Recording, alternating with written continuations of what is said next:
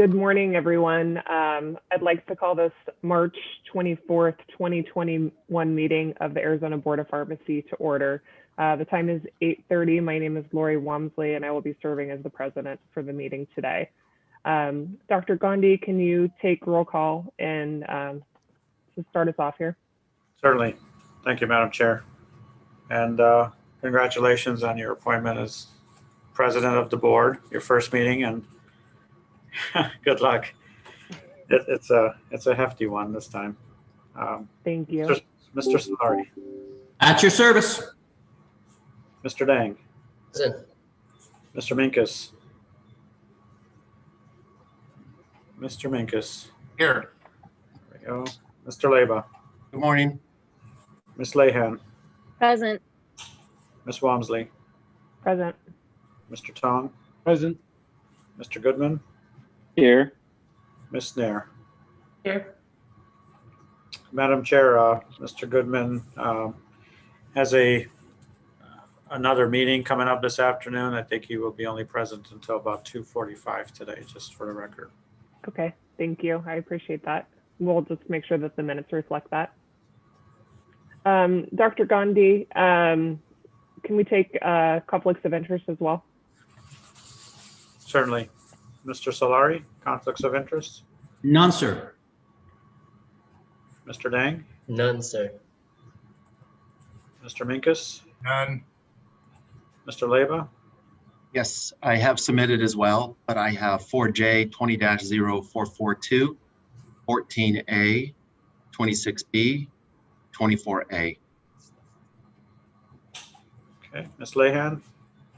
I've submitted mine, and under tab 4, I have 4B 20-0533, 4C 20-0474, 4Q 20-0520, and conferences 4D and 4E. I mean 24D and 24E, excuse me. Thank you. Ms. Walmsley? I've submitted mine to staff as well. I have 4 under complaints, 4D, 4E, 4H, and 4R. Under the consent agenda for permit recommendations by President and Vice President, I'm recused from 8E. Under licenses and permits, I have 3 under remote pharmacy permits, 2, 3, and 4. Special requests, item 10A. Licenses requiring board review, item 22D. Conferences, 25F, 25G, 25M, and special request, 27C. Mr. Tong? I have none. Mr. Goodman? None. Ms. Nair? Yes, mine have been submitted as well. I have 4P 20-0495, 14A, 24A 19-0199. Thank you. And just a reminder for the board members, as that agenda item is called, please announce your recusal and the reason why, just for the record, please. Thank you. Thank you, Madam Chair. All right, moving on, item number 3 on the agenda, approval of our February 3rd and 4th, 2021 board minutes. Any discussion on this item?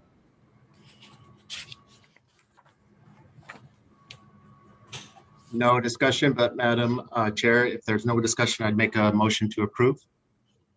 Second. Who made the second? I'm sorry. Cedar? Mr. Minkus. Awesome. Okay, so I have a motion and a second. All those in favor? Aye. Aye. Any opposed? All right. Item number 4, moving on to the consent agenda for, complaints are first. There are several matters that we tabled from the complaint review for full board review. Those are items 4K and 4L. I would also like to pull item 4J to discuss separately, and then items 4 4G, and 4N. Are there any other items that board members would wish to discuss further outside of those that I've indicated?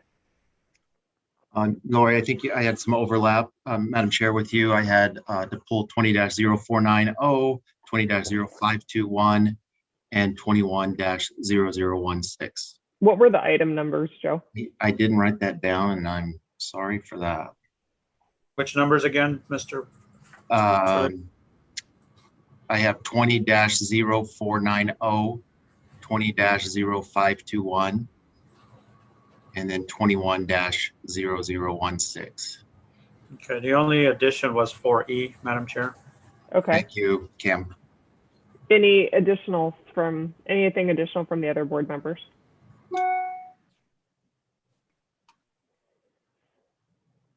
So noting those items that we're pulling out, do I have a motion to approve the other items within that consent agenda item? Madam Chair, I'm willing to make the motion to accept the other items on the agenda. Thank you, Dr. Solari. Do I have a second? Second. Thank you, Mr. Minkus. All those in favor? Aye. Aye. Aye. Yeah, let me take roll call, Madam Chair, as some of them are disciplined. Okay. Mr. Solari, Aye. Mr. Dang, Aye. Mr. Minkus, Aye. Mr. Leba, Aye. Ms. Lahan, Aye.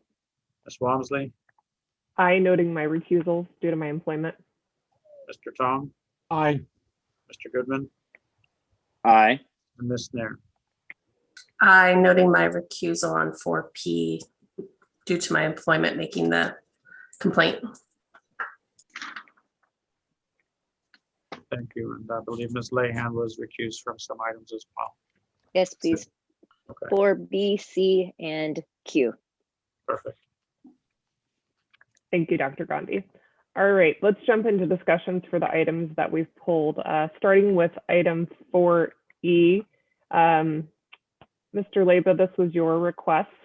Do you want to discuss why you'd like this item pulled? I am recused from this, so I'll give it over to Ms. Nair. Okay.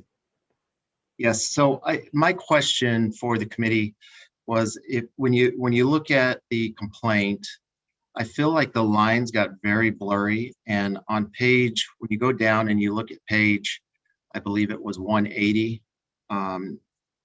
My question was, and I don't know if it's going to change anything, but I did want to bring it up. It mentions in this narrative by the PIC at least 2 times that the patient requested what was filled. Now, there still could have been duplicates, but if the patient did request those, it is a very mixed message that the patient was sending the pharmacy team. And then when you look at and the recommendation was to do, did we have a recommendation of continuing education on it, Ms. Nair? Yeah, I thought we had gone with letter of concern. And I kind of think that's a little bit off here, because there was a billing issue, in my opinion, with why the patient requested it. And it appears that they knew, and that's why they requested the other ones that they had on their profile. Now, I may be reading into it, but I wanted to bring it up for discussion. It says, that being said, scripts were filled, the scripts being filled were requested. So there was a payment issue on one, and then there was one that's out of refills, and it is common in the pharmacy for if somebody's out of refills on, say, one medication, that they say, we'll fill the other. And you could have potential people taking these at the same time, but. So would you recommend a dismissal? I just don't think a letter of concern is necessarily fair when the customer was the one requesting those. According to that PIC statement. Now, if there's other information that the client's compliance officers bring forward on it, I'm definitely willing to listen to it, but that's kind of what I got from that narrative that the PIC wrote. Okay. Mr. Leba, I would just like to clarify that the recommendation is 3 hours of non-disciplinary CE and duplicate therapy. Thank you. Okay, anybody on the complaint committee have anything they would like to add, or anyone else for that matter?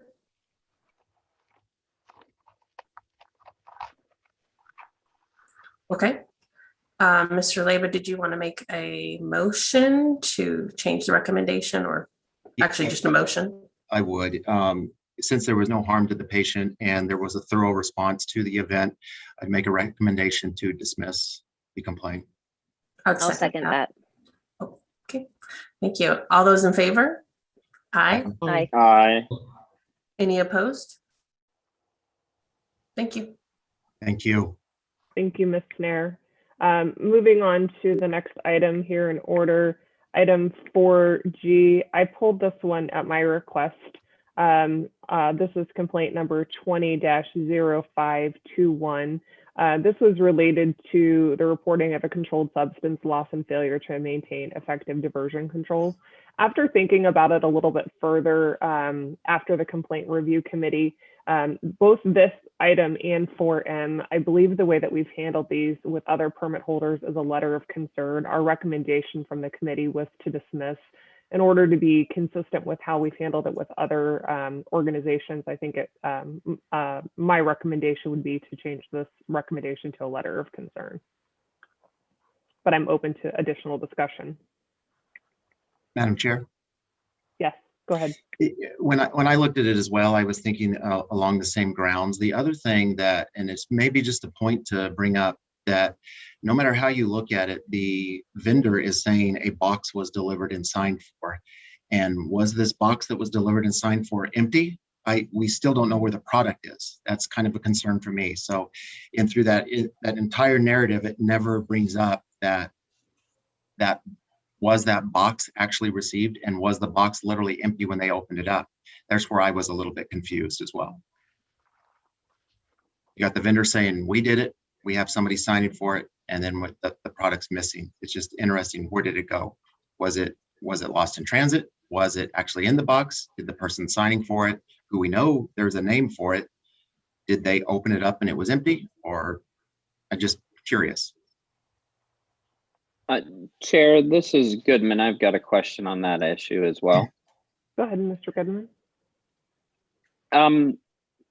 Being a public member, a little unfamiliar with the details, how often is that realistically going to happen? Is that something that happens in the industry, like my Amazon packages sometimes don't show up? Or how controlled of a process should this be compared to what looks to have played out?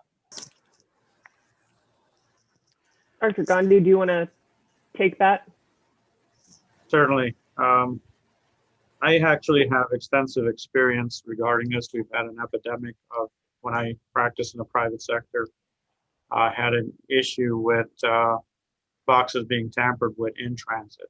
And so it was an issue. I haven't heard of this being an issue as of recent, but sporadic issues do come up regarding this, and anything can happen once it leaves the wholesaler and then it's in transit, which is a blind spot to a lot of us, and then shows up at the permit holder.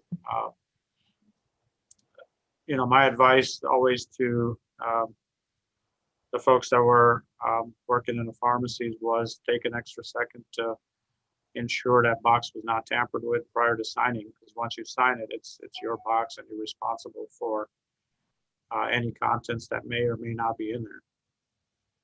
Madam Chair. Yes.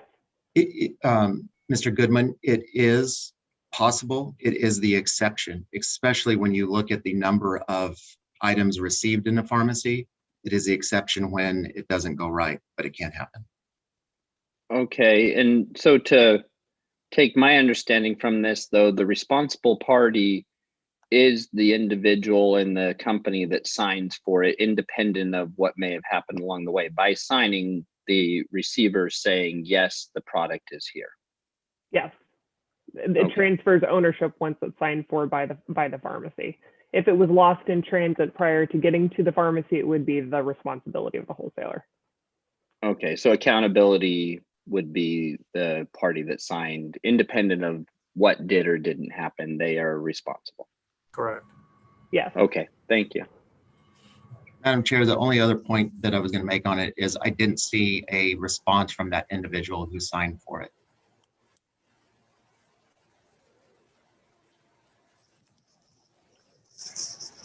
So board members' thoughts on how to handle this. I was leaning towards a letter of concern, just like I said, for consistency for how we've handled this in the past with other organizations. Again, it's non-disciplinary, those types of things. It looks like they've made some improvements to their policies and procedures, those kinds of things, in terms of learning from the event.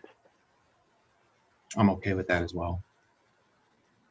Just to share my thoughts, if I may. Once they fill out the 106, that's their way of saying they did whatever they could and they couldn't find it. And that's why we're filling out the form, reporting it.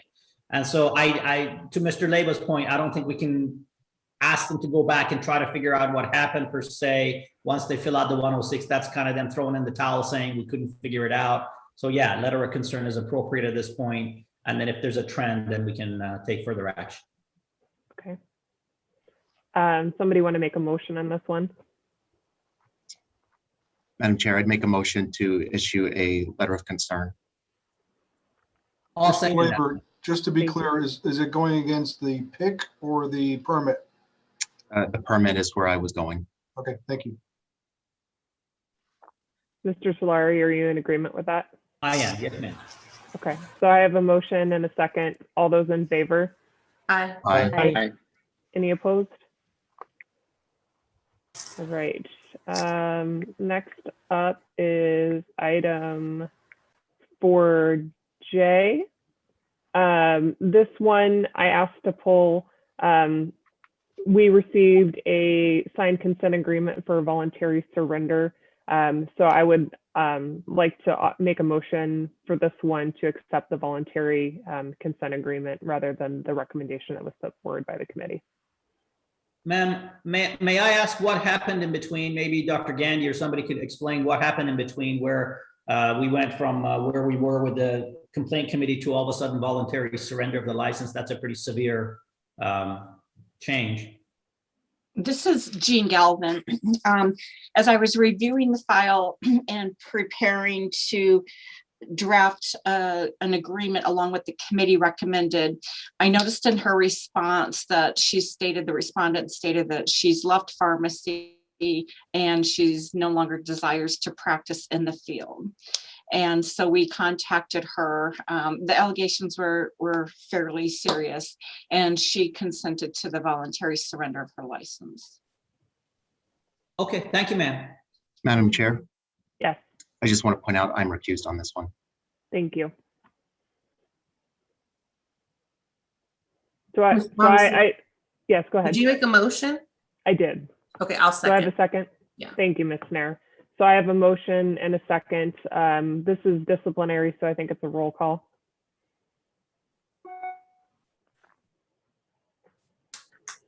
Mr. Solari, Aye. Mr. Dang, Aye. Mr. Minkus, Aye. Mr. Labor recused, Ms. Lehan, Aye. Ms. Wamsley, Aye. Mr. Tom, Aye. Mr. Goodman, Aye. Ms. Nair. Aye. All right. Next item 4K. This item was tabled from the complaint review and we moved it forward for a full board discussion. This complaint relates to an Arizona pharmacy that is, an Arizona located business that is selling prescription only devices without a valid permit. There were some questions during the complaint review about what were our legal options. We issued a cease and desist for this activity. There's been some back and forth with the owner of the business, and it doesn't seem like they're willing to comply. So Ms. Galvin had offered some different legal options that are a little different from what how we normally have handled things in the past. Something that we've not used before, at least not in the time that I've been a board member. So as a committee, we thought it would be prudent to bring it forward to the full board. Other committee members, anything to add to the discussion to get us started? No? Ma'am, Yes. I read his responses, the one on page 354 of the board book. is as interesting a response as we've seen.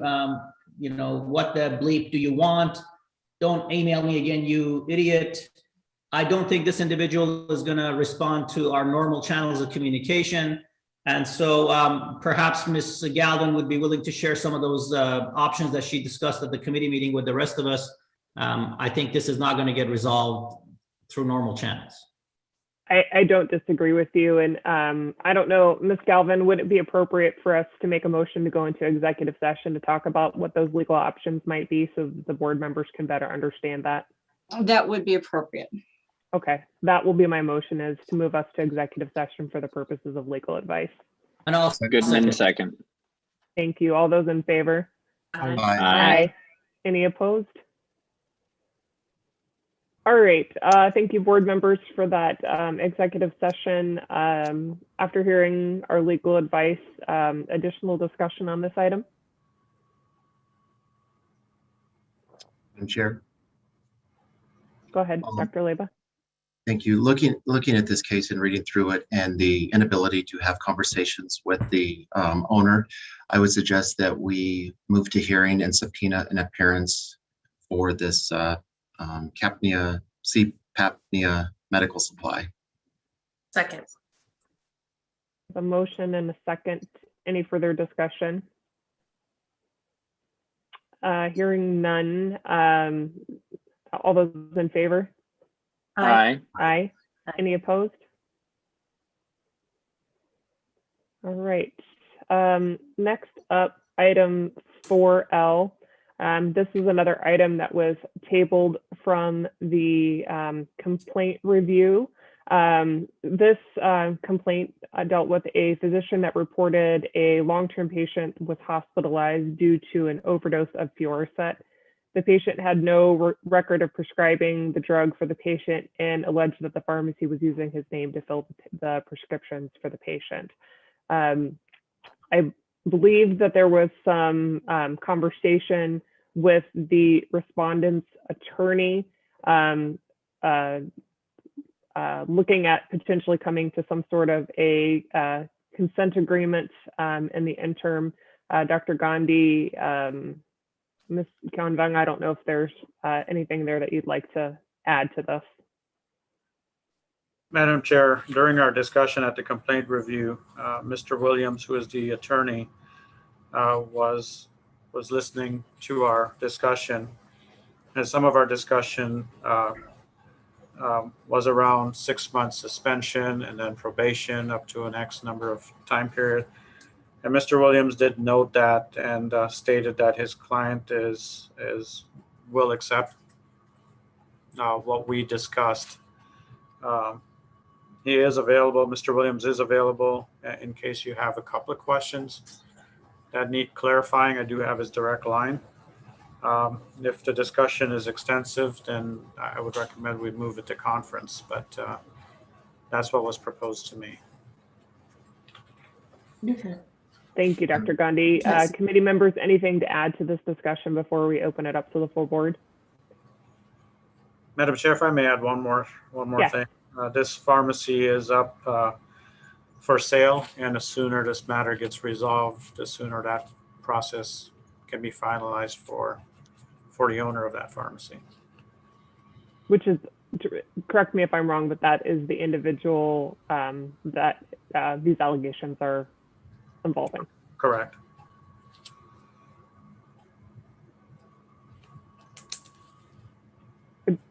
Board members, thoughts on this matter? Madam Chair, Yes. you know, reading through this, my initial thought is 6 months is being very lenient in what happened. I mean, I'm looking at this 45,000 dispensed without a prescription. Am I reading this right? Hadn't seen the doctor since 2012 for the medicine that was being prescribed by the pharmacist. I don't really feel that the letter from the legal counsel makes much sense with what was said because he's been a pharmacist for a long time, which should take that into account. Somebody went to the ICU here for an overdose. A wife was calling and wondering what was going on for a prescription that was written that was totally illegal. In the attorney's note, it says that he presented with abrasions that could be needed for this medicine. That's not standard of practice. This doesn't not make sense to me. I was literally leaning more on that this pharmacist is a danger and maybe a summary suspension should be done.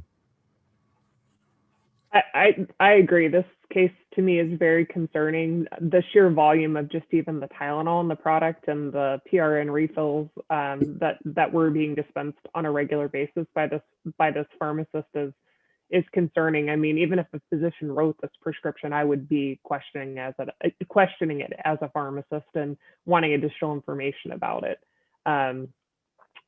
Additional thoughts from other board members? I agree with Mr. Labor's point. And I agree as well.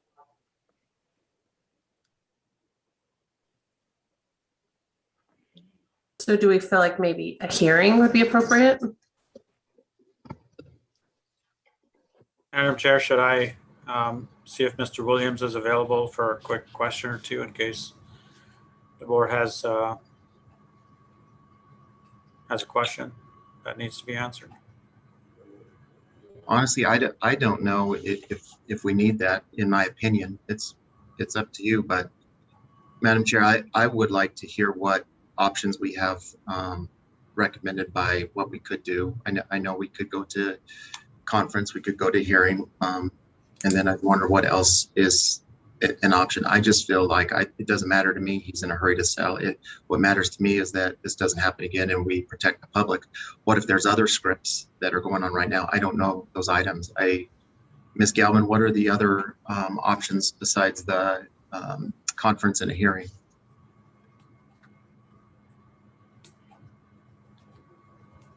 Would you like to go into executive session? Sure, I'll make a motion to go into executive session I'll second that. Or legal advice? for legal advice. All those in favor? Aye. Aye. Any opposed? All right, let's resume from our executive session.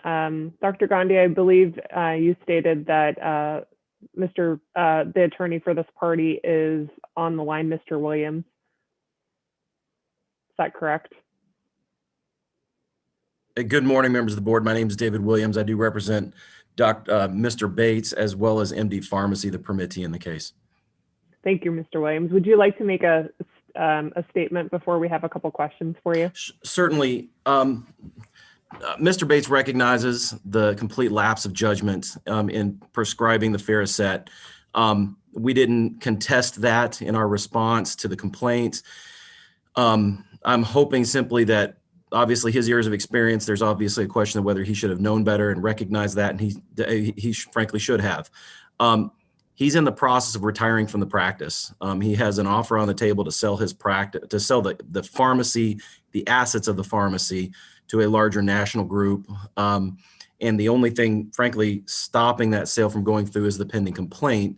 And originally we had proposed to go along with the form of discipline that was being discussed at the Complaint Review Committee to simply move the discussion along. Mr. Bates is simply willing to agree to a voluntary surrender of his license on the condition that no action would be taken against the permit of MD Pharmacy such that it can allow the sale of this pharmacy to go through. The new ownership group will obviously be applying for a new permit. Once Mr. Bates steps aside, there will be another pharmacist in charge of the pharmacy. And then ultimately when the new owner comes on board, they will take complete control of the pharmacy practice. That's really what he's trying to do. He simply wants to sort of move on from his practice. He's been doing this now for 40 years. And this is really to expedite the resolution of this complaint. He's simply willing to just offer voluntary surrender on the terms, again, that no adverse action would be taken against the permit for MD Pharmacy. His license would be surrendered. And then the board's concern about threat to the public and Mr. Bates's continuing practice would be alleviated.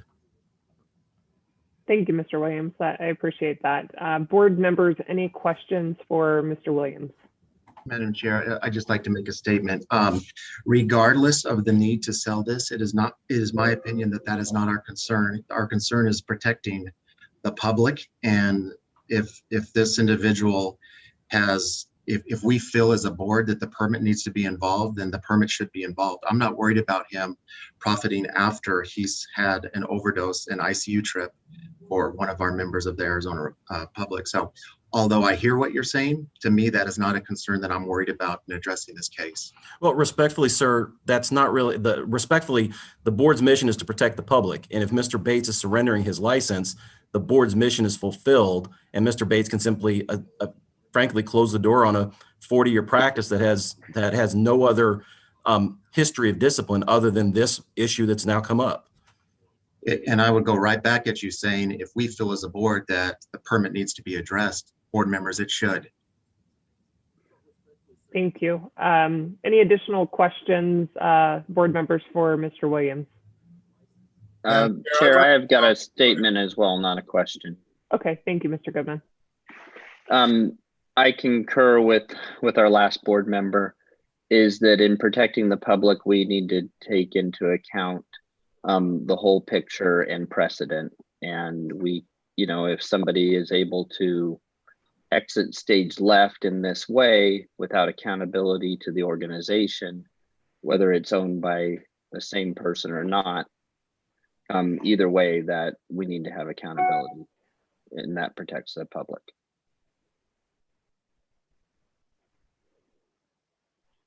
Any additional discussion? Yes, go ahead, Mr. Solari. If this was a different situation where the pharmacist was not the owner and he had done the same thing, we wouldn't be taking an action against the permit. If this was a chain store pharmacist that had done this and had now come into the attention of the board, I don't believe we would take any action against the permit itself.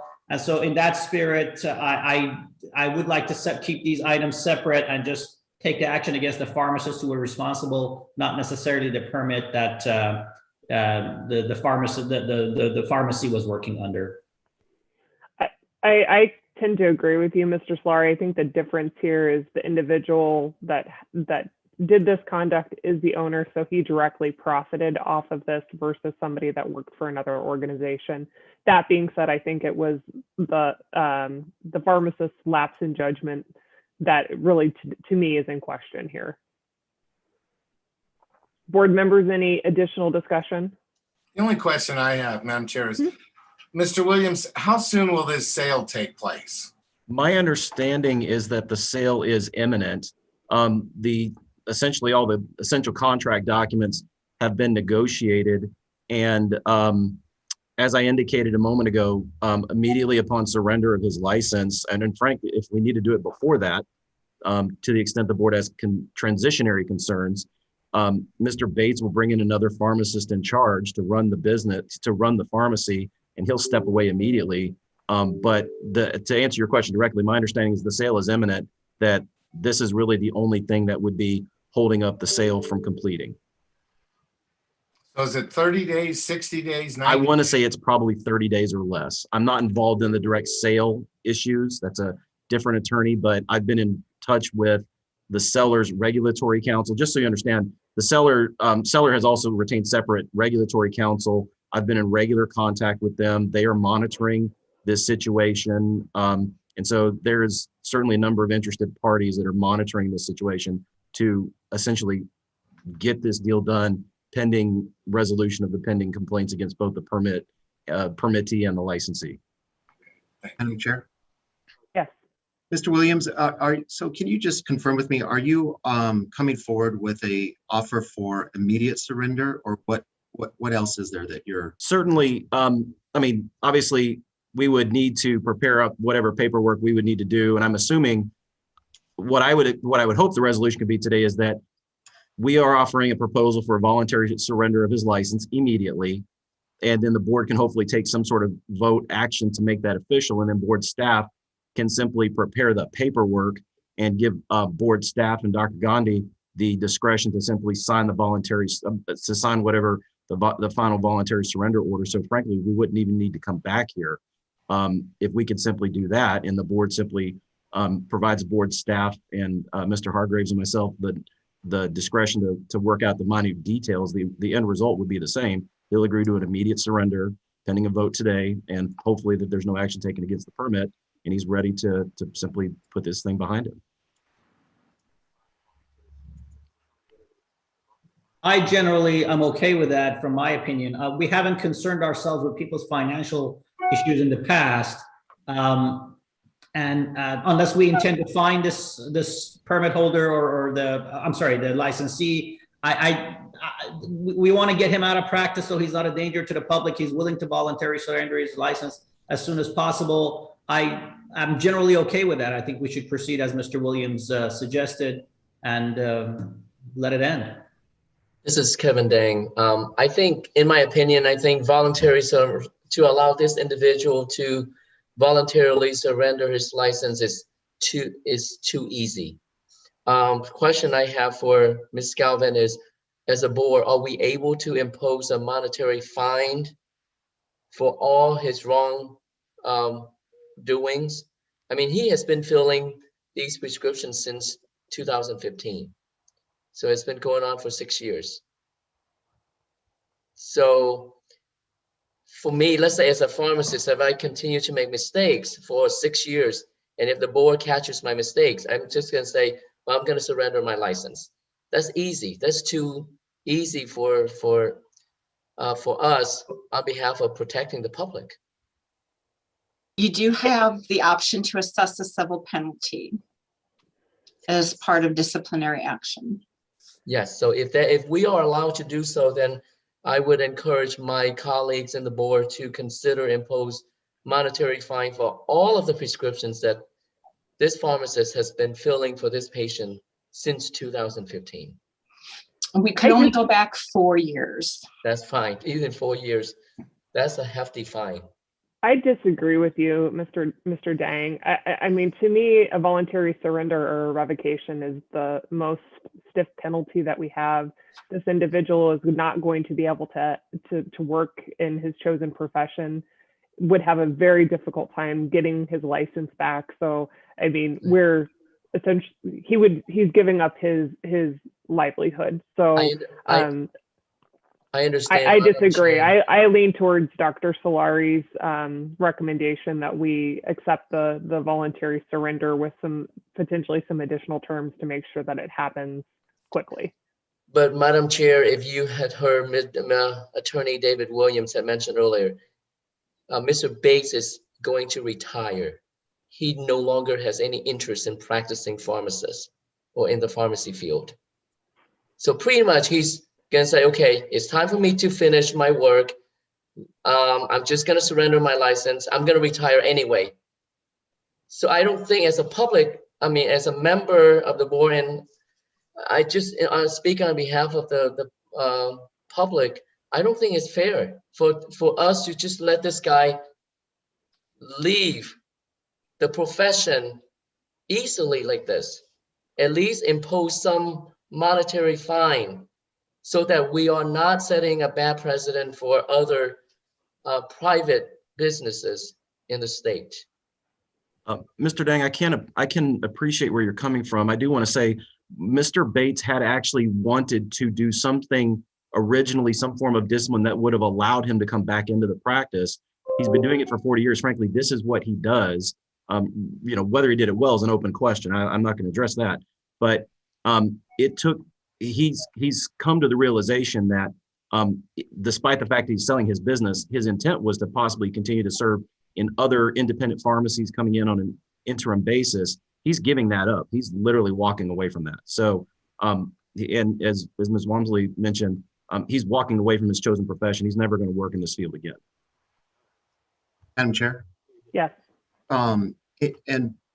Board members, I just want to point out there that I didn't like the optics of maybe making a decision based off of saying that we shouldn't discipline a permit. Mo, you made some very valid points. Kevin, you made some very valid points. I am in support of a compromise moving forward. The question that I have, Mr. Williams, is when was the first offer to sell the business presented? I want to say it was it's been negotiated for at least 6 months. Again, I haven't been involved in the negotiation of the business sale. There are other attorneys that are representing Mr. Bates in that capacity. I was simply hired to represent Mr. Bates through the disciplinary process. But my understanding that the sale has been negotiated for at least 6 months. I feel fairly confident representing that. And that's about when this was discovered, 5-6 months. I don't know if there's a correlation between the two. I mean, I know the DEA was the one that commenced the investigation. They elected not to take any action against Mr. Bates. It was referred to the pharmacy board for further follow-up and further discipline.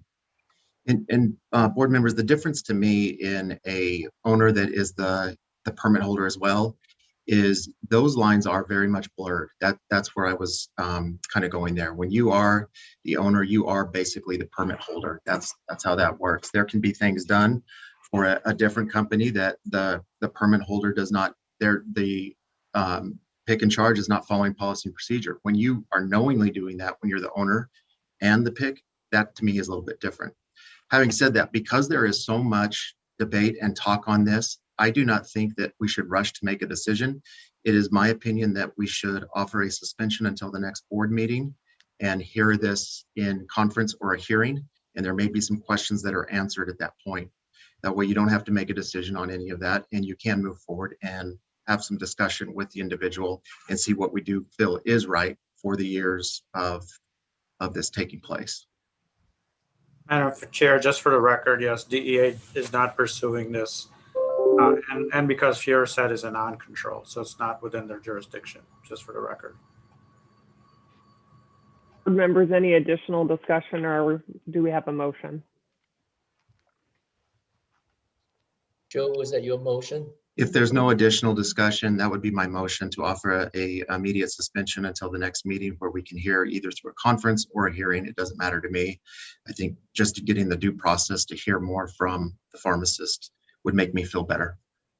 Mr. Mr. Laird, Williams. you have to be clear about a conference or a hearing. Which one would you prefer? Yeah, and I didn't make one, Cam. Ms. Galvin, did you have something to add?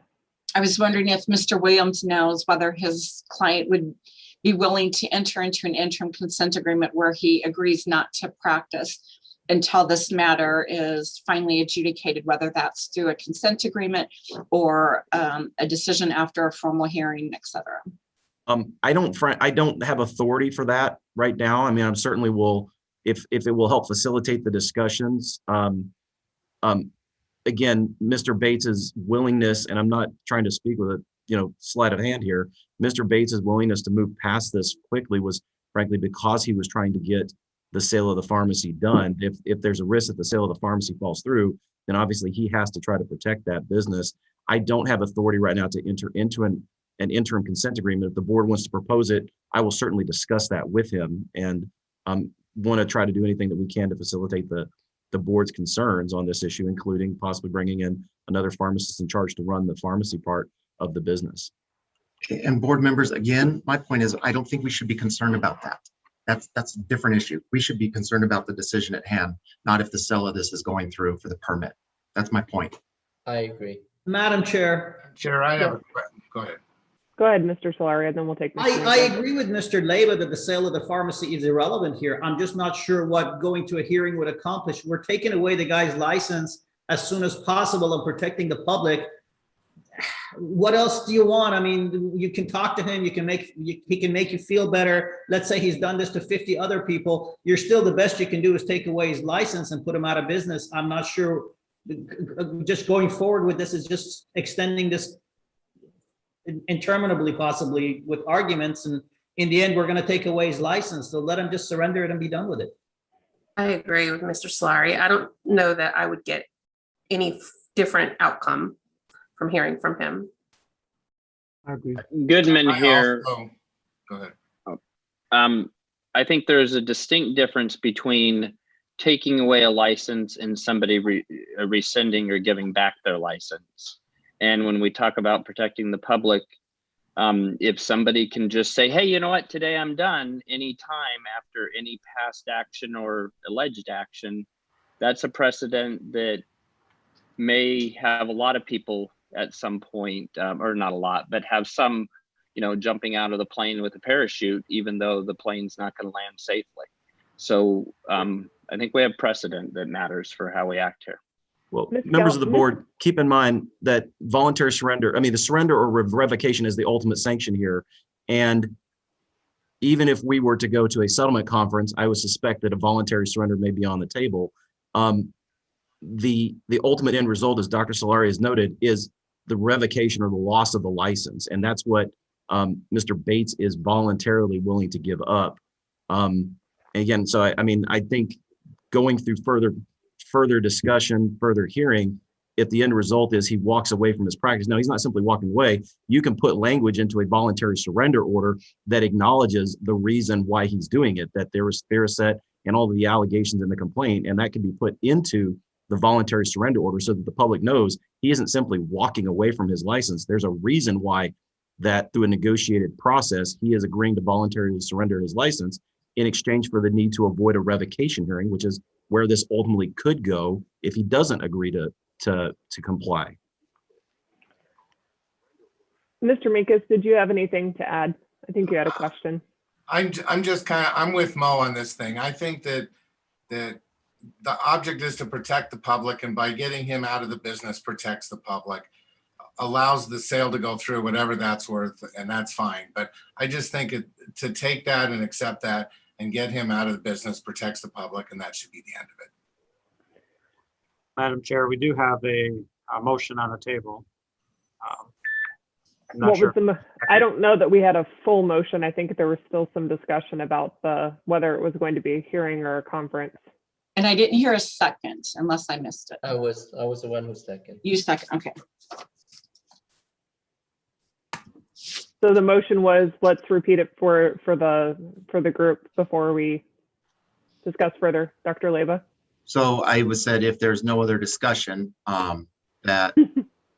so if, I guess you could look at it as motion, but if my point was, if there was nothing else to talk about, I was in interest of looking at a immediate suspension until the next meeting, and I'm fine with a conference at that point. And my point with that would be to Mr. Dang's, maybe there is something more that we would need to learn on it. I'm not concerned about the permit, to be honest. I'm not concerned about the sale of the pharmacy. I'm concerned about, do I need to learn more in this case? This is a big one, and this is a small town, and there's optics on this one as well. Is that, when you say immediate suspension, is that through an interim consent agreement that he would enter, or are you talking about a summary suspension? Interim consent agreement.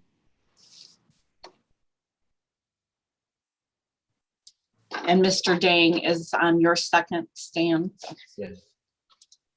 So we have a motion and a second. Any further discussion? I can just bring up, you're offering an interim consent, but there's no guarantee that it's going to be signed. May I suggest that since Mr. Williams is here, maybe table this item for later in the meeting and give him an opportunity to discuss with his client to see if that's something he's willing to do. If his client's not willing to enter into an interim consent for that, that doesn't really address Mr. Labor's concerns.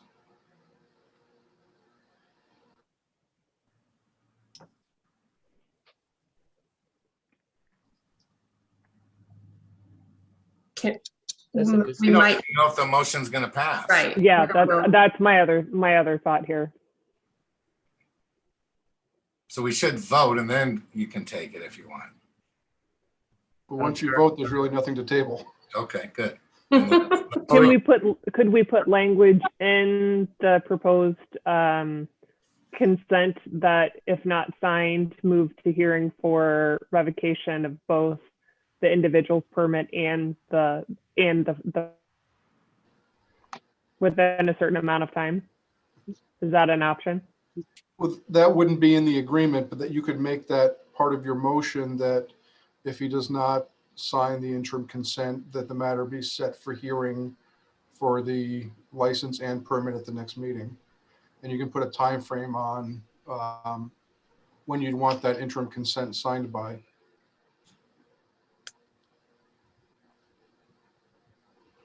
And is the interim consent for just the individual or the individual and the permit? I want to learn more about the individual. That was it.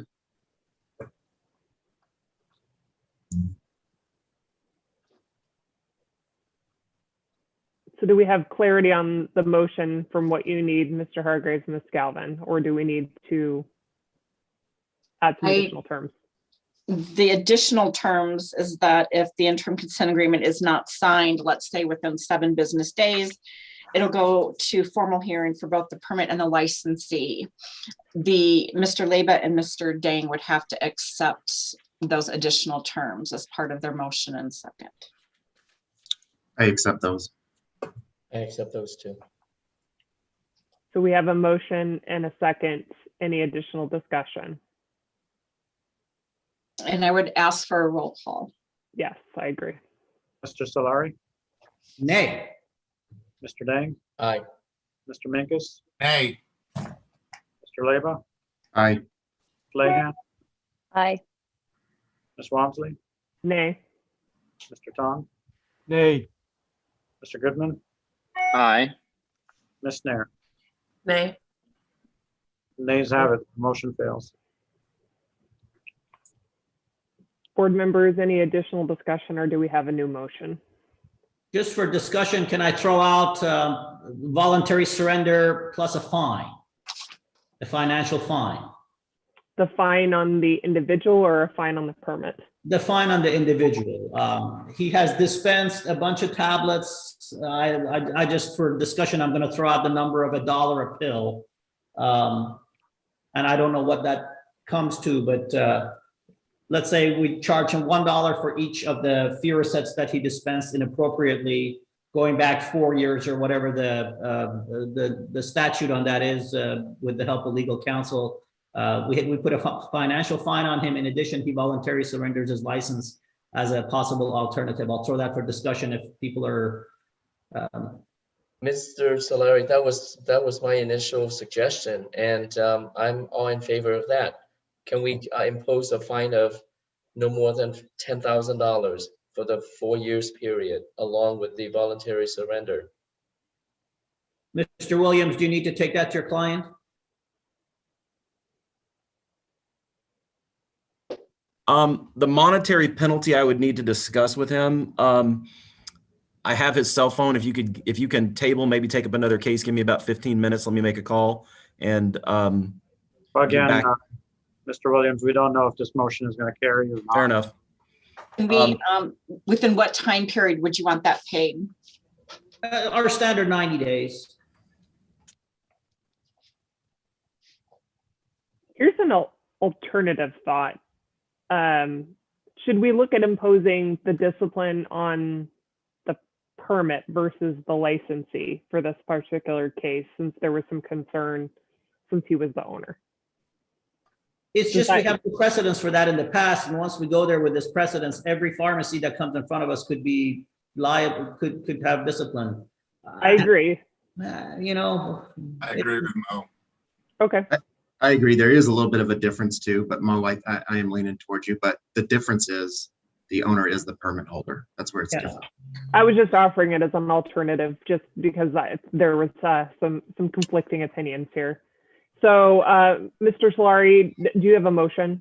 Let me officially put that on the table then. Voluntary surrender of his license plus a $10,000 fine payable within 90 days to close this case. Yes.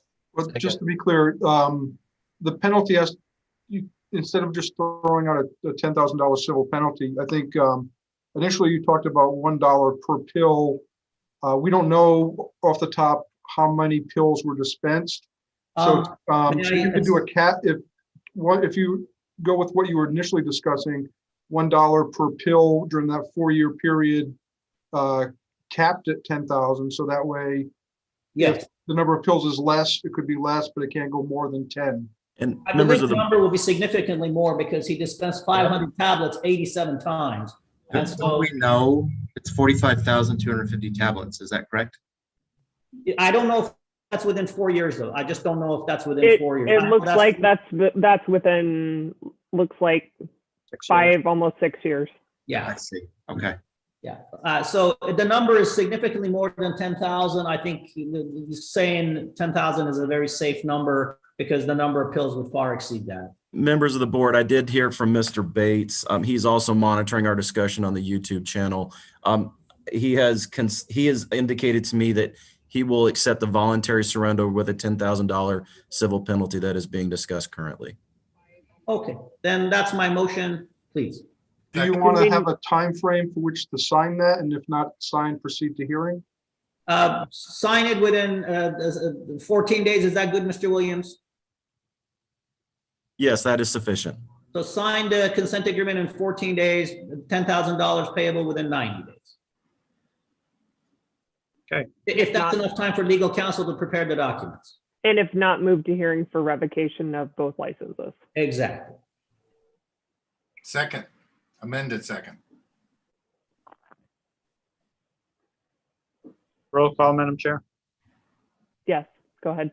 Mr. Solari, Aye. Mr. Dang, Aye. Mr. Minkus, Aye. Mr. Leba, Aye. Ms. Lahan, Aye. Ms. Walmsley, Aye. Mr. Tong, Aye.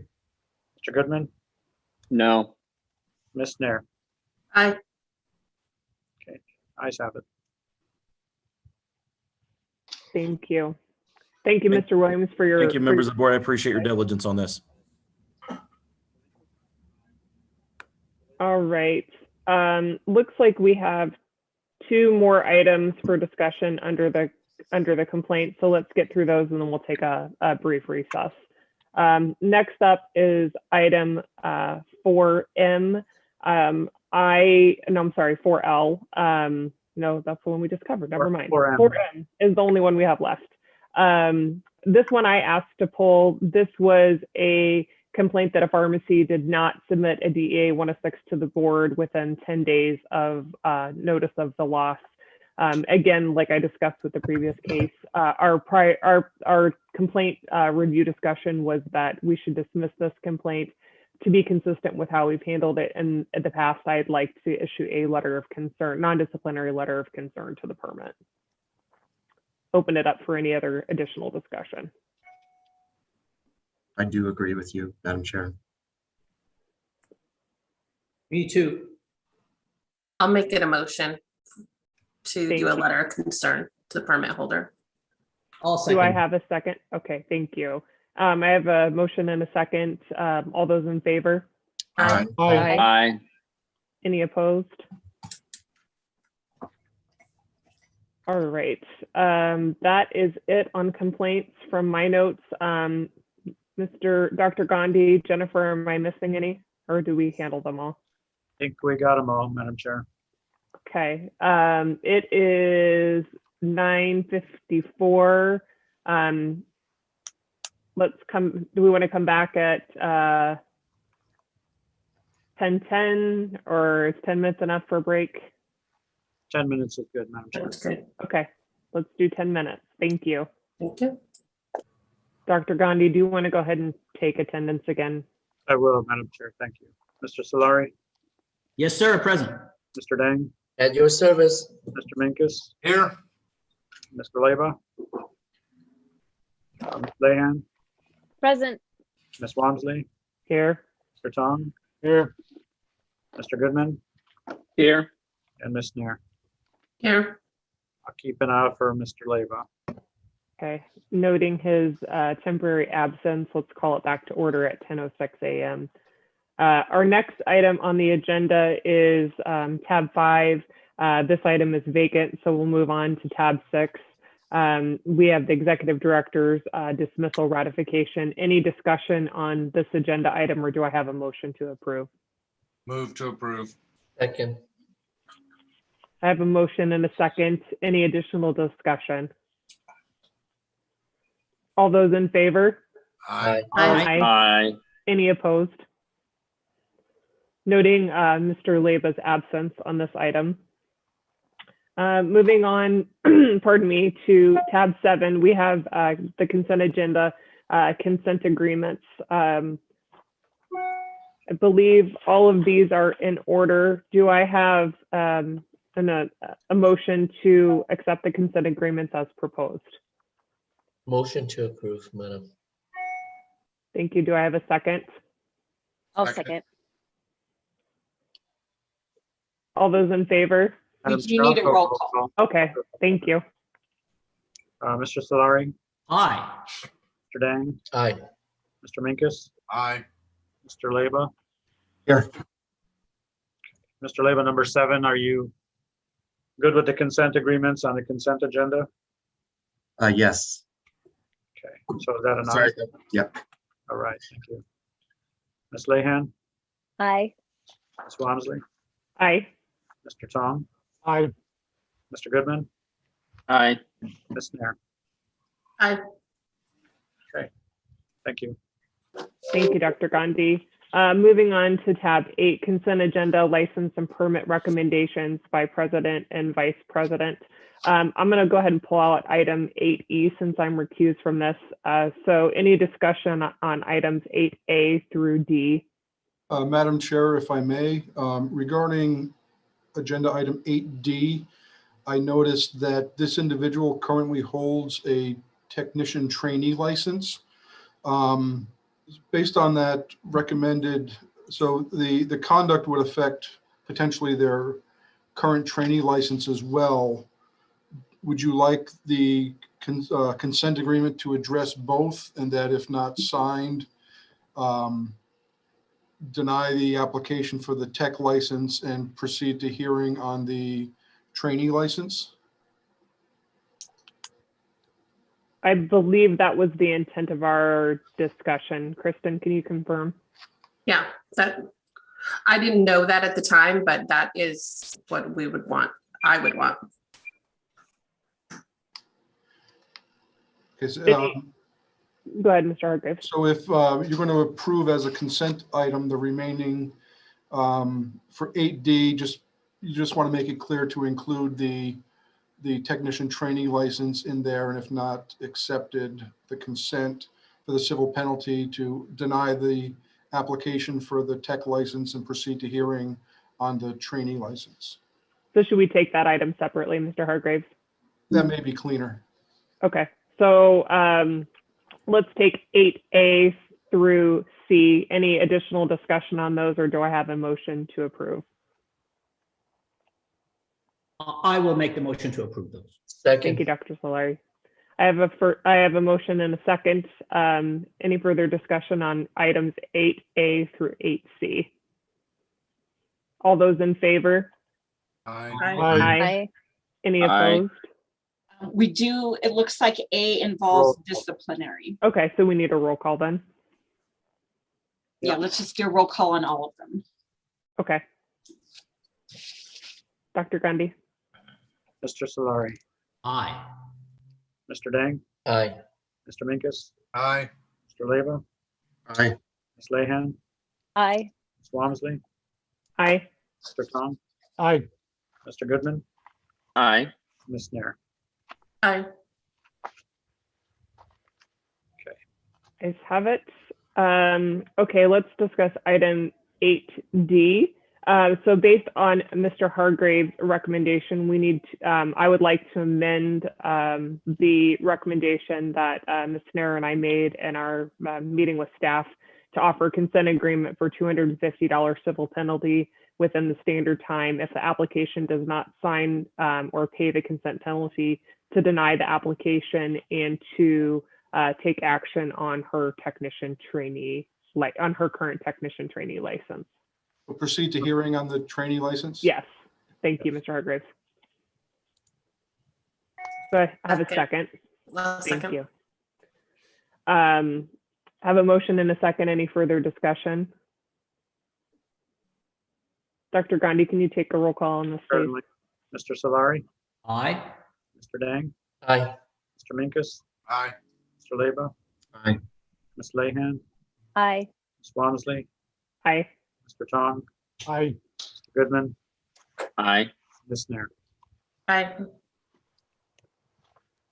I am recused on item 8E. This individual is a former employee of one of the a company that's owned by my organization. So Ms. Snare, if you could take item 8E, please. This is a technician that applied for renewal of our license. And well, I don't know how much we want to go over, but the recommendation was to approve the application. Does anybody have anything they'd like to add about this or go against the recommendation? My only hesitation is that she has not completed the 8 hours alcohol and drug education course due to lack of funding or not having the funds available. So she said in the email, she said that she's going to take it sometimes next month, but what if next month she doesn't have the funds available? Will it keep prolonging the course? So my thought on that, Mr. Dang, is that it's not for the board to monitor whether or not she takes that. We didn't order it. So it's not for us to necessarily keep up with. Okay. And I don't think that has any bearing on how we proceed.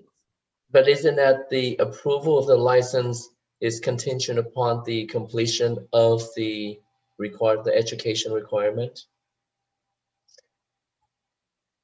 No, I share your concern, Dr. Dang, but the board requirement is for her to disclose, and she did disclose. As far as completion of that stuff, that's between her and law enforcement. Okay. Ms. Snare is right. We just needed her to disclose. She disclosed appropriately, and so I think she's eligible for approval. Yeah. Thank you. Any other discussion? Okay. Then we can proceed.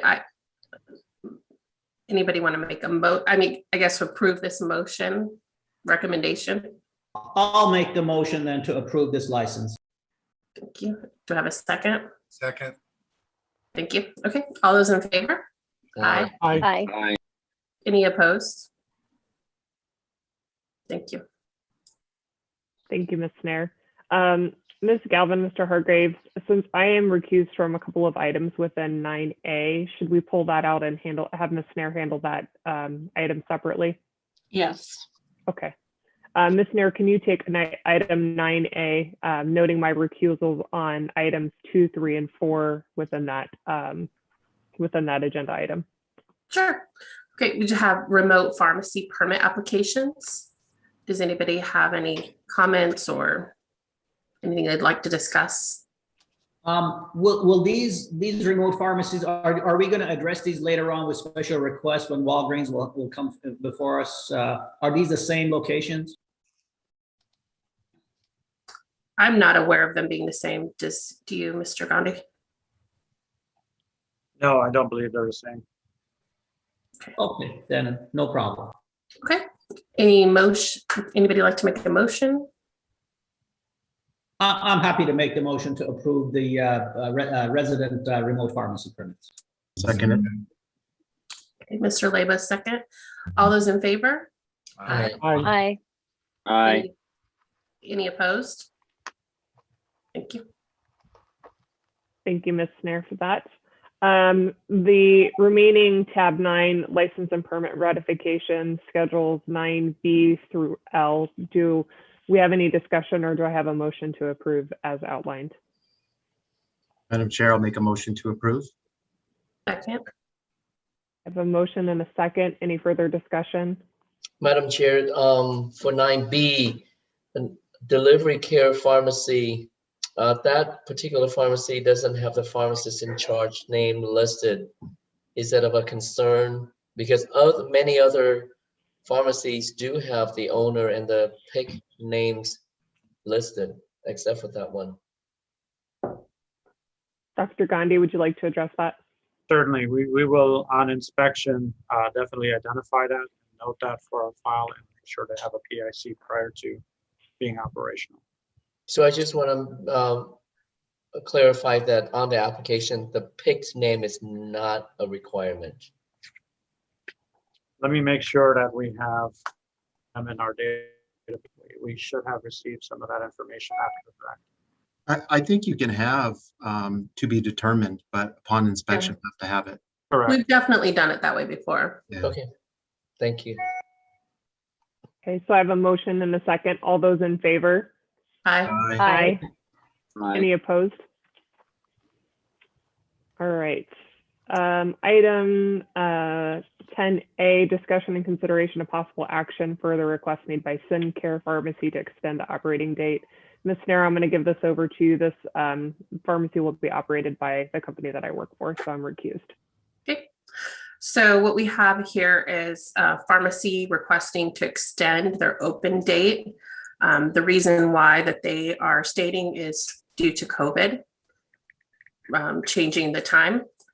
Does anybody have any questions or concerns about this? I'd like to make a motion to approve the special request for 10A. Second. Okay, all those in favor? Aye. Aye. Aye. Any opposed? Thank you. Thank you, Ms. Snare. Item 11A, resident relocation applications requiring board review, Pacific Biomedical. Do we have anybody on the line from Pacific Biomedical, Dr. Gandhi? I am She was here. on earlier. Yep. Hi there. Can you please state your name and position for the record? I am Cassie Smith, and I am the head of operations, chief operating officer. Thank you, Ms. Smith. Board members, this is a resident pharmacy remodel application.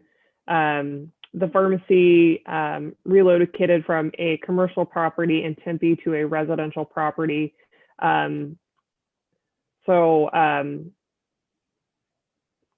We wanted to discuss this with the board. So board members, discussions or questions for Ms. Smith?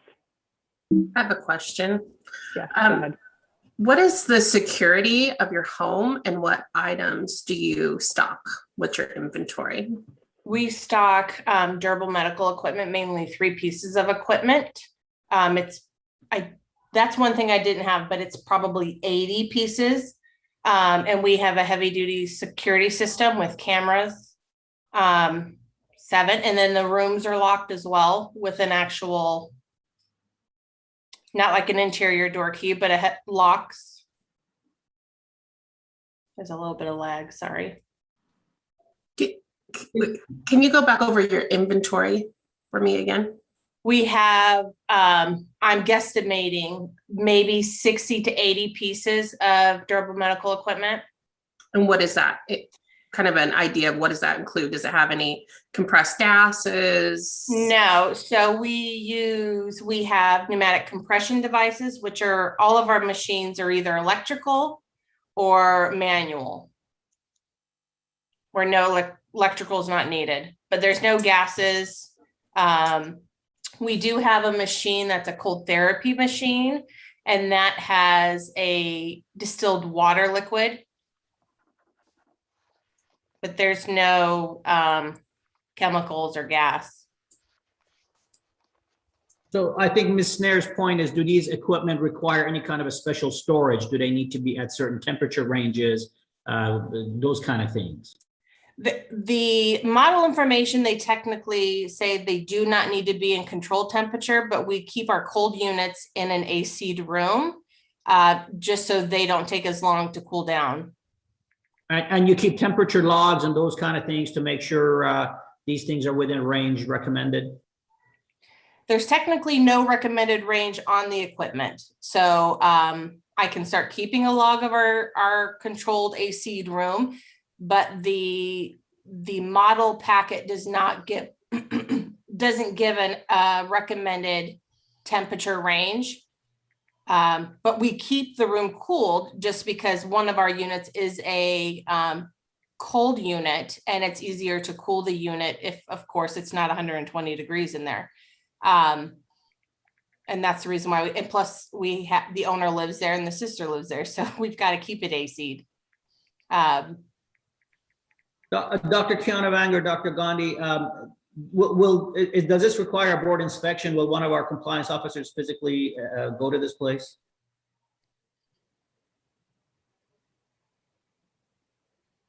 Take a look real quick, Mr. Solari.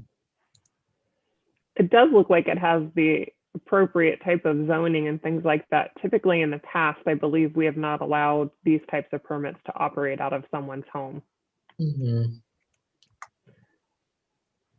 Ms. Smith, have you already, I believe you've already relocated the business, is that correct?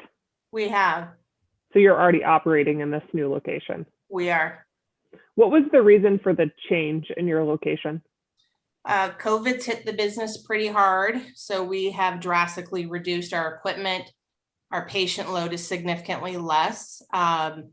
So before processing our change, I kind of looked into City of Phoenix, their zoning requirements, because the owner's house is in Phoenix and he's got a mixed use. So I investigated or kind of did some research to see if we could move it to Phoenix to save him some money, some space. And it worked out. So we moved it over. But it's mainly because of COVID. There's a lot of doctors that are not performing elective surgeries. And those doctors are the ones that prescribe this medical equipment to help their recovery at home. But our patient load has drastically been reduced. Thank you. Dr. Gandhi, were you able to research your question? Generally, a relocation taking place, we do an inspection of that facility to make sure everything is in line with our security measures and so forth.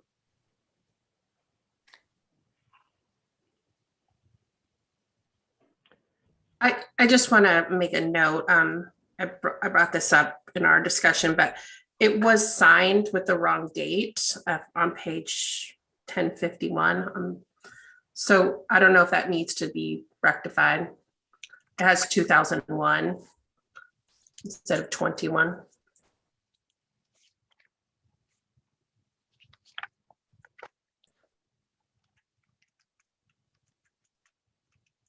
Madam Chair, Yes, go ahead, Dr. I Oliva. have some questions I'd like to ask in private session for legal advice. Can I make a motion to go to executive session?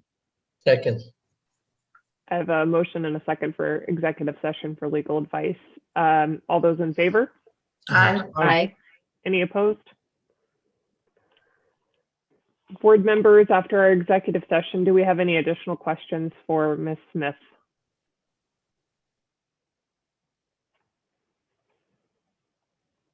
Dr. Dang, you're on mute if you're making a point here. Yes, so I have a question for Mrs. Smith. Have you received the official letter from City of Phoenix stating the fact that you are officially allowed to conduct business at your residence? So I have spoken with a couple people and they won't give me an official letter. I have emails.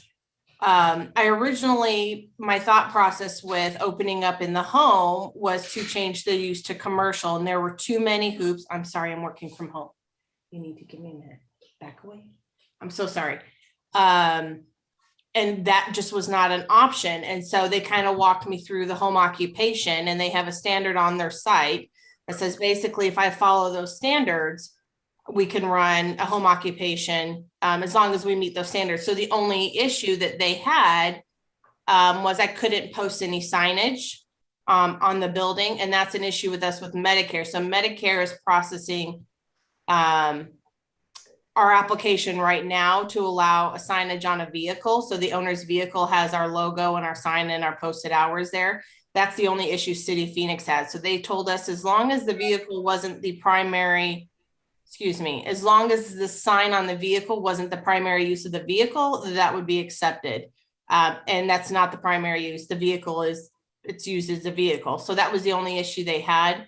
And then no more than 25% can be used for the home occupation.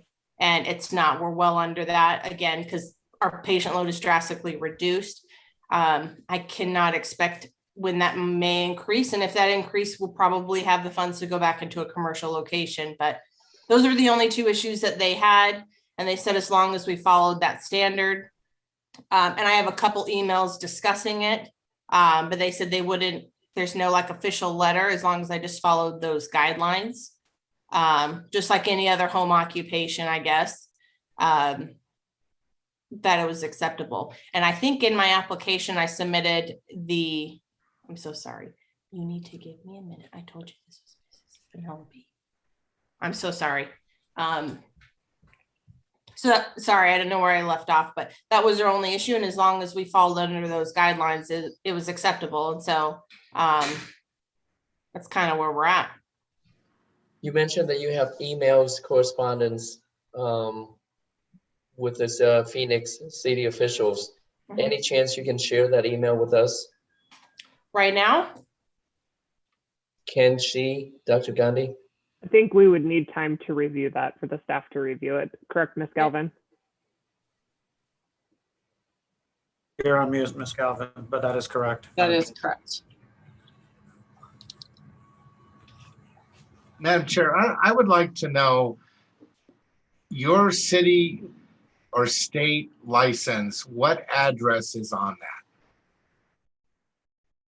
I assume you have Business license, is that the question, Mr. Minkus? a privileged tax license. What address is on that? Is it the address here on Granada? I mean, I don't know. That's what I'm asking. Our TPT license with Department of Revenue is 705 East Granada Road. Okay. And then do you have a City of Phoenix license also to operate?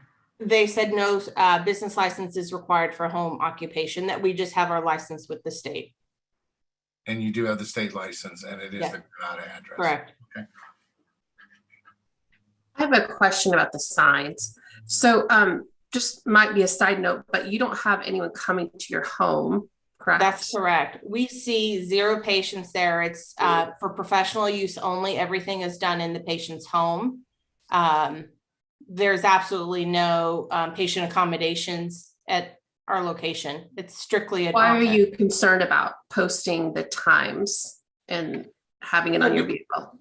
Because we are an accredited provider with Medicare, one of their guidelines is that we have our logo, sorry, not our logo, our business name and our phone number and our hours posted on a signage. And so they have said that I can have that on a vehicle. And so we have owners got 2 vehicles with that information on that sit in the driveway. There's always one there at a time. So BOC, who's our company that has accredited us, has accepted that. City of Phoenix, on that standard that I sent it with the application, says no signage can be on a building. And so with my email correspondence, which we can send you, state our way around that is you can have it on your own personal vehicle. You can put any kind of sign you want on your personal vehicle. That's how pool companies do it, or anybody else who's running a business out of their home. They advertise their business on their vehicle. And so she said, as long as the principal use of the vehicle is not a sign, like a non-working vehicle that sits there and that's just utilized as our sign, as long as the principal use isn't a sign, that is acceptable. And that's not the principal use. We use the vehicle to drive. Okay. And when did you apply for a change of address change? And when did you move? Pharmacy? Yeah. I mailed it. I believe I mailed it postmarked on the 3rd of January. We technically moved. It was a slow transition moving from Tempe to Phoenix, and we started doing business on Friday, January 1st. Some business. So we haven't approved the change of address and you moved before you had the approval? That was my mistake, because I was reading the guidelines on Board of Pharmacy for a residential application. And so I just interpreted as long as we met City of Phoenix guidelines. So there was a slow transition. That was my mistake sending it in late. I made the assumption it wouldn't be an issue because we followed the 6 requirements that are listed on your site. So I just kind of made that assumption. Chair. Yes, Dr. Leva. Dr. Gutty, we had a task force not too long ago that was came together, had stakeholders. Can you remind us again the outcome of that? I just want to make sure I have something straight in my mind when we were requesting permits in storage containers and homes. Yes, Mr. Leba. The task force did meet, and they did have concerns around products being stored in home, as we couldn't guarantee that they were stored under ideal conditions. Some of these devices and medications are temperature sensitive and must be maintained under temperature controlled environments. So the board was not in favor of allowing homes or storage containers as an option to store these devices. And then just to confirm, can you confirm that this type of permit could open up for compressed gas to be housed in that home as well? And would that fall under this type of permit? Yes, it would, Mr. Leba. This is an open-ended permit, which allows any type of durable medical equipment as well as compressed medical gases, yes.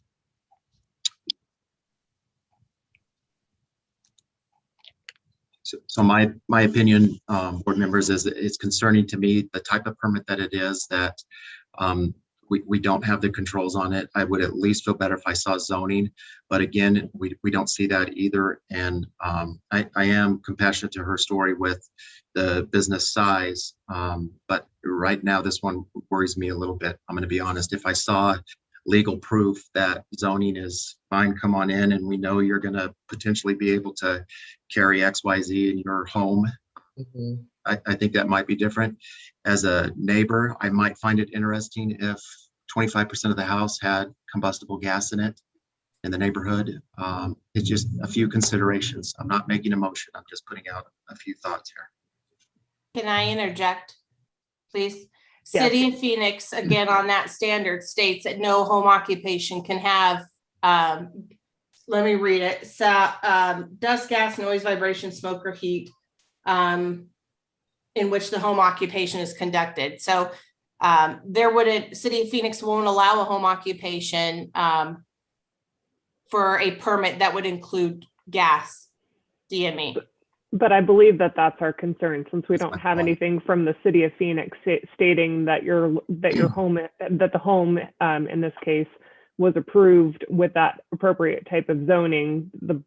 I'm hearing from the other board members that we don't have the comfortability, since there hasn't been a facility inspection, those kinds of things. We don't have the appropriate type of zoning permits in place. You've provided us the standards, and that's helpful, but there's no way for us to validate that that is the case. And if the city of Phoenix isn't going to issue a permit to the home, there would be nothing that would potentially stop you from doing that. I get it. I don't want to speak for the other board members, but I think that that's where we're going here. If that's an issue, I know City of Phoenix on that same standard states I can apply for a use permit with City of Phoenix for any applicant requests an official approval of a home occupation. So if that's going to give us a bump in the road, that's an option for us. We can go through the use permit process with City of Phoenix. That could be timely and costly, but again, the owner doesn't have, he either's got to go out of business or we got to make the home occupation work. So if we've got to go through the use permit through City of Phoenix to have them, I guess, give us an official permit, if that would help us, and that's something we're going to have to do. Yep. Ms. Fair, did you have a question or a point? No, it's still concerning to me that the change was made before it was approved. That was Yes, all. that was my concern too. So Ms. Smith, why didn't you contact the board or the owner contact the board before you guys make all the decision of moving to his residence? Well, I guess that was I was being naive on the part. Maybe several months ago, I had submitted an email because we had, I had to turn in a renewal application and I had confusion. One said residential and non-residential. So I think her name was April I spoke with, and I asked about the residential part, and she's like, well, that's if you're going to be running it out of a residence. So that was my first clue. I was like, oh, well, we can do this. And so it just directed me to the website. I made the mistake of reading resident distributor supplier requirements, and there's no asterisks. There's just 6 requirements, and some of them say if applicable. So my only issue on your site was documentation of compliance with local zoning laws, and I had already had established that. So I made the assumption based on reading the requirements on your site that it was just acceptable, and we were just late on the application. And I didn't think it would be, when I mailed it in, because it said 10 days to send it in within 10 days. I didn't think there was going to be a delay like this with a virtual meeting. So we were still within the 10 days. But now we're way past that. It's March 24th, but we sent it in within 10 days of operation.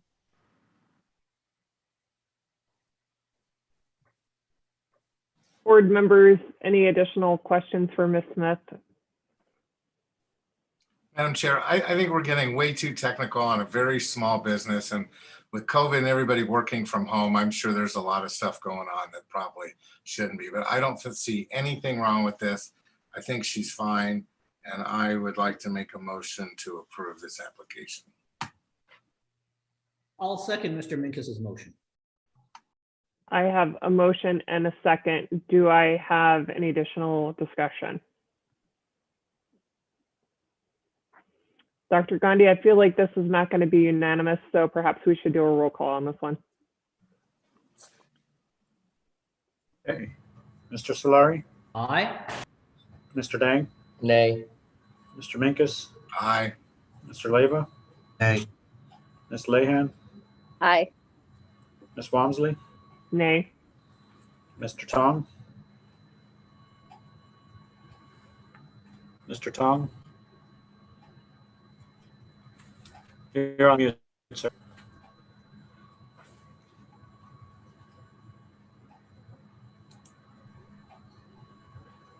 Can you push down on your space bar on your computer? Mr. Tong? If you want to say aye, just point to your eye.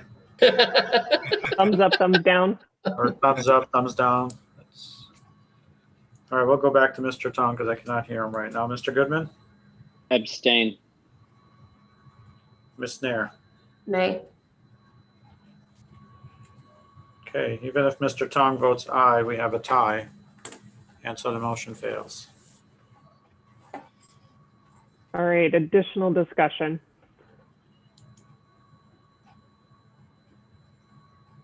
So in my opinion, I think we have to send out the message to the businesses out there throughout the state that we as a board have to respect the city's ordinance. And what would make me feel comfortable approving this license is if Mrs. Smith can obtain the use permit from City of Phoenix, then this is going to be an easy approval. But if we keep approving licenses that are going against the city's ordinance, you're going to, as a board, you're going to get more and more of these type of applications. And it's going to be a big headache.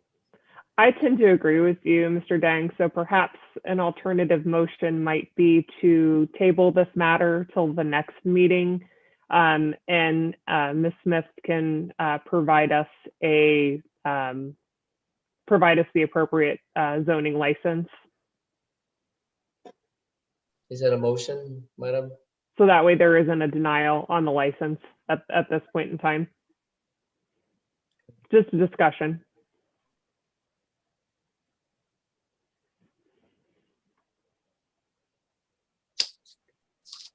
Yeah, then we would have the city's eyes on it, and then it gets inspected by our inspectors as well, correct? Right. The challenge is going to be is this is already operating, which I think is a little bit different than the other circumstances. And I am sensitive to the fact that they already have patients that they're serving. But we also need to be ensuring that these products are stored in the appropriate manner and they meet all of their requirements. I feel like we're in a bit of a tough position since they've already moved and they didn't request this and, before they had done that. Mm-hmm. But I'm still not comfortable personally approving it until we have all the zoning paperwork in place. I agree.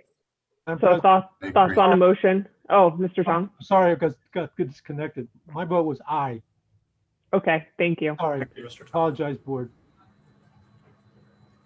Thank you. Any additional discussion, or do we have a motion that somebody would like to propose? Is there a way, or has it ever been brought up about separating those types of permits? Because DME, like you said, is very broad, but there's a lot of DME providers. I know the issue is gas. It's beyond just gas. Ms. Smith, I appreciate the sentiment, but that's not the appropriate time for us to have this discussion. It's not something that's agendized for us. We would certainly welcome any feedback, and you could bring that forward at our call to the public if you'd like to see some sort of regulatory change addressed, but that's not within our scope of discussion today. So board members, additional discussion, or do we have a motion? I think Ms. Walmsley, you had the beginning of a good go forward. Okay, so I will make the motion then to table this application pending the receipt of a City of Phoenix business license showing that this is appropriately zoned for the type of business that they're doing. I would like to see this come back before the board for us to review this. I don't want to put that on the staff to do this, but if that would be my motion at this point. Ms. Walmsley, just real quick, but being unique to the permit being requested. Yes. That's right, because she could get a business license, but it doesn't mean that it's appropriate for the type of business she's going to be doing if they don't know she's looking for a DME permit. That's what we're right. Right, including the zoning. One quick question, please. She had mentioned earlier that the City of Phoenix did not issue licenses to home businesses like this. If she brings us a letter from the City of Phoenix saying, I went to the city, but they didn't, basically they're not doing this, just some kind of would that be enough? But then she stated, yeah, sorry, Mo, but then she stated that they did have a process that they could do it by an exception. Is that correct, Ms. Smith? It's a use permit. It's not a license. It's they state any applicant that requests an official approval of a home occupation. So if I need an approval from them to have a home occupation, I can go through the use permit process. What that entails, I have no idea. I don't know. I think it's just a board meeting with them. I don't know if they inspect anything, to be honest. Dr. Gandhi, would that fulfill our needs, you think? I'd have to see the approval of the use permit, and without having that, it's hard for me to speak to. Okay. I think it may help the situation. Yeah. This is Goodman. Yes. Is it possible that we could give her temporary approval so that the company doesn't shut down, or are we seeing this as a precedential or current risk to the citizens of Arizona? I don't know that we know what the risk is right now. And that is a concern that I have, but I also understand the need for these products to be provided to the citizens. So I don't think we know, at least in my perspective. And therefore, it would be ill-advised to grant a temporary approval.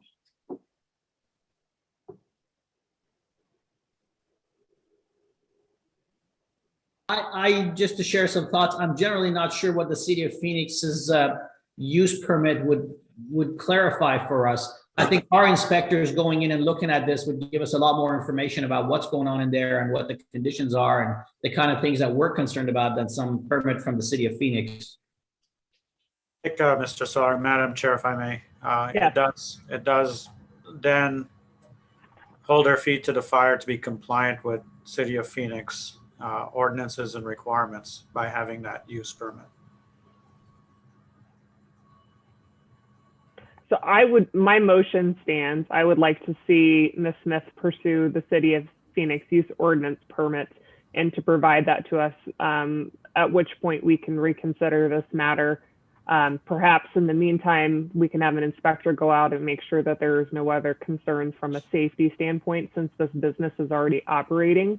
And at which point the inspectors could bring back to us any concerns with regards to the way that the products are being stored, both in a sanitary manner and within the appropriate security, as well as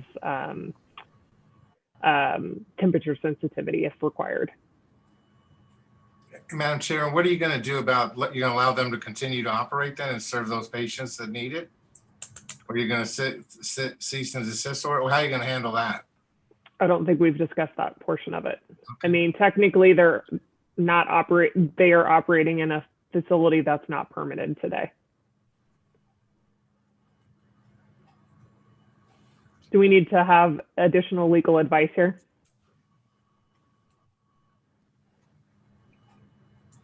Board members? I don't. No. Okay. I think that's pretty straightforward. So I'll second your motion, Madam Chair. Take a roll call, Madam Chair. Yes, please. Mr. Solari? Nay. Mr. Dang? Aye. Mr. Minkus? Nay. Mr. Lebo? Aye. Ms. Lehan? Nay. Ms. Walmsley? Aye. Mr. Tong? Nay. Mr. Goodman? Abstain. Ms. Nair? Aye. We have a tie again. Therefore, motion fails.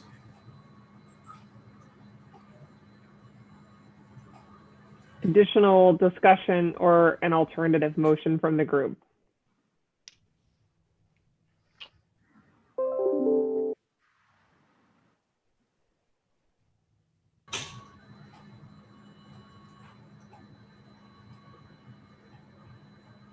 I am generally comfortable with allowing them to operate passing a board inspection. If our inspectors go in, they can check in for security. They can check in with to make sure oxygen, if there's nothing that they shouldn't have. Periodically, they can go in for reinspection like they reinspect any business, anything that's licensed by us. And if they're not in compliance, at that point, they can open a complaint. So they've served the public properly through their business. I don't have any issues with the type of business they're operating or the kind of products they're distributing to the public, because they've done it correctly in the past. It's just a matter of location. And for me, our board inspectors are perfectly capable of determining if the location is satisfactory or not. So if our inspectors say it's okay, I'm okay with approving the relocation. If they're not, they can bring this back to us and we can reconsider it. The only thing, Mr. Solari, on that is that, say your neighbor had this open permit like this, and then the entire garage becomes filled with compressed gas or other compressed liquids. And then in another entire room in the house becomes with it. And they can do it because they have this type of permit. I'm not saying I don't want to see a small business thrive, because I do. And I'm not saying I don't want to approve it. I'm saying I want to see that there's some safety considerations, and the city knows through zoning that a whole garage could be potentially filled with compressed gas. And how would we know if she decided to start carrying that? How would we know to go out and check the temperature to make sure storage is okay and that they're following all the rules and regulations? That's the concern for me. I'm not totally disagreeing with you, but that's what's holding me back. Would an attestation from them be satisfactory if they attest that they're not going to carry compressed gases or anything other than the existing products that they have without notifying the board? Would that help us? Well, it's not the only concern. I don't want to speak for you, Mr. Leba, but also there's a concern of cleanliness. We don't know what conditions they're stored in. She's saying that it's temperature controlled. I assume it is, but we don't want to make assumptions. We don't know how clean it is or secure. Well, our board inspectors could determine that. That is easily determinable. Security and cleanliness are things they can do. If they attest to us that they're not going to carry compressed gases or any product without notifying the board ahead of time, that would solve those concerns. And then the inspectors can certainly do cleanliness, security, those kind of things. I'm just trying to find a way to move forward because we're tied on two different motions. And so just sort of some middle ground to let us move forward. Yeah. The other concern is that in the task force, there was a go forward made that was accepted by many, that it wasn't going to be in storage containers like storage lockers, and we weren't going to allow in-home businesses to do this. And so I don't know of one recently or for a very long time that we've approved an in-home business like this. And many of the times were because of the zoning and because of what it could entail down the road if we open this gate. I believe that's true. And I think that we voted on the recommendations from that task force as a full board after that task force. Is that correct, Dr. Gandhi? That is correct. Was the recommendation that they couldn't have an in-home business? I just don't remember that that was necessarily stated. It I know was that the storage lockers, and it was businesses like in garages and homes. Did we discuss having to go through the rulemaking process if we were to prohibit homes and storage lockers? That was not addressed, Madam Ms. Galvin. I just think it's tricky too. And then you know, say your neighbor then all of a sudden is selling out of that home, and you have multiple cars lining up across the entire neighborhood in the front, creating a hazard as well to the neighborhood. I'd like to see something more to make me feel better on it. Because she's saying that they're doing it virtual now. There's nothing to say that she couldn't say, here are hours, come pick up whatever you want with a permit. All right, I'd like to interject again. I know Ms. Smith, this is time for our discussion. Unless you have a question for you, if you can please refrain. Sorry.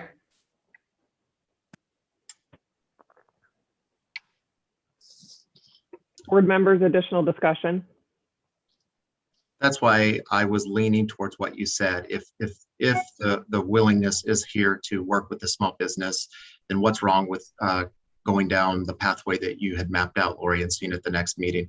But I just want to make sure that that approving committee or whoever it is knows there's a potential she could put compressed gas all through that home, or at least the 25% of it. Especially if they don't have the use permit, which would technically, it would be prohibited by the city of Phoenix. Yep. The problem you have is if we decline this today, what do you do with their business? You put them out of business? Is that the next step? Or do you let them operate and try to get that other form and give them a temporary I mean, I think we should approve this and then ask them to bring us the part that the city of Phoenix approves that. Well, that's why I suggested that we table this versus denying it. So that way, I mean, technically they would be operating without a license, which I still have a concern with, but at least there would not be a denial in place to give them the opportunity to correct it and for us to consider it again. And then Mr. Minkus, what if the city comes back and says, no, we will not allow this type of permit because of it could carry XYZ? Then do we revoke the permit? I'm 99% sure that will never happen. I know several people that do, not this exact business, other businesses out of their home, and this is not an issue. So I think if she just goes down there, she will get approval to have it without any issue whatsoever. That's my opinion. So, Mr. Minkus, if it's that bit easy to obtain the user permit, then it shouldn't be of a big concern for us then. She should be able to get the user permit rather quickly. Yeah, but then you have her operating for another month and a half or till the next board meeting with no license whatsoever while she goes and gets that. I think if she had gone down there and done this, I don't think this would be an issue at all right now. I really don't. And I don't think she's going to store gas there. And if she does, I think she, through today, would learn that she needs to come and tell us that she's going to do that. But I want to stay on the side of let her have her permit. And if we want to put an addition to it that she has to go down to the city and make sure that it's okay for her to operate her small business there, that we should do that.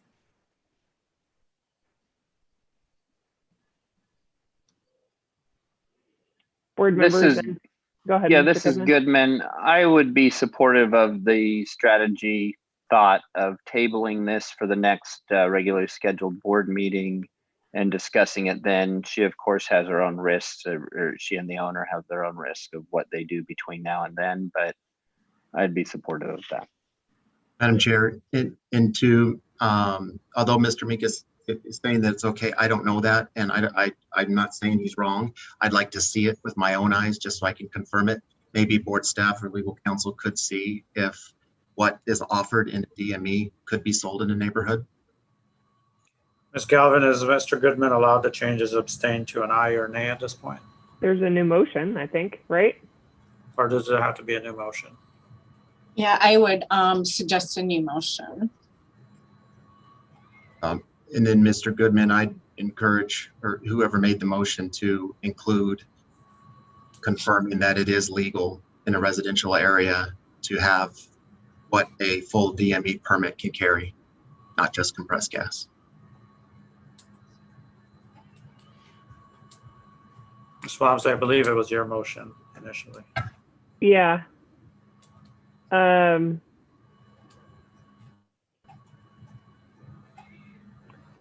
Do we need to address the fact that they're already operating out of this facility in the motion, Ms. Galvin? I think that that would be a separate motion. And yes, a separate motion, and the board has looked at entities who have assumed or resumed operations prior to getting board approval. Ms. Smith, I believe, suggested that she sent the request in on January 3rd. The application is date stamped February 4th.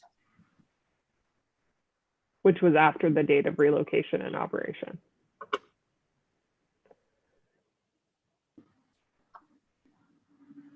So my motion is to table this matter to the next meeting, or by which time Ms. Smith could provide us the appropriate use permit from the city of Phoenix for this type of business. Also requesting a attestation from Ms. Smith that they will not house any compressed gases in this location. I guess let's start there. Do I have a second? Second. Can we have discussion? Yes, please. Look, everybody's got to vote the way they want to vote. I'm very interested in supporting the first part, but starting to regulate how we're going to regulate somebody that we're saying we're tabling, I would have a conflict with. Great point. Okay. So continuing on with that line of discussion, what would we learn between now and the next meeting that would allow us to make a decision if there were not any additional requirements put forth on Ms. Smith?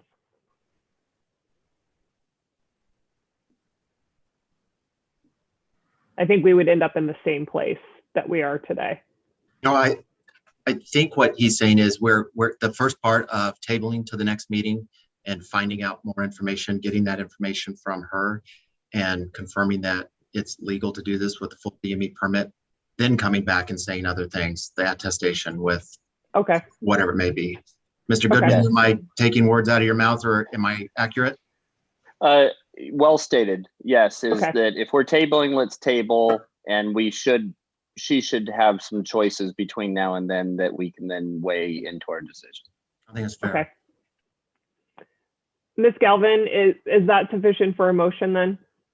Yes, my understanding is that you're going to table this until the next meeting and allow Ms. Smith to obtain the use permit from the city of Phoenix and reevaluate the application with the use permit at the next meeting. Yes. Okay, I'm comfortable with amending my motion to that. Mr. Dang, are you comfortable with that for the second? Yes. Ma'am. Any additional discussion? Okay. Dr. Gandhi, go ahead and do a roll call on this one again, please. Mr. Solari? Aye. Mr. Dang? Aye. Mr. Minkus? Nay. Mr. Leva? Aye. Ms. Lahan? Aye. Ms. Walmsley? Aye. Mr. Tong? Aye. Mr. Goodman? Aye. Ms. Nair? Aye. Okay, we have the ayes. So Ms. Smith, board staff will be in contact with you about any additional paperwork that we'll need. That's good. Anything additional we need to address with this matter, Dr. Gandhi, before we move on? And no, I think it was all addressed. Thank you. Okay, thank you. All right. Tab 12 is vacant. Get me back into the book here. Moving on to tab 13. Item 13A, Meta Pharmacy Solutions, was tabled at the request of the respondent. They're not currently operating in Arizona, so I approve that request. So we'll move on to item 13B, Palo Verde Health Services Pharmacy. Dr. Gandhi, do we have anybody on the line from Palo Verde? Let me take a quick look here. Yes, this is Brian Paul. Thank you, Mr. Paul. Can you state your position with Palo Verde Health Services, please? So I'll be the owner and the PIC. Okay. So board members, this is a new resident pharmacy permit application requiring approval. There is a possible medical practitioner compensation matter that we need to deal with here. The owner's wife is a licensed nurse practitioner that is located nearby the pharmacy. Mr. Paul, would you like to make just an opening statement and kind of talk to us about your business and what you're looking to do here? Sure, yeah. My wife will graduate soon as a nurse practitioner. I was hoping to open a pharmacy, and she will open an urgent care. Well, actually, it'd be a walk-in clinic. The licensing is different for urgent care.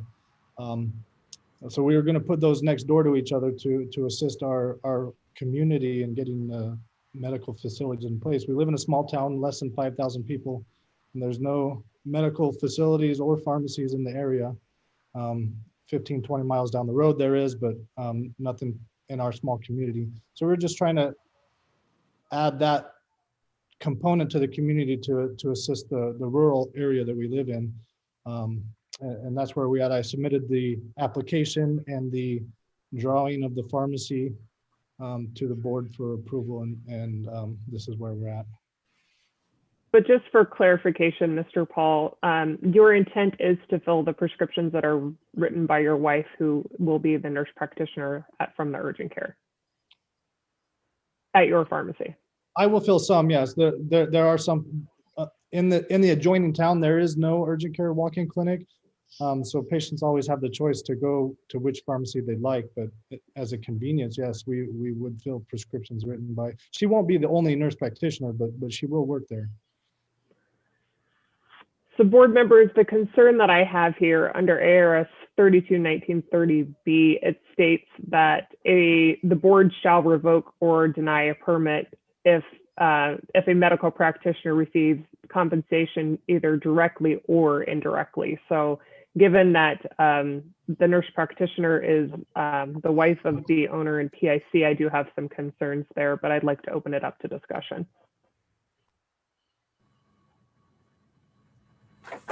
Unfortunately, the law is pretty clear here. As you stated, 32-1930B is an Arizona law, and his wife cannot get compensation either directly or indirectly, so he can't fill his wife's prescriptions by law, not the Board of Pharmacy law, but by Arizona law.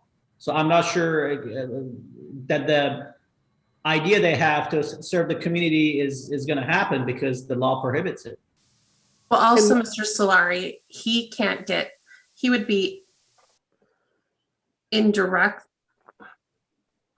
directly or indirectly. So whether or not he fills, I'm sorry, I'm confused. Go ahead, proceed. No, you have, we're in agreement. I believe we're in agreement. He and his wife would both benefit financially from the prescriptions she writes. And so the law prohibits that. It's not that the board wants to prohibit it. Arizona law prohibits that. I don't think we can do that. Right. And while I think it's a unique circumstance because it is a small community and I understand the need for there, typically in the past, the way that we've handled these types of circumstances is to receive an attestation that that they will not fill prescriptions from that prescriber. So I'm not certain if that's the direction that we would want to lean. The prescriber compensation is my main concern here, since it would be indirect compensation by obviously their marriage. Agreed. We've had the attestations from veterinarians and physicians who own pharmacies that they will not fill their prescriptions there. If they're willing to provide us a similar attestation, we can go forward.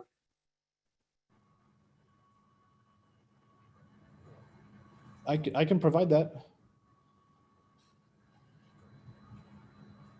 So, Mr. Paul, just to clarify for the record, you would be willing to move forward with this permit, knowing full well that you would not be able to fill any prescriptions that were written by your wife, even if that was the choice of the patient. That's correct. Yeah. So like I said, she won't be the only provider. So I'm hoping that, you know, we would still be able to provide for the community, but yes, I can make that attestation. Who's going to own this walk-in clinic? My wife. Would that still not be indirectly if she has other providers? Thank you. That's where I was going, and I got a little tongue-tied. That was. Yeah. And I think that there's a similar type circumstance that we're going to deal with later. I don't see how you separate the two in a small town of 5,000 people. Even if the service is needed, I just don't know how you can do that, because you'll have to go through the semantics of her seeing the patients and then having somebody else write the scripts, or you'll have to turn away more than 50% of your patients because they can't use your pharmacy. Fortunately. Even if other providers are writing the script, she still owns the walk-in clinic. So yeah, so there's the indirect again.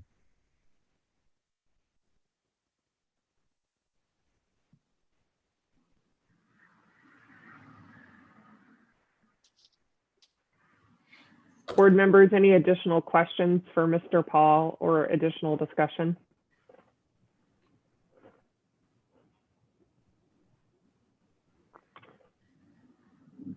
So if any provider had a prescription filled from the clinic that was owned by his wife, she would be benefiting from any provider that worked with her.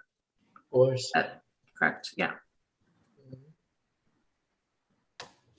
So the pharmacy is okay to go, but as far as the urgent care and my wife owning it, that's where the problem lies. Am I understanding that correctly?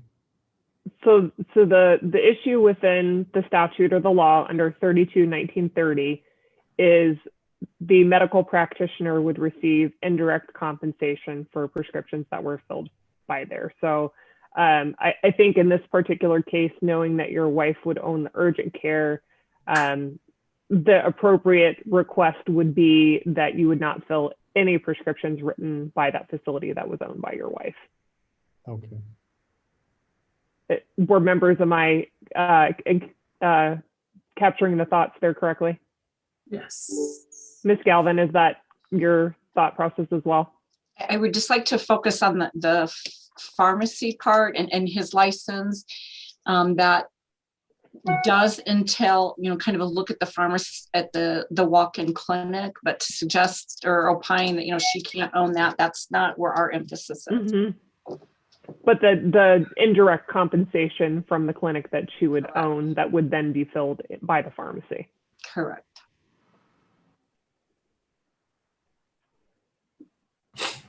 Board members, any additional thoughts or questions? Would we be able to get that in an attestation as well? That he just wouldn't fill anything from anyone that works in that clinic or owns the clinic? I mean, it's kind of implied, but. Ms. Galvin? You could ask for that attestation.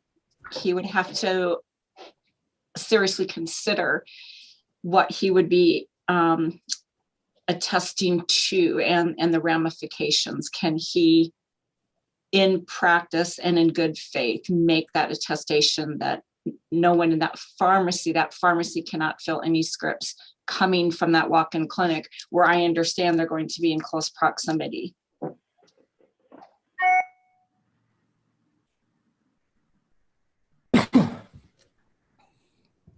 You can request that attestation as the bottom line, yes. So, Mr. Paul, I'm sure this is a lot for you to think about today. Perhaps would you consider tabling, I mean, Ms. Galvin is tabling this perhaps to the next meeting to give Mr. Paul the opportunity to think about this and consider how he wants to proceed with the application, and an opportunity for us. Yes, you may table it and let him contemplate where he wants to go from here, informing him that he would have the option without your permission to withdraw the application because there's no sort of disciplinary matter or concern that would be attached. So you can have it on the next agenda. And in the meantime, if he wants to withdraw the application, he can. So, Ms. Galvin, just to confirm, he would have to basically agree to not filling a single prescription from the clinic at his pharmacy. I am sensing that the board has determined that any scripts that would come from that walk-in clinic owned by his wife would be an indirect compensation or benefit to his wife. Thank you. Rather than tabling and delaying, would it be okay to just say, to allow the board staff to approve this application should he decide to provide the attestation, otherwise allow him to withdraw so that we don't have to see this again? I think we're all in agreement that that's the course of action. So he just makes a decision. The board staff allow him to proceed with whatever direction he wants to go. We don't have to have him come back in front of us again and delay it. I would be okay with that. I just think that this is probably a lot of information for him to take in today, and I want to make sure that he has the chance to appropriately contemplate it. I don't think we have a choice today to approve it, all things considered, and I think it might be hasty for us to ask him to sign that right at this moment. So I would be in support of that. So the motion would be to table this matter till the next meeting. In the interim, he can either withdraw the application, or if he provides an attestation that his pharmacy will not fill any scripts from this new soon-to-be walk-in clinic owned by his wife, if that attestation is provided, then I understood Mr. Solari to say the application would be approved. Yes, I don't even think we need to table it. Just, he has a choice. Either sign the attestation or withdraw the application. Okay. But we have to take some sort of action today, right? Yeah. Is that the action, Ms. Galvin? Is that? And if he doesn't provide the attestation, or if he doesn't withdraw it, then it could be deemed denied or can come back to you. But it would probably be just deemed denied. He'd have 30 days to either file the attestation or withdraw his application, or it would be denied. And Mr. Paul, you don't want a denial on your record. Right. So if I may say, the walk-in clinic is still theoretical at this point. We put in the articles of organization with the state, but that's as far as we've been so far. So we're much farther along with the pharmacy. All I'm waiting for is the board permit, the pharmacy permit to begin a remodel on the building that we're using and go forward from there. So at this point, we can say just not do the urgent care or the walk-in clinic and move forward with the pharmacy permit. Again, we would still need some assurance that there would not be any indirect compensation from the prescriber. Okay. Correct, Ms. Galvin? Basically, I can't fill anything from my wife or anything owned by my wife's practice. And correct. Ms. Wamsley, I can definitely continue the conversation offline with Mr. Paul to make sure it's in compliance with our statutes and rules.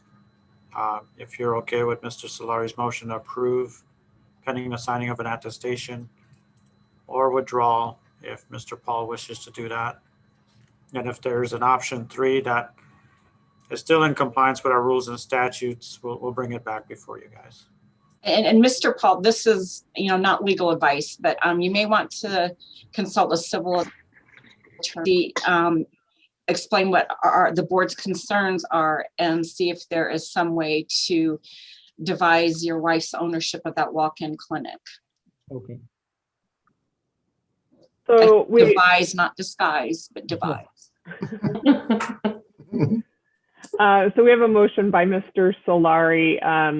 Your motion stand, Mr. Solari? Yes, I'd like to make an official motion to that effect. Do I have a second? Second. All right, we have a motion and a second. Any further discussion? All those in favor?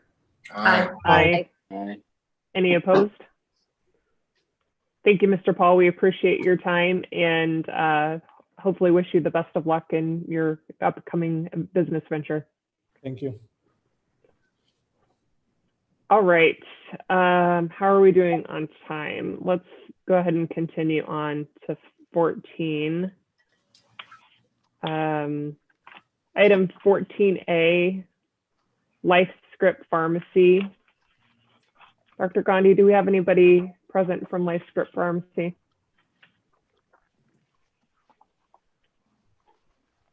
Yes, this is Simone. I'm the owner.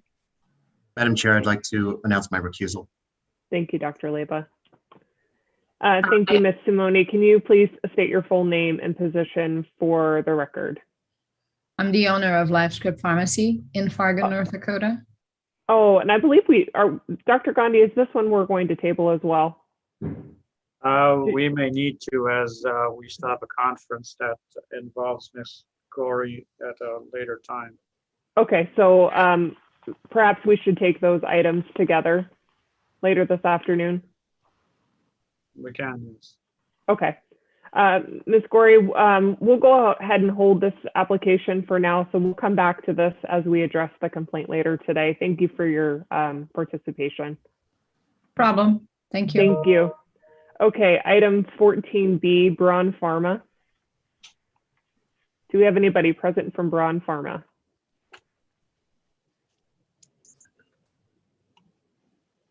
Yes, ma'am. Sharon Seymour. Thank you, Ms. Seymour. Can you state your full name and position for the record? Sure. My name is Sharon Seymour, and I am the pharmacist in charge at Braun Pharma LLC. Thank you, Ms. Seymour. Board members, we have a non-resident pharmacy that is currently permitted with us, and they've relocated without the appropriate notification for the change in address. Ms. Seymour, would you like to make a brief statement before board members proceed with questions? Yes, please. So on 11/15 of 2019, we did renew our license. And it was at that time that we did a name change application. And on the application is where we indicated that our name and our location had changed. So in good faith, we thought we were filling out the right application. It wasn't until October of 2020 when we were doing like a renewal or a review of our licenses that we realized that the name and location had not been changed on the license. So that's when we contacted the board right away. And we were informed that we had not filled out the proper application. So just to ensure that we have the correct timeline, your pharmacy actually relocated and the name changed in October 2019, but we did not receive the notice until your renewal in October of 2020. No, 11/15 of 2019 is when we filled out the name change. It was like 15 business days after we had moved. Okay. Thank you. Board members, questions for Ms. Seymour or discussion? Madam Chair, can I just clarify, was it them that brought this to our attention, or did we catch this and then said, why didn't you do it? So we actually got a renewal license in the mail, but we did not realize that the name and location had not been changed. It wasn't until October when we were doing an internal review that we realized it had not been changed, and then we reached out to you.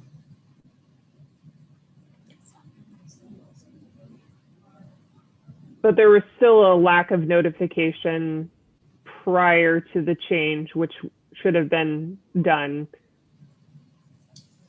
But you were still under the impression that you had at least given notice much sooner than October of 2020. Correct. We moved on October 26th, and it was on November 15th, like 15 days, business days later, that we tried to notify you. Madam Chair. Change application. So they had a valid permit. They were just shipping under the wrong address of permit. Is that right? And business name. And business name. And nothing that you were shipping had changed for those 15 days? Correct. Okay.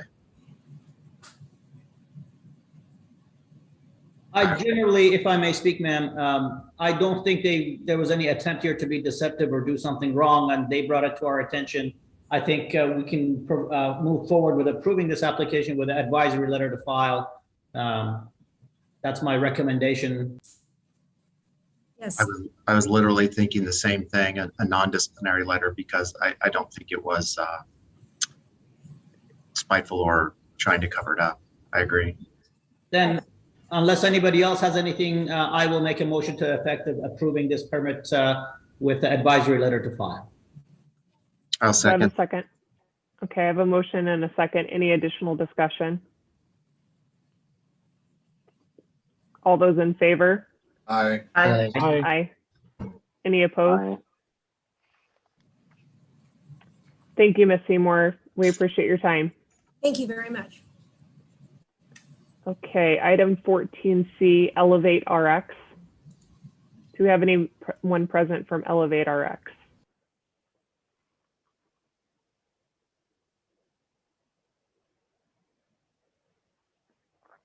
Dr. Gandhi, do you see anyone from Elevate? I am looking for them as we speak, Madam Chair.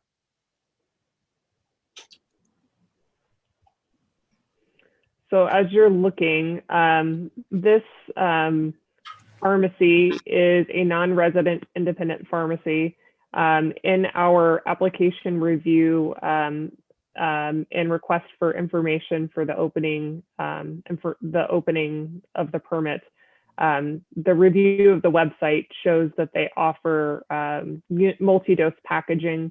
The staff has requested policies and procedures regarding this particular activity, since it's something that is offered on their website, and we have not received that that I am aware of. Dr. Gandhi, is that correct? That is correct, and I do not see them in our meeting. Madam Chair? Yes. Maybe somebody could answer for me. Why would that hold up a permit? And there could be a valid reason. I'm not saying that there isn't, but because their website says something that they're doing that they don't offer, what is it the hold up to not grant an application? Joe, I was the one who did the review of it, and the only reason that we didn't recommend automatic approval without the board reviewing it is because they weren't responding to provide information. So as of today, they still indicate on their website that that's all they offer is the unit dose packaging. So the multi-dose, which has different beyond use states, that type of thing. So I requested to see their SOP and how they're labeling them, the outer box, the inner box, and how they're calculating their beyond use states to make sure that they were compliant before they would be approved. So the only answer we've received is that they don't do that, and they were changing the website. But again, as of today, it's still up there. So it's basically for not having complete information responded to. And since this is a non-resident pharmacy, that would be the only way for us to really check to make sure that they were compliant with our rules and regulations and Correct. From a safety standpoint.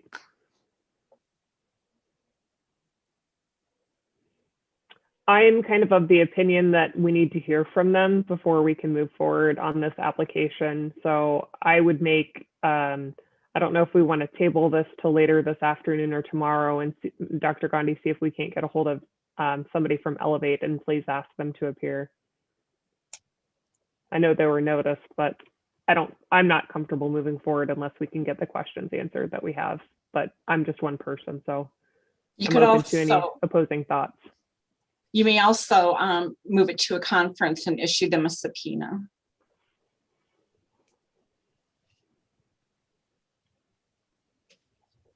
I think we could try to get Lori, your idea of trying to get a hold of them this afternoon or tomorrow, and then if not, we could take it further.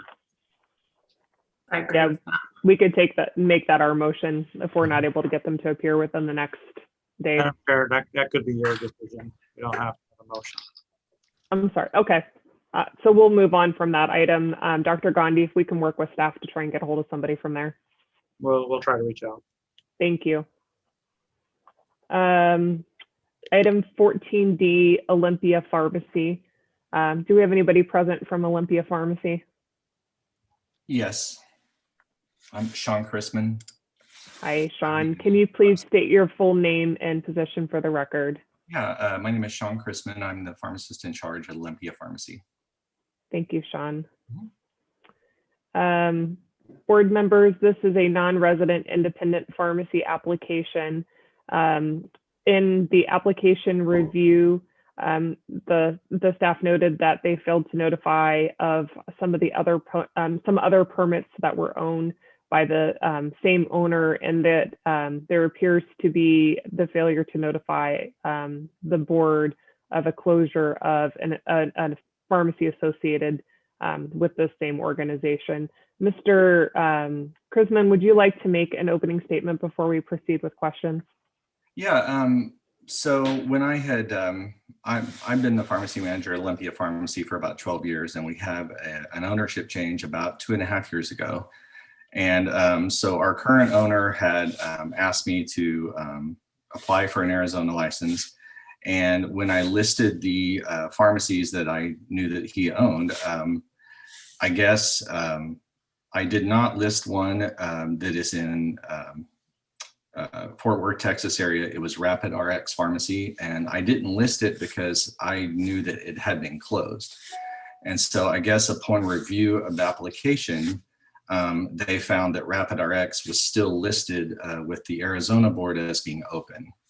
I don't personally have anything to do with that pharmacy or its operations. And so I guess it's the pharmacist in charge there had not notified the board that it was closed. So I wasn't aware of that when I did it. And so. Dr. Gandhi, does anyone from staff have anything else to add?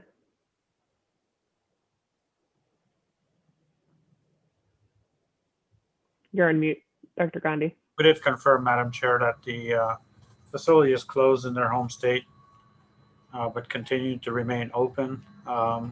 We have no indication that they notified us of the closure of that pharmacy. Okay, thank you. Madam Board Chair. members, yes, go ahead, Dr. Leyba. Mr. Crimson, so how many other so besides that closed one, I understand that one, are there other pharmacies that you own part of this group, or not you own, but the owner has in this group?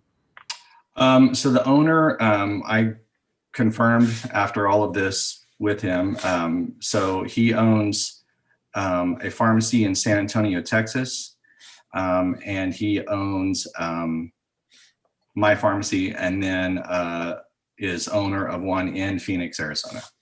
So there are 3 under his ownership. And those permits are in good standing, no investigations? That's correct. Correct. Yes.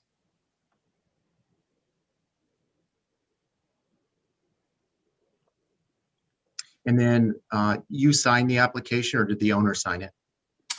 I believe I signed that. I pretty much did all of it on his behalf. So at the time, in your mind, you're saying that you didn't list that pharmacy because in your mind it was closed? Correct. I knew it had been closed. I believe it closed June or July of last year. So I guess I incorrectly assumed that they notified the Arizona board to let them know. Okay. Thank you, Mr. Crimson. Mm-hmm. Members, any additional questions? Go ahead, Kristen. Yeah. Does board staff or Mr. Chrisman know if there's any open complaints against Rapid RX? The Rapid that closed? Right. Well, not that I'm aware of. No, did we do not have an open complaint against them. And neither did the state of Texas. Was that Ms. Hess? Yes, sorry. Thank you. Unless there is something else with this one, I'm not seeing that Mr. Crimson, I understand, I do understand how he did what he did. So unless there's something else on this one, I would be in favor of approving. I'd like to add one other thing for discussion. I know that's not on this same permit, but we still have the matter of the open license that that the owner failed to notify us of the closure. So I think that we do need to take some sort of action on that. Perhaps opening a complaint so that we can deal with that matter separately. Sure. But I would be in agreement with seconding that. I don't think it was an intentional deception by Mr. Kuzman. I would make that my motion. So to clarify, your motion is to grant the permit for Olympia Pharmacy and to open a complaint under for Rapid RX. Yes. I will make that my second. I have a motion and a second. Any further discussion? Do I need to have Mr. Coker do I still need to have him obviously send something to the board stating that it was closed? Dr. Gandhi? If they have evidence of sending communication that they requested the Arizona Board of Pharmacy close that permit, if they can produce that, that'd be great because I have no record of it on my end. Otherwise, we will, per board's guidance, open a complaint and have a discussion with them directly. It'll go through the investigative process. Correct. So all those in favor of the motion? Aye. Aye. Any opposed? Mr. Deng, did you say nay? I did aye. I said aye. Okay, so unanimous approval. Thank you, Mr. Kuzman, for appearing. Best of luck to you, and we will move forward with the investigative process on the other matter. Thank you very much. Next item is Pharma RX services. Do we have anyone present from Pharma RX?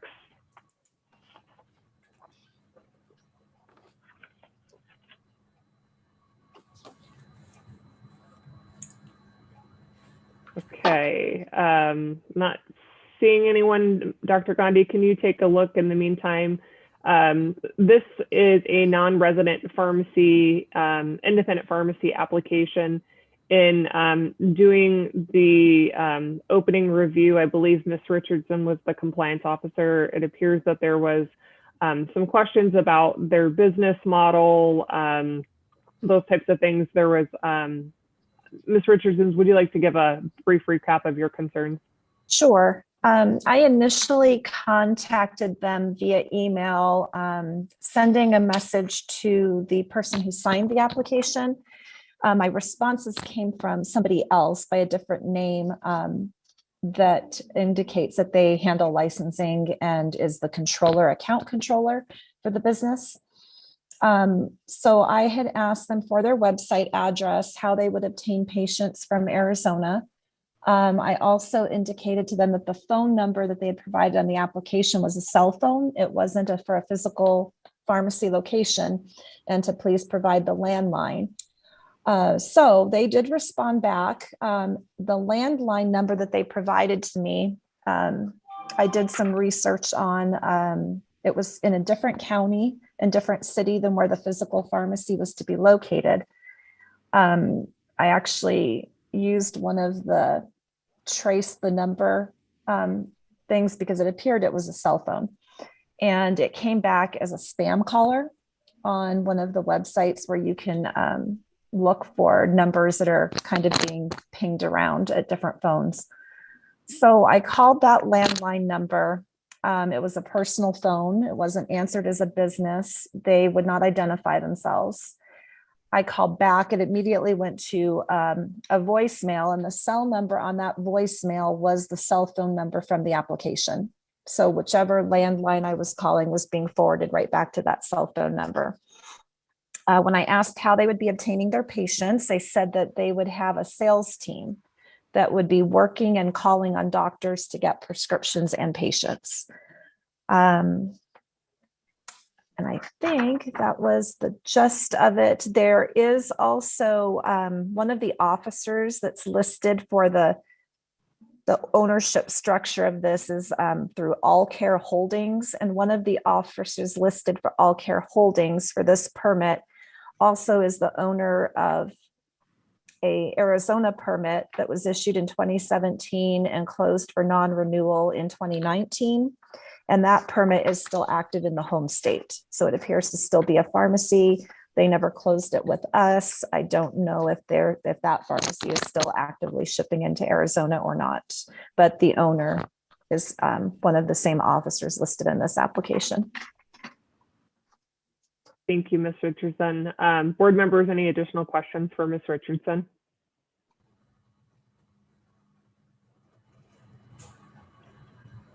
Dr. Gandhi, have we clarified if they're on the line? I did not see them, Madam Chair. Okay. Board members, thoughts on how we'd like to proceed here? There's nothing here that makes me want to approve it. Yeah, Ms. Richardson's concerns are valid. I'd like to talk to him. I agree. I feel like we're kind of like the earlier one. I feel like we need to have some questions answered before we can take any action. So what about just denying it?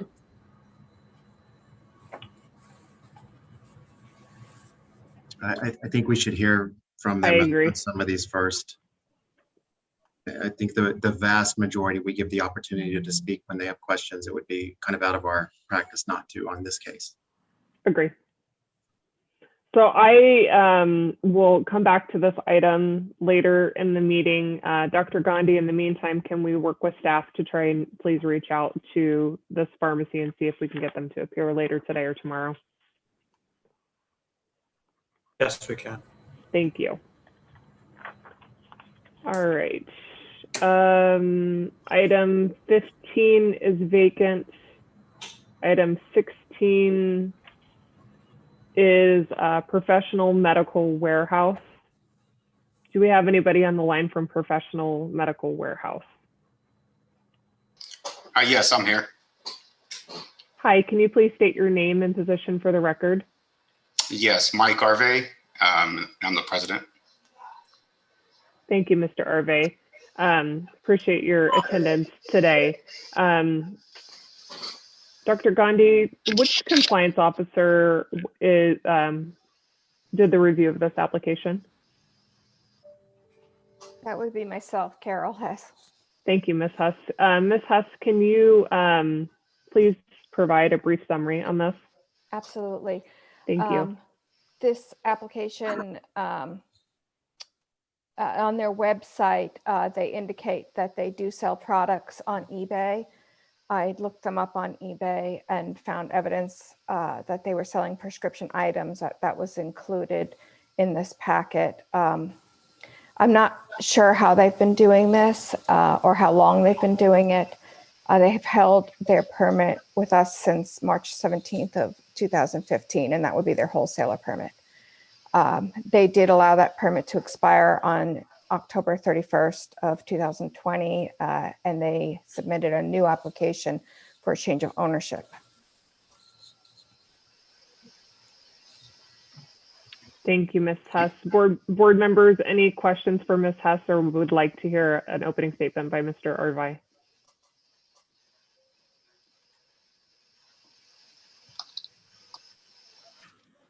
Hearing none. Mr. Arve, would you like to make a brief statement? Yeah, so I'm not really familiar with what items are considered prescription that we are selling on eBay. We've been selling on eBay for a long time. We're very careful while not posting items that are prescription, i.e., needles or whatever the case may be. A lot of people do sell needles on eBay. That's not something we do.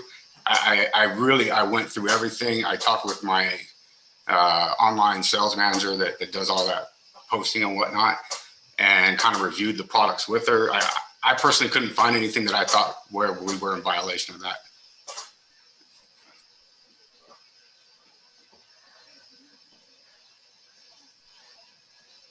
So I guess what I'm asking is, what items was it?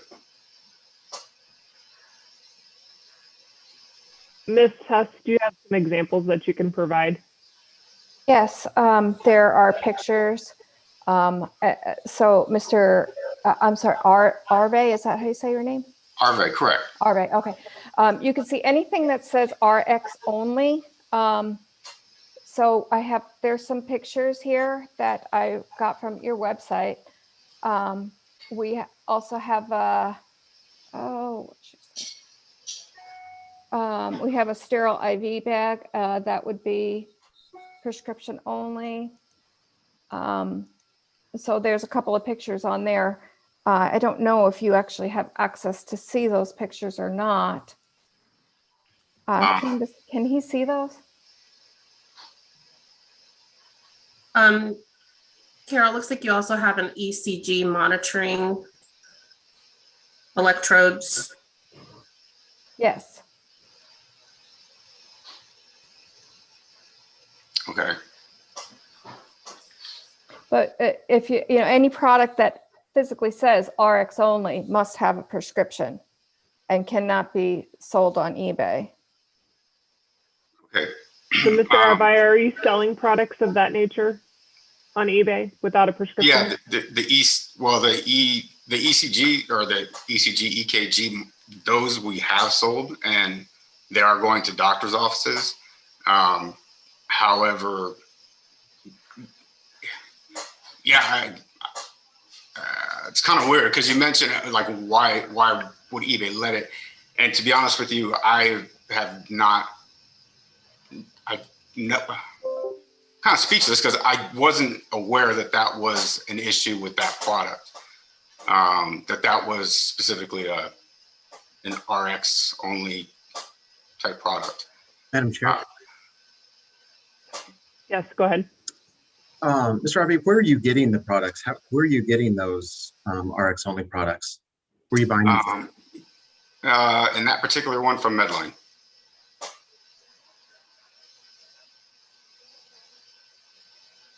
And ironically, I mean, there's many others selling them on there.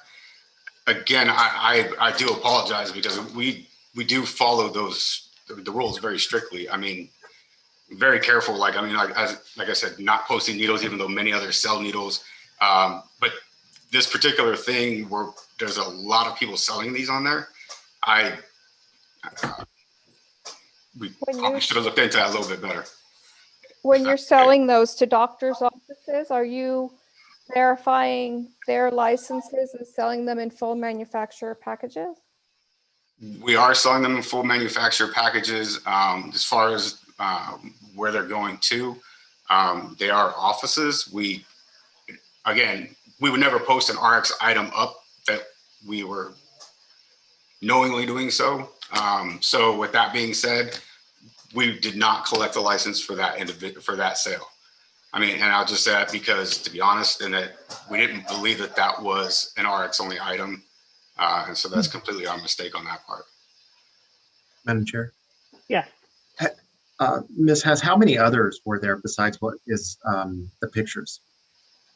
I would have to actually go back and look at it. Those were the ones that I put in the packet, but I didn't take a count. And Mr. Arvai, with your agreement with Medline, did they ask you for a license to send you these items? Well, we've been doing business with Medline for 16 years. So we have access to a lot of products that, you know, we can just purchase. Again, they don't necessarily, I mean, obviously like IV solutions or, you know, again, needles or something like that. You know, for us, they're just available for purchase. And with your request for a non-resident full service wholesaler permit, what is your intention? What are you going to do on eBay with that? Frankly, I'll take everything off of eBay. That's like a complete minuscule part of our operation. We work with supplying hospitals. I mean, our 99.9% of our business is supplying hospitals with various drugs from IV solutions to, you know, injectables. We do not have a DEA, so we don't deal with any controlled substances. So, you know, that's basically what we do in various states. So can we go back? I don't feel like you answered Mr. Labus' question. Did they check your license, your permit when they sold you the medication? You just said you had a relationship with them. Oh yeah, of course. We have to send them the renewal. You know, obviously, we have to send them our current license in every year. So, you know, they follow all those procedures as well. So you're licensed in the state of California as a wholesaler, and you used to hold a wholesaler license in Arizona that expired in October of 2020, and now you're submitting a new application. Well, that's kind of another story in itself, because we went to renew the original application. However, we did have a change of ownership, but the change of ownership was just simply, we had 3 partners and the one partner retired. And so he was bought out. So we only have the 2 original partners. So we didn't add any new ones. We just kept 2 existing ones and removed a 3rd partner. So with that being said, that's why we reported that as that. And then we were told we had to do a whole new application just because of that, because we lost one partner out of the operation. So that's what instigated the new application. Madam Chair, I have a question. Yes, go ahead. Where is your other wholesaler permit? What state? We have 36 other states. So it's very well that you could have ordered this product off one of those permits and then put it on eBay without the permit in Arizona, right? Well, we purchase all of our products. They come from like California. I mean, in this instance of what we're talking about, these are all purchased in California. And you're located in California? Correct.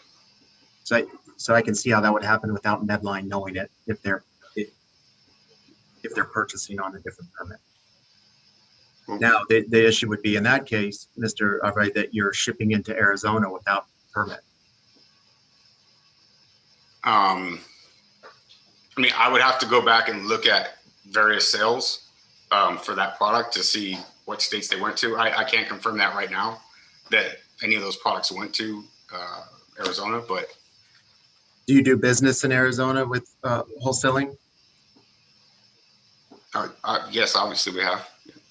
So then a portion of it did come into Arizona without a permit?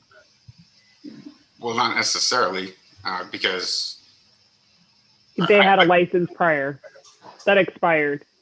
So expired in October, right? Yes. So since October, have you shipped anything? No. You have not? No. Okay, thank you. Board members, any additional questions or discussion? May I ask a question, ma'am? Yeah, go ahead. Ms. Hess, on your summary, I didn't see any specific violation listed. Other than him selling the product on eBay that is a prescription item without doing his due diligence, is there a specific violation? Well, this is a permit review. This is not Sorry. You're right. Sorry about that. Yes, and I'd like to add, their website does list Arizona. They state that they serve every state in the United States, and Arizona is specifically listed on their website. And they have not been permitted with us since October of 20. They put in for a change of ownership, I believe it was, after the fact, after it expired. So I don't know. I mean, perhaps he could send us a list of what he's shipped into the state for the last year. I don't know. But he's said that he has not shipped. Okay. Is that right, Mr. Arbai? That's correct. Okay. And I would have to check the dates, because honestly, I was not completely made aware of why I was having to appear in front of the board. So I wasn't able to prepare documentation or to pull numbers for you guys. but I'm more than willing to do that. And my partner actually does handle a lot of the licensing issues, or not issues, but taking care of our licensing. And so I know that we were surprised at the time when we went to go do our normal renewal, and when we submitted it, and then found out that, oh, it has to be a whole new application, even though we didn't add a new person or a new owner. We had just kept it to existing ones. So misunderstanding on our part again, I guess, because not thinking that our thought was, if we're adding in a whole another new owner that you guys do not know of course, then that's a true change of ownership for a new application. We were thinking by removing an owner, yet keeping the same two, that it wasn't any different.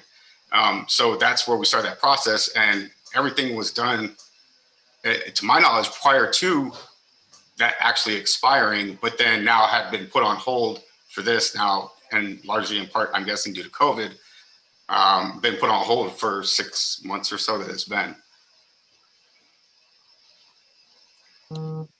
So you're saying that you haven't shipped into Arizona, but do you know that to be true if someone bought something from eBay? I think Mr. Leyba kind of brought that up, but I just want to circle back. Well, that's where, honestly, when it comes to the eBay side of it, with that specific item, I'm not 100% on that, because I wasn't aware that issue, or that product was an RX item, and that's something that I will definitely move forward, and we will remove all that. I'll even shut down the eBay account. Again, it's such a insignificant portion of our business that was never our intent, and if anything, that was an oversight in the sense that being an RX product. So I mean, we appreciate the business we're able to do in Arizona when we were, but no, we haven't been dealing with pharmacies or hospitals or anything in Arizona since then because of that, because of the license. Yes, go ahead.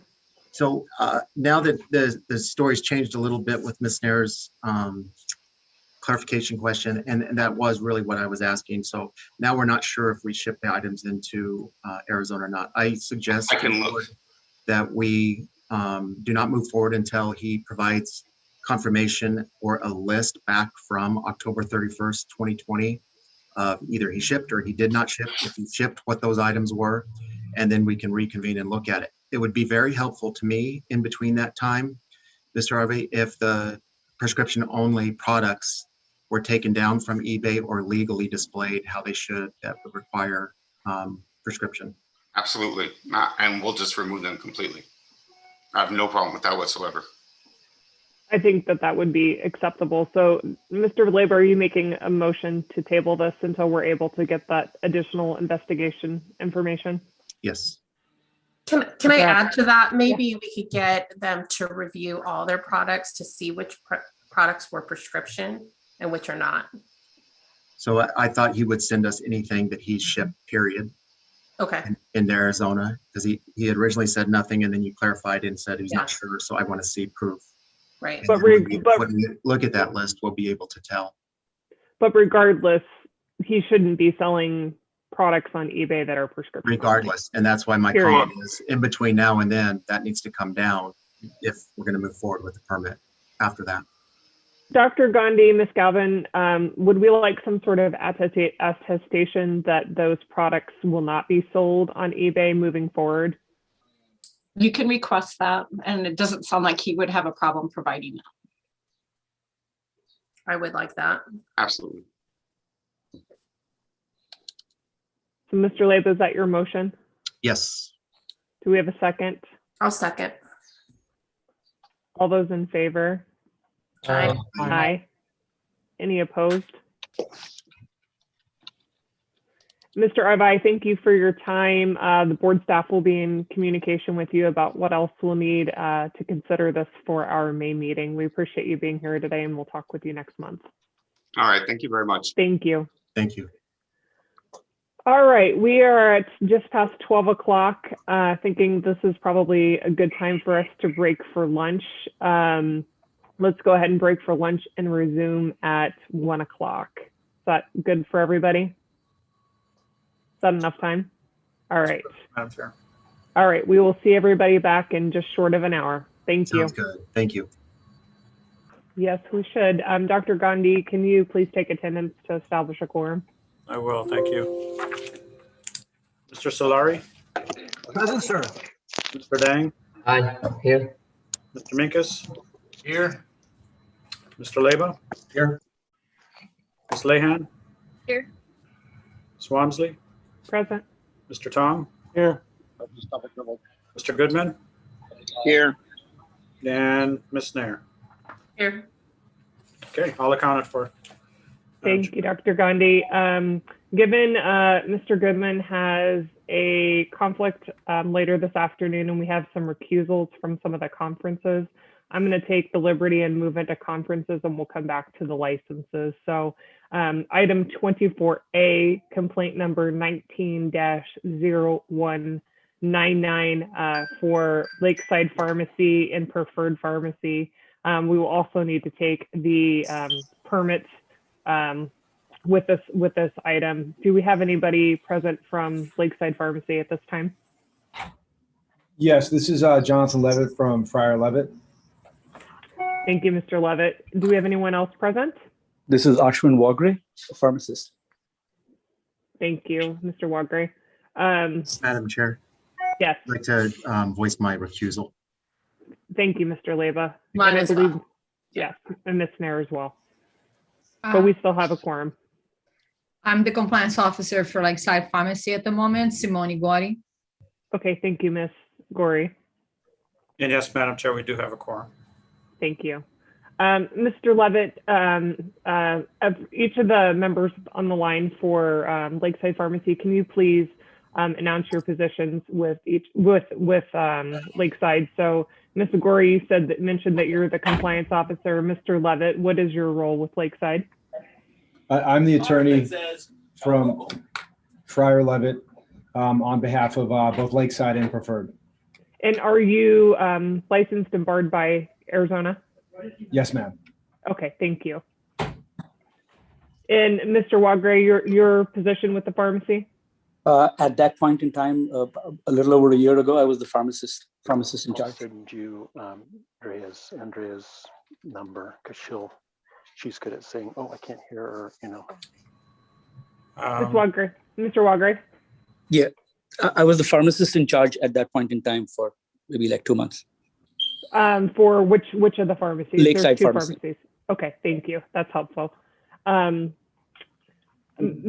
Hess, I believe, is the compliance officer. Ms. Hess and Mr. Hyber. Ms. Hess or Mr. Hyber, would one of you care to give a brief synopsis of this case before we hear from Lakeside? Madam Chair, it's Christopher Dang for Coles and Brady, if I may. Oh, yes. Okay. Sorry, Mr. Dang. Just announcing our presence as well. Christopher Dang, Coles and Brady on behalf of Florentina Igubala, and Mr. Iguano is here as well. Okay, you're representing her, not the pharmacy. Correct. Okay, thank you. That's helpful. Appreciate it. Ms. Hess, Mr. Hyber, would one of you please give a summary of the case, please? Thank you, Madam Chair. I think both myself and Mr. Hyber will be presenting parts of this summary today. I would like to mention Mr. Wagre did have legal counsel when he submitted his response. I'm not sure if his legal counsel is present or if that matters. They would, I don't think they are present at the moment. Ms. Galvin, is that an issue? He is willing to proceed without his attorney. That's up to him. Mr. Wagre, are you willing to proceed? Yes, ma'am. Okay, thank you. Go ahead, Ms. Hess. Okay. So the general subject of this complaint was that a pharmacy was allegedly using a marketing company to solicit prescriptions from patients from a non-permitted facility under common ownership and participating in non-compliant shared services with both permitted and non-permitted facilities. I'd like to apologize in advance. This summary is going to take some time to present, so it is going to take quite a bit of time from everybody. The summary of the complaint began on June 10th when we received this in the board office. The complainant made a number of allegations against Lakeside Pharmacy specifically, which is located in Lake Havasu, Arizona. One of which being that the pharmacy was soliciting prescriptions from third-party sources, purchasing patient data from other companies, which were referred to as leads, also adjudicating high reimbursement claims without having prescriptions, and these were referred to as coverage checks. He indicated that if these coverage checks were to meet the profitability guidelines of the company, that they would contact the doctor to obtain a prescription. If they did not meet the guidelines, that they would do nothing. He also stated that once a prescription was obtained from a patient's physician and filled, that they would contact the patient and advise them that the prescription was being mailed to their home. At that point, he said some of these patients were often confused and were not aware that the pharmacy had their prescriptions or had even heard of this particular pharmacy. So moving on to our investigation, we began that on August 15th of 2019. Myself and Mr. Hyber traveled to Lake Havasu. We began by interviewing the complainant, and we obtained some additional details regarding the allegations. We were initially a little confused by the complaint when we received it, so we interviewed him for quite some time. We did ask him to describe the process at Lakeside Pharmacy and received the details from him. He explained that to his knowledge, there was a parent company. He referred to it as RxMSO, and he explained that this is a call center that's located in Costa Mesa, California. He did also mention that there may be additional call centers in Deerfield Beach, Florida, and Boca Raton, Florida.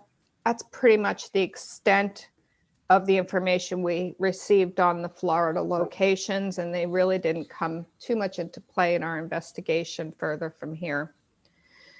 He stated that the owner's name of this RxMSO call center is Scott Montgomery, and that Mr. Montgomery is not a pharmacist. He went on to state that the company, indicating that it was RxMSO, forms a separate LLC for each pharmacy that's participating under this parent umbrella, and that each LLC is usually formed under a different name. And he believed that these names to be family members of the owner, and that there appeared to be 6 to 7 pharmacies involved, with 3 of those being permitted in Arizona. I did do some research on each of the pharmacies as we understood them, and they're in bold at this point. The first one that we looked at was Preferred Pharmacy in Houston, Texas. You can see it has an asterisk next to it, which indicates that it is permitted in the state of Arizona. The owner for that one is listed as a Mr. Anthony Loveland. Mr. Loveland is listed as an administrative assistant with RxMSO. We questioned what his role was, and we were provided a chart by Ms. Simone Gori. We heard from her just a couple of minutes ago. That chart is located on page 1737, and I'll be referring to that a few more times. The original pharmacist in charge upon the opening of this location and on the application was listed as Ms. Gori, and Ms. Gori is listed as the compliance officer on a contacts list that we obtained from Lakeside Pharmacy for RxMSO staff. That contacts list is located on page 1739, 2 pages beyond the chart that we received. The second pharmacy that we became aware of was Preferred Pharmacy in Costa Mesa, California.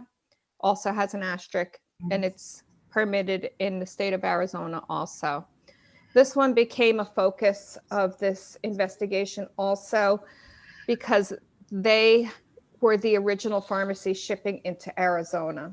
Our complainant informed us that before Lakeside Pharmacy opened, all prescriptions for this company were being shipped from this pharmacy. And once Lakeside opened, he stated that they were all transferred to Lakeside.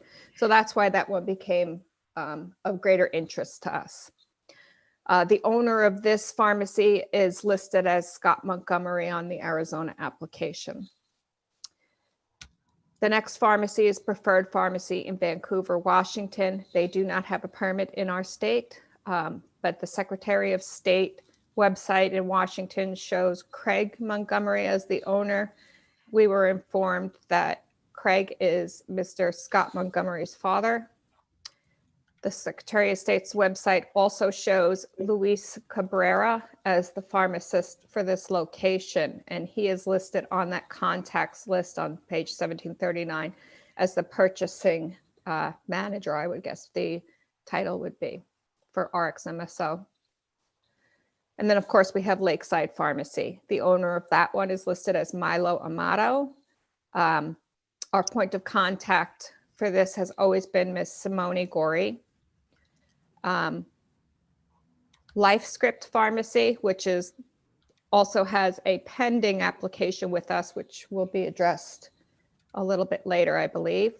The owners of that pharmacy in Fargo, North Dakota are listed as Lance LeClaire and Simone Gori.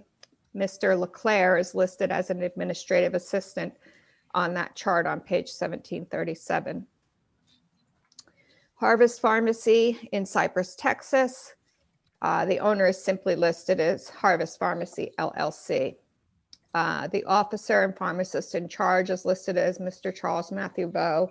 I didn't find his name listed on the chart or the contacts list. Ms. Gori was the pharmacist that signed the most recent remedial inspection report from the Texas Board of Pharmacy, however. Moving on to statements provided by the complainant, he did advise us that there were 2 computer systems in play at the pharmacies. The first being the Pioneer Pharmacy software system, which I think most of us are familiar with. It's used in a lot of independent pharmacies. And he also told us about a customer relationship management system called Zoho. It's an online system. Their website is zoho.com. We decided after this interview with the complainant to go visit the actual pharmacy. So I believe we went there directly from the complainant's location. When we arrived, we spoke with Mr. Wagre, and as he mentioned, he was the pharmacist in charge at that time. He had 1 technician. Her name was Stephanie Hayes. Mr. Wagre agreed to show us both computer systems, and he explained to us the purpose of the Zoho system as he understood it. Some of that explanation that I have listed here, we did obtain in a later interview, which we conducted at the board office on August 22nd, a few days later. He did allow us to take several printouts on that day from the Zoho system. He explained to us that the Zoho system is used for various activities.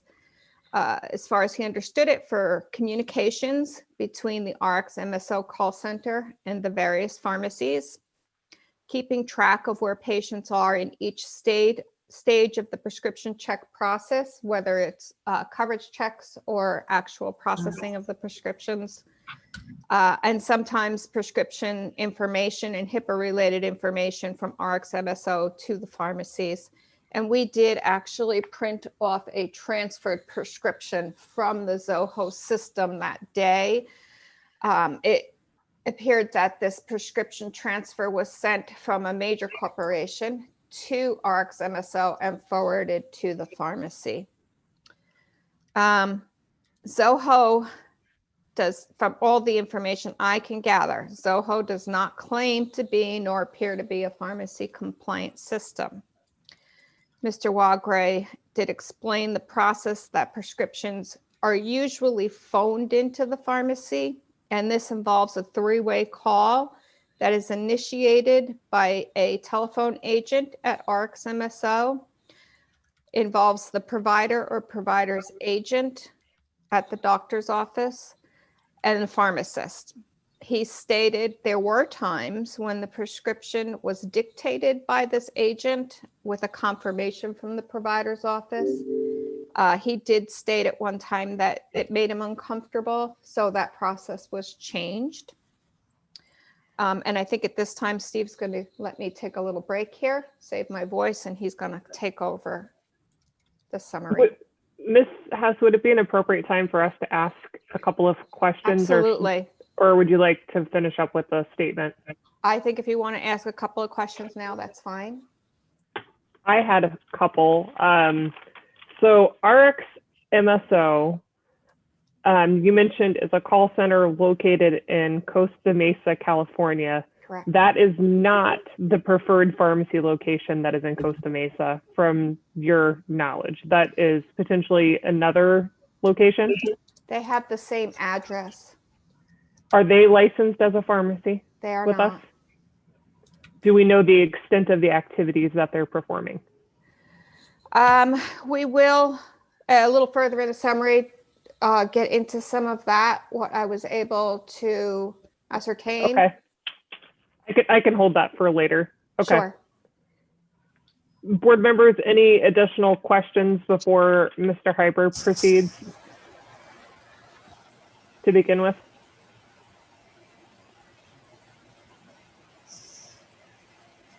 Okay, go ahead, Mr. Hyber. Thank you. Thank you, Carol. I'm going to pick it up here. Starting on October 8th of 2019, Officers Hess and myself, we returned back to the pharmacy, the Lakeside Pharmacy, to perform a full inspection and to interview the new PIC. At that particular point in time, PIC Wagray was no longer PIC of the facility. During the visit, we met with the new pharmacist in charge, Florentina Igboaunogo, and she stated that she was in training and did not know how to completely use the Pioneer computer system. And while we were there, she basically stated that all she could do was verify the final product after filling the prescription. The PIC also stated that her technician had quit, and at that point in time, she was working alone. When we questioned her how the data entry was occurring for the prescriptions she was filling, she stated that she did not know. We also looked at the Zoho system. We watched it run for several minutes live. And during that time, it appeared to us, it became clear that coverage checks and data entry were occurring at some other location. And updates to prescription status could be viewed as they occurred. We later determined through the course of the investigation that many of the individuals performing the work that were employed at the RxMSO, a non-permitted pharmacy location, was performed at that location that wasn't permitted. It was also confirmed by the company compliance officer, Ms. Gorey, that no shared services policies and procedures or contracts existed. During that visit, I report data for a time period that the pharmacy had been open, and additional sales reports were also obtained later through subpoena for Preferred Pharmacy in California. Additional reports for Lakeside Pharmacy were also obtained. The reports were requested to determine if the pharmacy was compliant with shared services regulations, and many of the prescriptions that we received the data on were entered by pharmacy technicians that were employed by RxMSO. There's a legend included on one of the spreadsheets included within the documentation, and it indicates, it includes documentation of the employment of each documented technician. Other documents were provided by the PIC during that inspection, and they include RxMSO training documentation, and that's basically a document that describes how Zoho was used by employees to navigate between different pharmacy departments, and processed throughout the day. The documents also describe the duties of the pharmacy support staff, and that was including the Dr. Chase group, confirmations, triage, customer service, and collections. Each of the departments were provided with a script of what to say during a phone call. And many were instructed to introduce themselves as calling from one of the pharmacies within the RX MSO network, which they were not a pharmacy, but they were, when they called, part of the script basically had them insert a name of the pharmacy they were calling on behalf. The coverage check process was also included in those documents provided by the PIC, and it talked about stating coverage checks occur both internally and externally, and they involved running a dummy prescription to see if a particular product was covered. And it also instructed the personnel that did data entry to choose a random doctor, and because at that point they didn't have the patient's doctor, to run the RXs for various diabetic supplies, and it directed what quantities and directions to run. And then lastly, it described how to reverse those dummy prescriptions. And then lastly, there's another spreadsheet that represents prescriptions that appear to have been verified by Ms. Gowari. And Ms. Gowari was not a licensed pharmacist in Arizona, at least at the time of this investigation and when those scripts were run. When questioned about that, Gowari replied that it was an error and a training exercise, and the prescriptions have since been canceled, reversed, or put on hold. And now I'm going to turn it back to Carol. Thanks, Steve. So at this point, I have a section here entitled Investigators Notes, and we have a lot of material that we've covered, and I wanted to kind of sum it up and just kind of reiterate things. So what it appears that we have at this point are multiple pharmacies that appear to have knowingly, non-compliantly participated in shared services. Many of the pharmacy staff appear to have been aware of outbound calls made to patients and prescribers to obtain durable medical equipment and other prescriptions. The patients were asked personal questions regarding their medical conditions by non-licensed personnel in non-permitted environment. And this information was knowingly entered into a non-PHI or HIPAA compliant pharmacy compliant computer system, being the Zoho system. Prescription only products were adjudicated or billed to insurance plans prior to receiving any prescription, and possibly simply just for the purpose of determining which products would pay the pharmacy the highest profit. And then you can see all the evidence that we have in the packet. We have received multiple responses for this complaint. The first of those responses was received on November 14th of 2019, and that was the request that we sent out to Ms. Gorey, being the compliance officer. She did send in the response on time, and she stated that as compliance officer for the company, that she felt the complaint stemmed from a disgruntled employee. She did refer to a termination date of August 15th, 2019, which was the date that Mr. Wagre discontinued his employment. So we believe that she was referring to Mr. Wagre, but he was not the complainant. She stated that all marketing practices conform to applicable law and the complaint is baseless. So that's pretty much the extent of her response. However, legal counsel was retained after this point, and a second complaint was received on response was received on August 3rd. So this one was much more inclusive, and it was indicated that Lakeside Pharmacy had been sold effective August 1st of 2020. And just to reiterate, we received this 2 days later on August 3rd. It was stated that all pertinent sales documents had been signed and dated July 28th of 2020. We had received a change of ownership application on August 3rd, the same day we received this response. It named Edward Hanford as the new owner with an email address that you can see in the summary. And it also responds to the marketing and services arrangement with RxMSO. Expresses Lakeside Pharmacy and RxMSO as separate entities and independent contractors who have entered into a contract together. In the contract, which they did provide, it states that RxMSO is responsible for generating leads to Lakeside Pharmacy, in which these leads are defined as consumers interested in obtaining pharmacy supplies and services.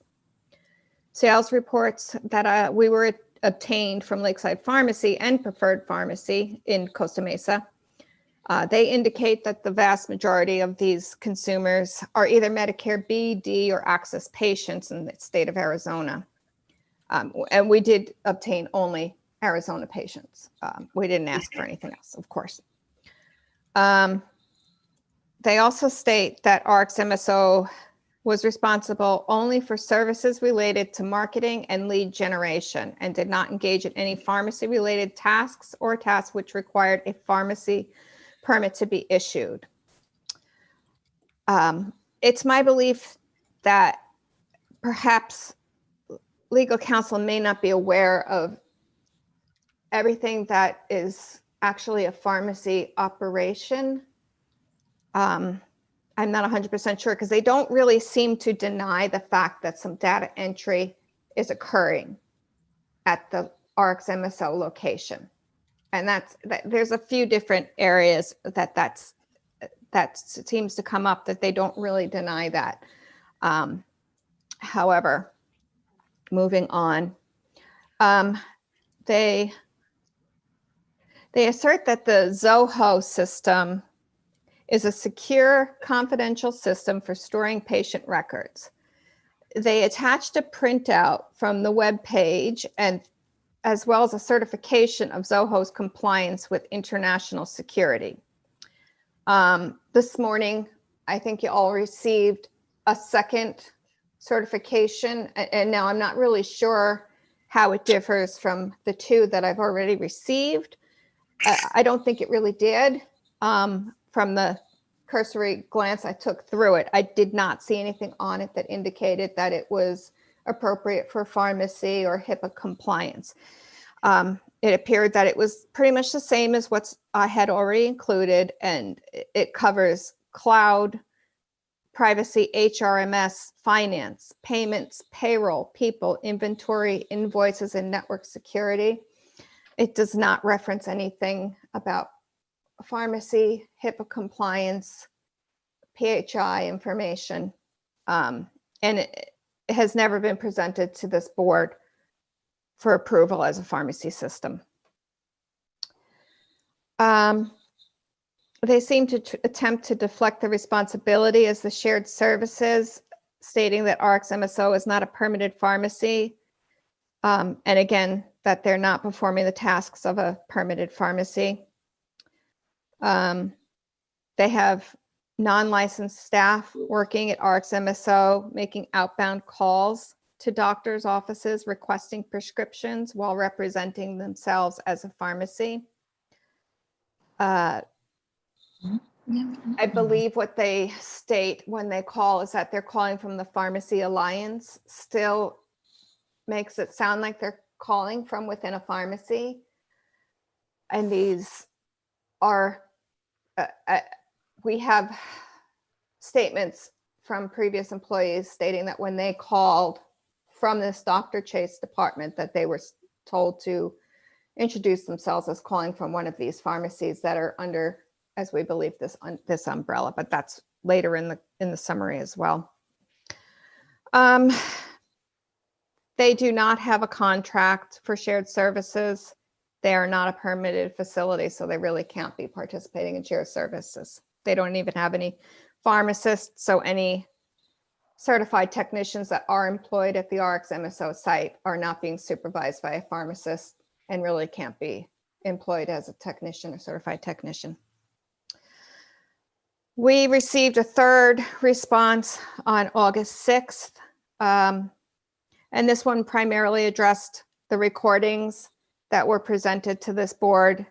I believe it was in September when we originally presented this complaint.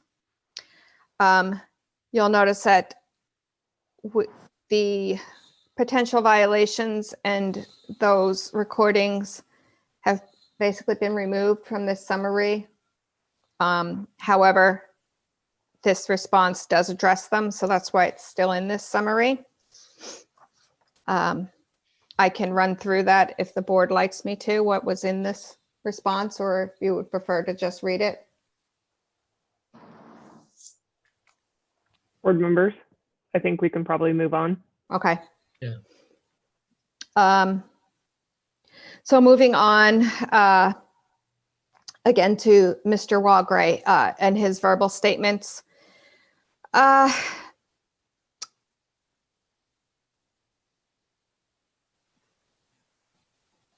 Again, he just, his statements regarding the three-way call between the call center and the doctor's office. And he stated that initially they were recited by RxMSO staff, made him uncomfortable, and he began asking the medical provider to recite the prescription.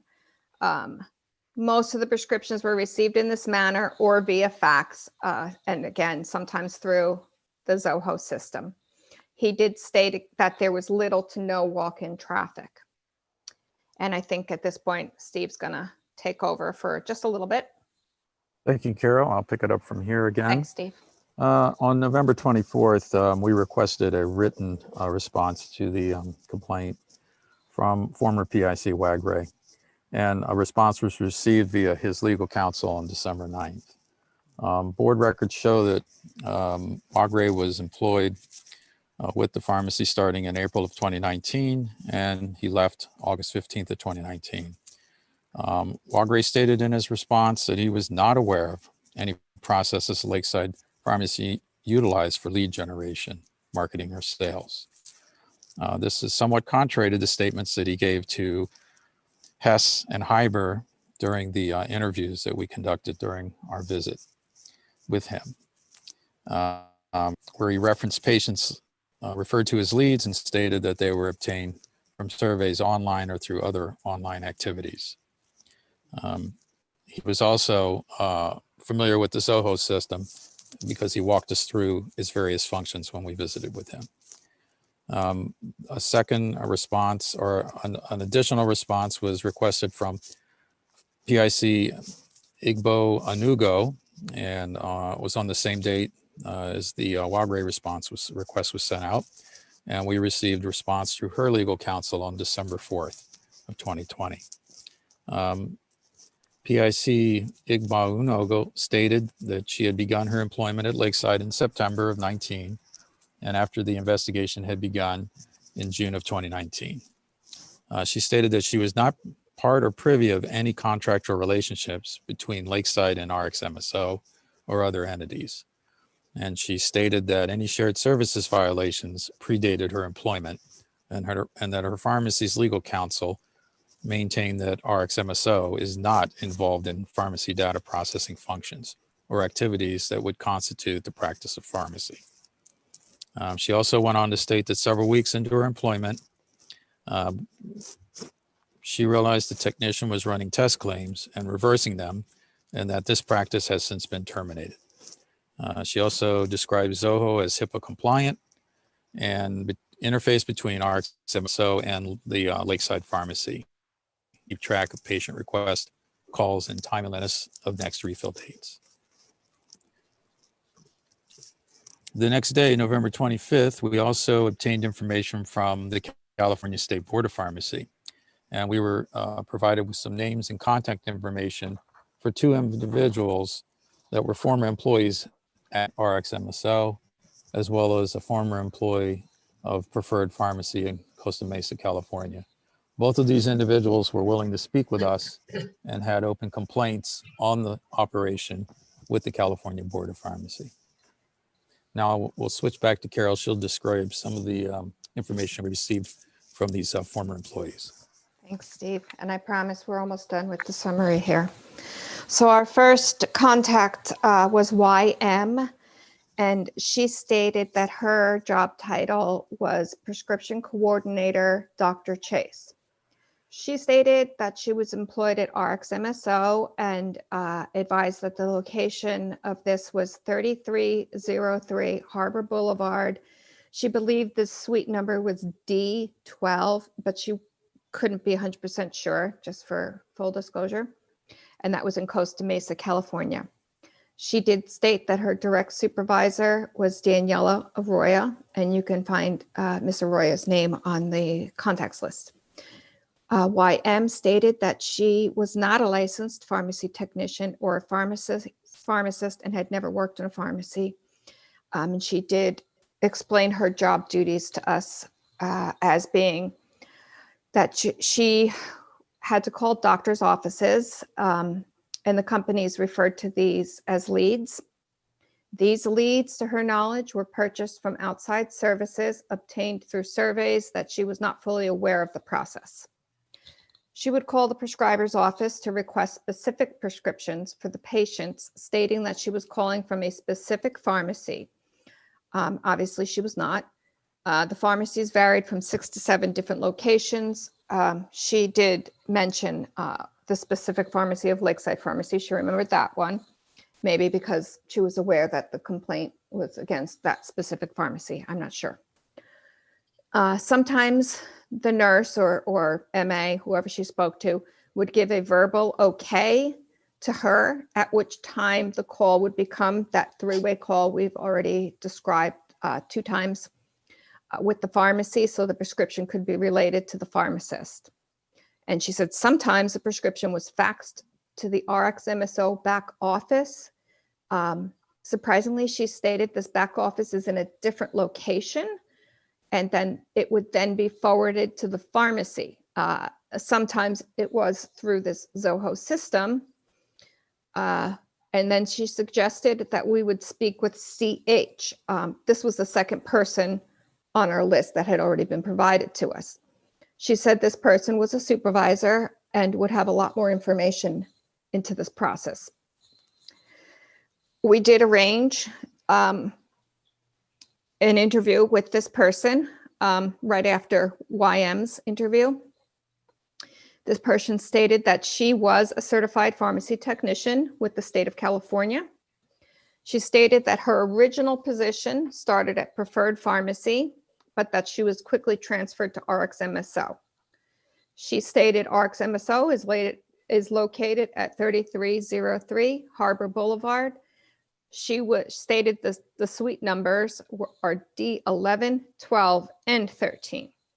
And she stated that her job title there was Pharmacy Support Supervisor and Pharmacy Technician. She told us that Mr. Scott Montgomery not only runs RxMSO within these 3 suites, but he also has a health insurance company within them. And she stated her job duties and the process as follows. She said that there are 2 ways that these leads are obtained. There's an internal process, and it occurs through a group that is referred to as rows. We did print some of the documents we printed from Zoho. There's one located on page 1967 where you can see the word rows is referenced on there. There's a couple other documents as well. And I had thought all along that this was a person, but this kind of clarified that it's not. It's an organization that's getting these leads. She also stated there's an external group, and these are the leads that are paid for, according to her, through an organization that's based in the Philippines. She said this is just referred to as IE. I don't have an example of this one. She said that supervisors are not supposed to tell staff where these leads come from, and stated that supervisors, including herself, do have access to the Pioneer system at the RxMSO, and that all pharmacists, oops, lost my spot, I'm sorry, that all pharmacies have the capability to perform data entry, which is done on a regular basis and mostly to do coverage checks. She stated the back office would review the recordings of these leads to determine which to proceed to Dr. Chase and or coverage checks. Either way, the patient has not given RxMSO or any of the pharmacies permission to contact their doctor because they have not been contacted by any of them. As I understand it, the contact has come from either offshore or from a different organization. She stated that when the investigation began, Lakeside Pharmacy was removed from the process. There's a few documents that I would really like to point out specifically, if I may. Let me pull this up for myself here.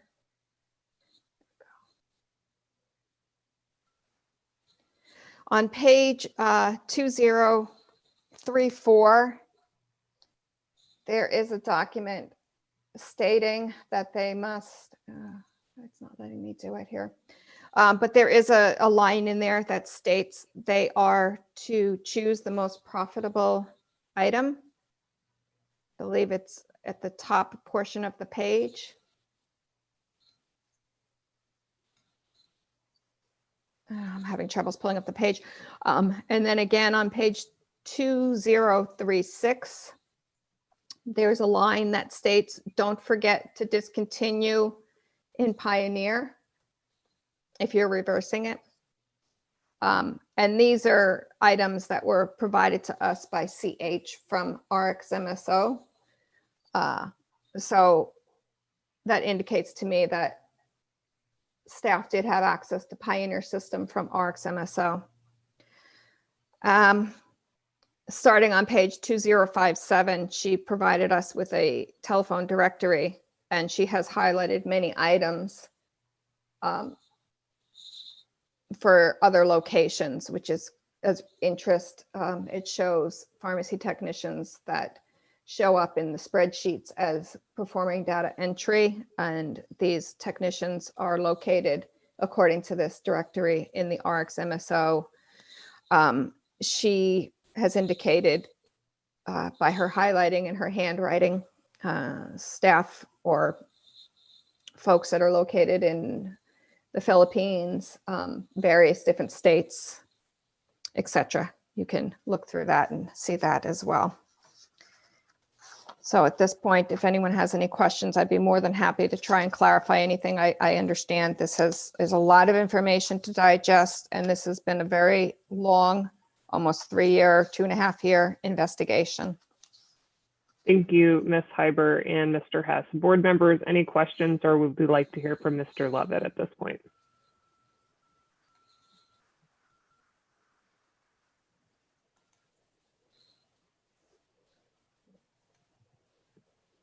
I want to hear from Mr. Levitt. Okay. Mr. Levitt, would you like to make an opening statement, please? Yes, ma'am. So first of all, thank you, board members, for allowing us to appear and to address these allegations. I fear that there's a tremendous amount of misinformation and incorrect information on very critical and even some of these issues are fairly complex. What is a prescription? When does PHI become PHI? As I'm sitting here, my name, Jonathan, and my date of birth, it's not PHI as it exists here in this context. And there's a whole process with lead generation where all these people opt in. Every one of these patients opts in to the process based on these leads. And it's not PHI at that point. It doesn't become PHI until it's PHI under federal and state law. And I think there's a lot, when you have investigators going out and talking to a low-level person, and they're talking about prescriptions, and they're talking about PHI, and they're talking about that we have prescriptions in the system.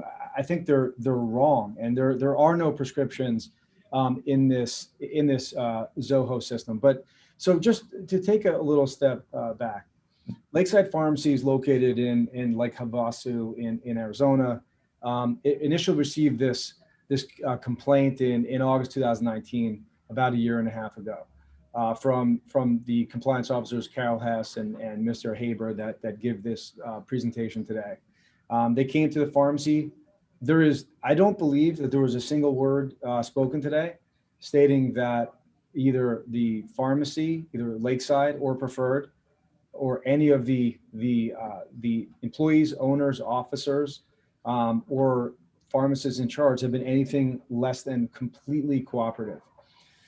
Preferred Pharmacy is located in Costa Mesa, California, as has been indicated, and it had a permit in Arizona, a valid permit that it surrendered in or did not renew in as of October 31st, 2020, when they chose not to renew voluntarily. They do not currently operate in Arizona. While Lakeside learned of this complaint in August 2019, Preferred did not receive notice of the complaint until just August 2020.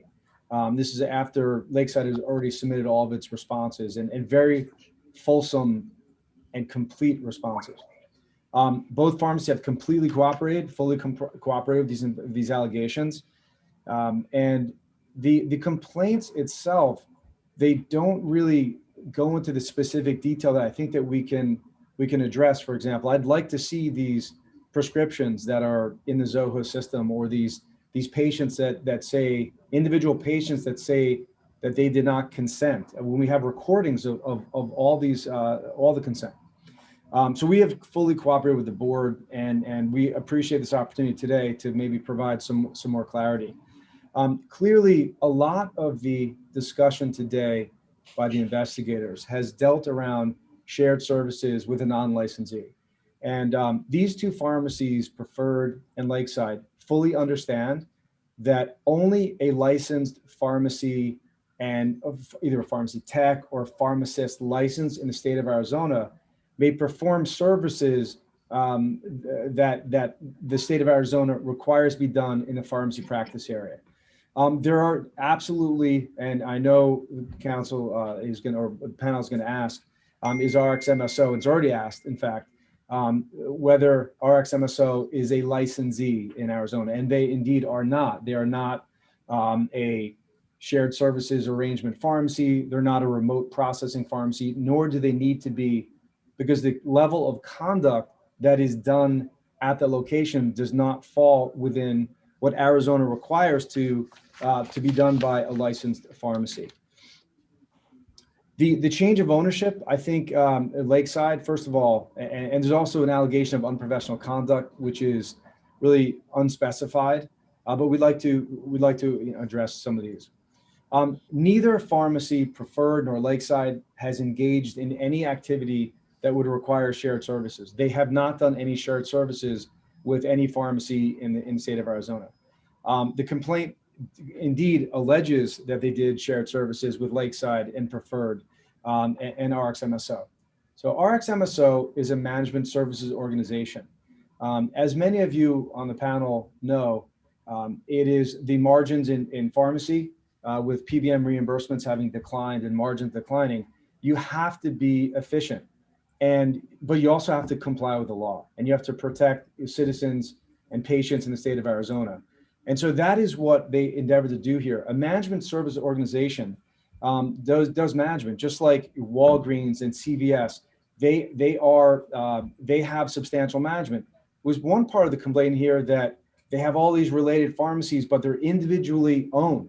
Every single CVS chain pharmacy, every Walgreens is owned under a different entity, maybe different tax ID number, a different NPI, and they roll up to an organization. There's nothing improper with having a person own a pharmacy. No one has said that there's been that there's a straw owner who's not paying taxes and there's some secret thing going on. It's all reported accurately to the board, and individual ownership of each pharmacy. It's just, I'm mentioning it because it's kind of misleading. It's designed, I think, for some reason to make these folks look bad, when it is actually good, proper corporate governance to have separate entities own each pharmacy. Management and even PBM, pharmacy benefit manager contracts, allow a certain amount of management to be done by a non-licensee. In fact, the PBM manuals talk about that. So these pharmacies do utilize RxMSO to perform what I would call some secretarial tasks, some tasks that can be done by low-level people that don't have to, that can be, let's say, in an area that maybe you can get, cheaper labor, or you can have people trained under one roof with some real minimal tasks. Each of those pharmacies uses RxMSO, the Management Service Organization, for these kind of secretarial tasks to follow up on leads. These leads are not yet patients. They are not patients. At the time there's a lead, there is no doctor's order, there is no prescription.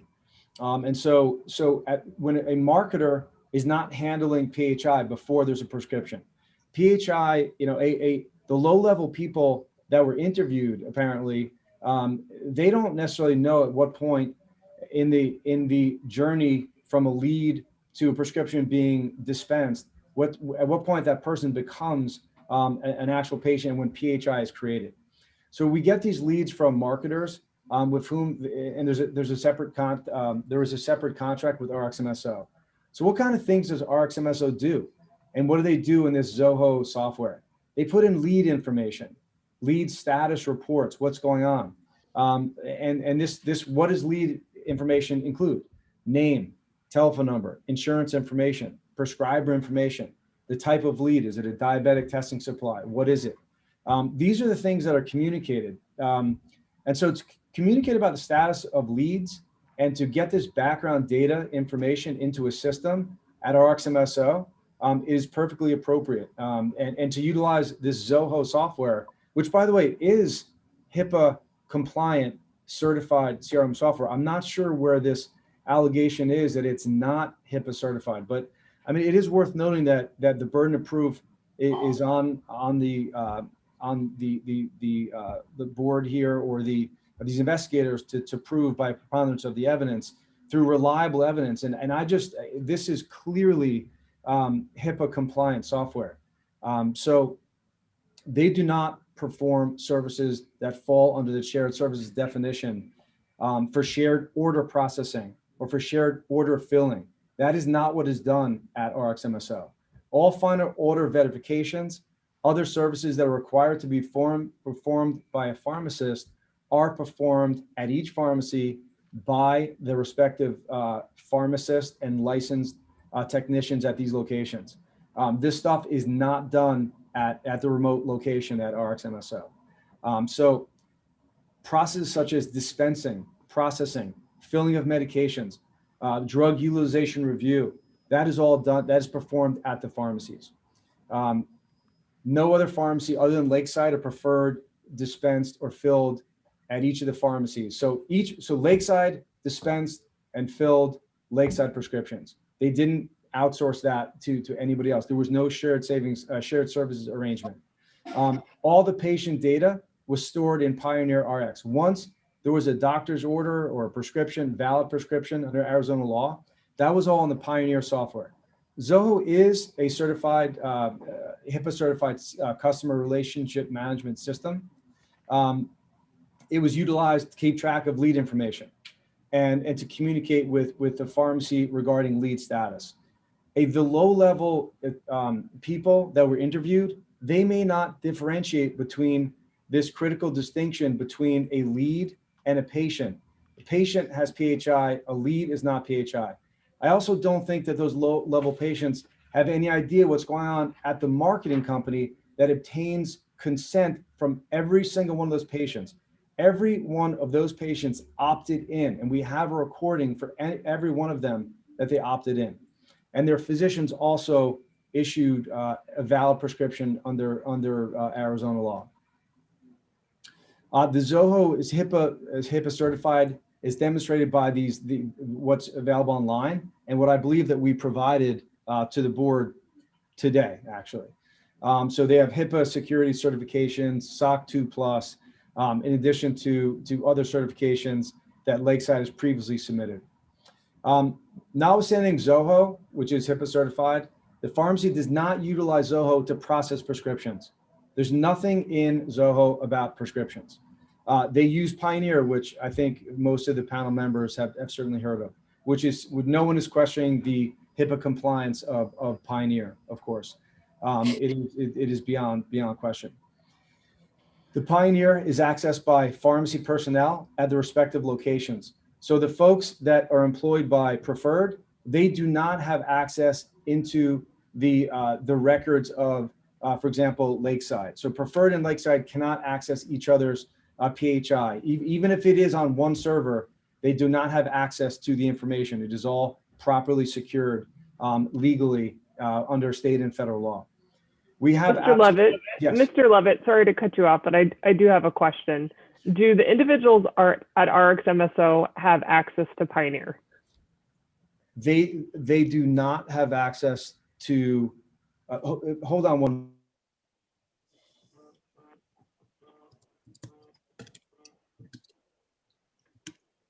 Ms. Gorey, can you answer that question?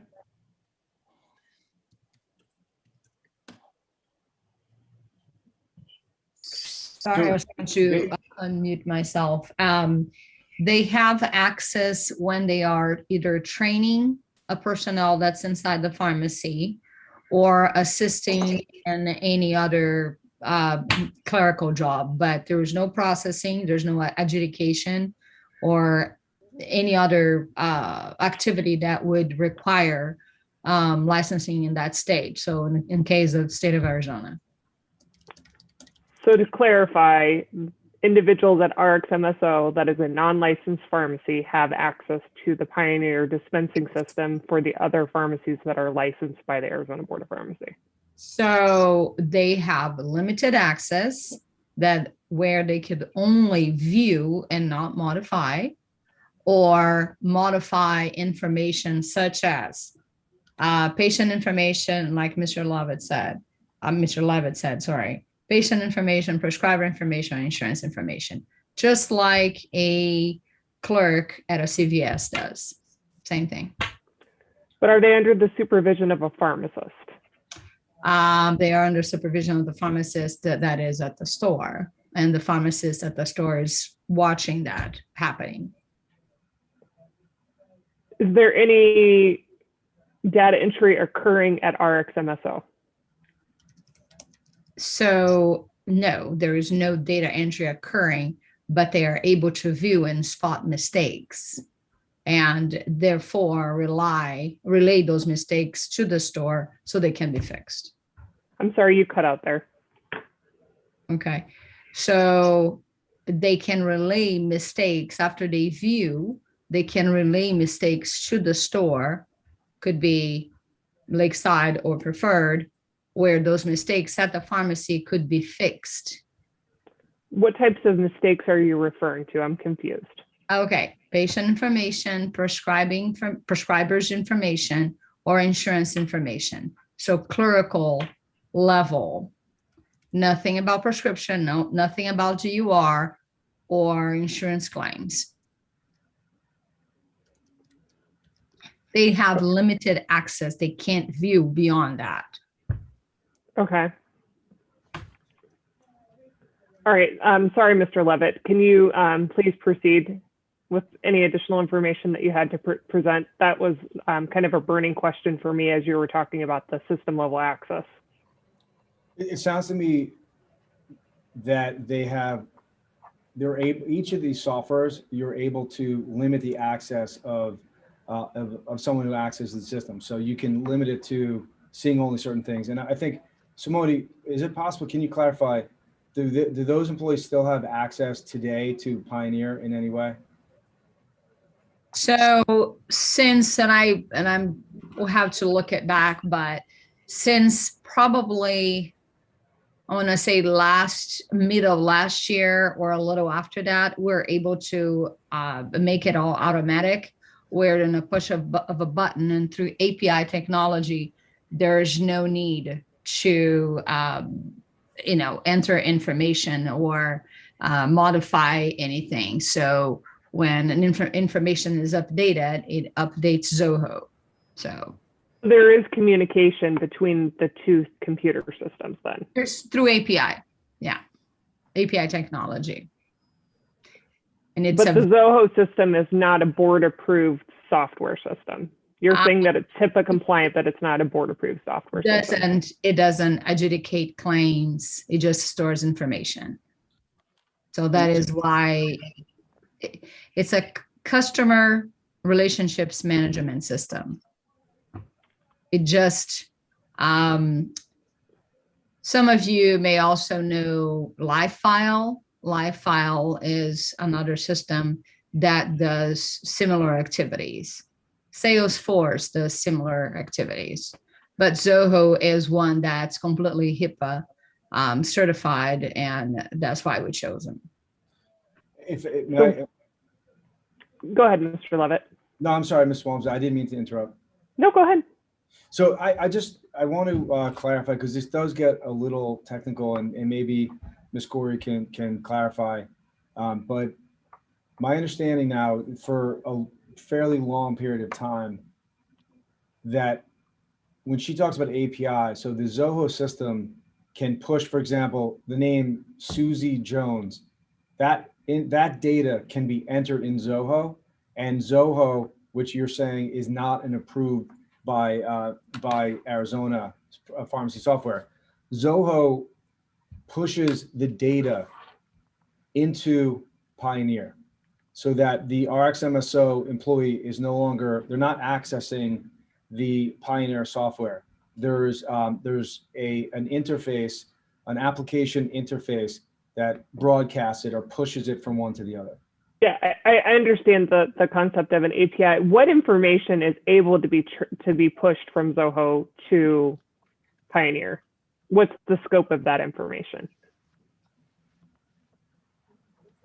Simone, can you address that? Yes, so like we mentioned already, it's patient information, prescriber information, and insurance information. That's it. Where is the data entry occurring for the prescriptions? In Pioneer, but there's information pushed from Zoho electronically.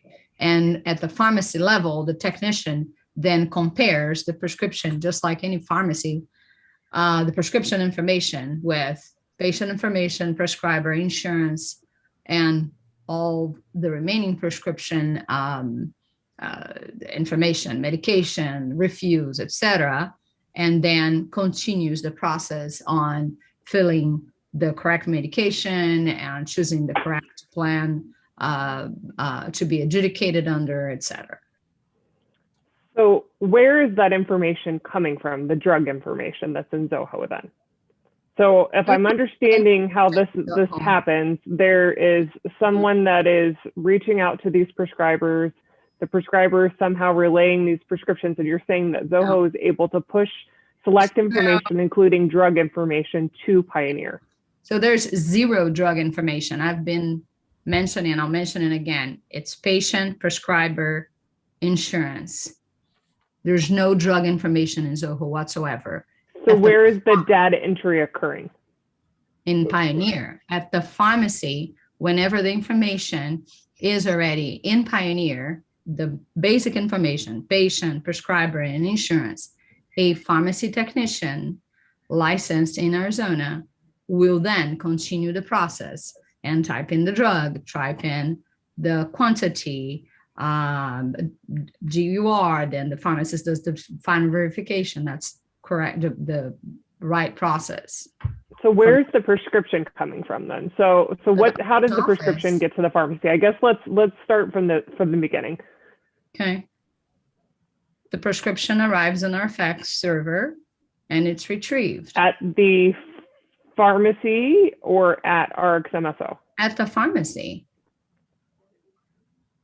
But like Mr. Levitt said, that patient that just now became a patient was a consumer first. And so Zoho has that information. So Zoho shoots that information before the consumer becomes a patient. So where is the fax coming from? Is it coming directly from the prescriber? Oh, absolutely. To our fax server. And then the pharmacy technician downloads it, uploads to Pioneer, and gives continuation to like any other normal pharmacy. Okay. This is Goodman. I have a question, if I may. Yes, please, go ahead. Are all of these prescriptions coming in through fax? Fax, e-script, or phoned in like any other pharmacy. Do you have a breakdown at all, estimates of, because it sounds like we keep focusing on fax when Oh yeah, oftentimes we have a lot of faxes, but we have a lot of e-scripts. And if I would, I don't have an exact number, but if I would have to guess, is the least amount that we have as far as origin type would be a phoned in. But e-scripts and fax would be probably the largest numbers, and fax would be the largest number. But e-script seems like to be growing a lot more and more every day. Okay, thank you. You're welcome. Madam Chair. Yes, Mr. Deng, please. So if I understand correctly, the faxes for the prescription can be faxed to multiple sites, right? Because the compliance officers during the presentation had explained to us that there are multiple pharmacies in the country, in Texas, California. Yeah, so that's kind of misleading. So like Mr. Levitt said, you have each CVS is owned, again, just as an example, so we have a correlation, is owned independently. These pharmacies that use our XMSO as a company for services, for certain services, they each are independently owned, and they just happen to use the same agency for services. So if I send a request to a physician from Lakeside Pharmacy in Arizona, I'm going to receive it in Arizona. I don't have one, there's not a central location that's going to mass fax several physicians, and then magically we're going to receive faxes from them in various locations. That it doesn't happen that way. So does the pharmacy in California process prescription for Arizona residents? Not anymore, because we're not licensed. They're not licensed there anymore. But in the past? In the past, when they were licensed, they would request a prescription from the Arizona physician for the Arizona patient, process, and then send it to the patient's house. Okay. Can you comment on the statement that was provided by compliance officer has that no shared services and policies and procedures for contract existed among your pharmacies? We have a BAA, which is an agreement between a company, which is our XMSO, and each pharmacy. The expression shared services doesn't apply here because the MSO is not a pharmacy. It's a managed services organization. And by the way, I mean, I represent, I feel comfortable talking about Lakeside, and Scott Montgomery is the owner of Preferred, and he would be also, he's here and he's available for questions. Are you currently a licensed pharmacist in Arizona, Ms. Corey? I am not a pharmacist licensed in Arizona. I'm licensed in Texas, Oregon, and North Dakota. Then why would you be the point of contact for the Because Lakeside I was a compliance officer. I never dispensed any medication there. I did training and orientation for floor plans, for flow, but no, I never dispensed any prescription items there. Or counseled or did any pharmacy practices in that manner. That's why I have, Madam Chair. Okay. And I just, if I, Mr. Dang. Board members, additional questions? Okay, go ahead, Mr. Levitt. So for Mr. Dang, so I think I know the scenario that you were asking about, which is where prescriptions would come into a central area and be, that's not a pharmacy, and be distributed to whatever pharmacy that marketing company would want to distribute. That would be improper under Arizona law, and that is not what was happening. Prescriptions were never sent by doctors, either fax, e-prescribe, or doctor order verbal to RxMSO. That's not what happened. So I'd like to just address the Arizona Administrative Code because it defines shared services. So you asked Mr. Dang, do you agree there's no shared service? We acknowledge that there was no shared services arrangement. And that is because our position is it wasn't necessary. And Arizona law and the Administrative Code addresses when a shared service is necessary. And we've talked about a lot of different functions so far. I'd like to address some of those functions so that we can all just, we've heard a lot of information from the investigators. We've heard from Simone, Gori, and you've heard from me a little bit, but I just want to go back to law and then maybe we could sort of realign where we are. So the Administrative Code in Arizona, it says that shared services is defined and it's a shared order filling or shared order processing or both. There was no shared order filling or shared order processing, neither of them. And the Administrative Code defines what is a shared order filling.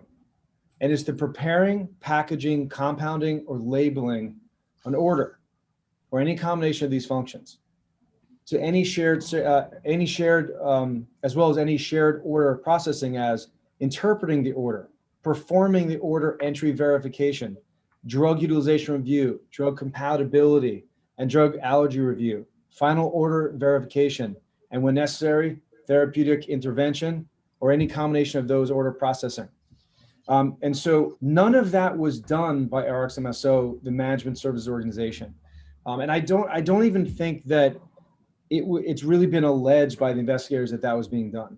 RxMO functions they're very limited, and they're administrative and secretarial. They don't rise to the level of Arizona Administrative Code would require shared services. There are things like following up on a prescription order. Following up on a prescription order does not require a shared services arrangement. Data entry, the date of birth. I mean, what Ms. Gori was clearly talking about that was done at RxMSO, the non-licensee, is functions like the person's name and date of birth. The kinds of things that when you go to CVS, you can put not in the back office pharmacy practice area, in the front area, where they're not allowed to deal with your prescription. You can give them your name and your date of birth. That's not something that needs to be done in the practice area. So the data entry, these are not shared service arrangements, shared service functions. And so I think that's clear from Ms. Gori's testimony. I think that she was, to be clear, there's no longer access at all to Pioneer from RxMSO. Rather, the computer through an API pushes some of this data entry forward from Zoho to Pioneer, which is perfectly acceptable. Thank you, Mr. Levitt. I have a question for Ms. Gori.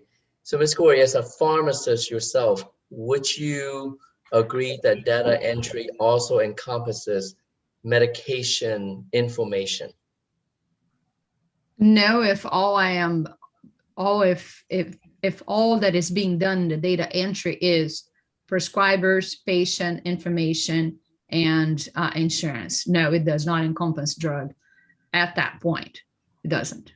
Okay, so then we all, as pharmacists, we all know that. I'm sorry. Sorry to cut you off. Not at this level, right? If you design the flow of your pharmacy that you have a clerk entering this basic information and then a technician taking from there and entering drug, sig, quantity, so on and so forth, then no, it doesn't encompass drug before that point. Who enters allergy information and health conditions? Yep. Pharmacy technicians and pharmacists. At which location? Well, I am answering for Lakeside, and I am extremely sure that a preferred pharmacy in Costa Mesa is the same.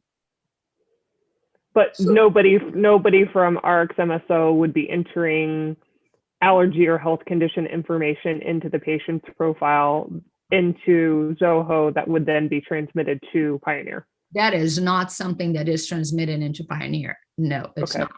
Okay.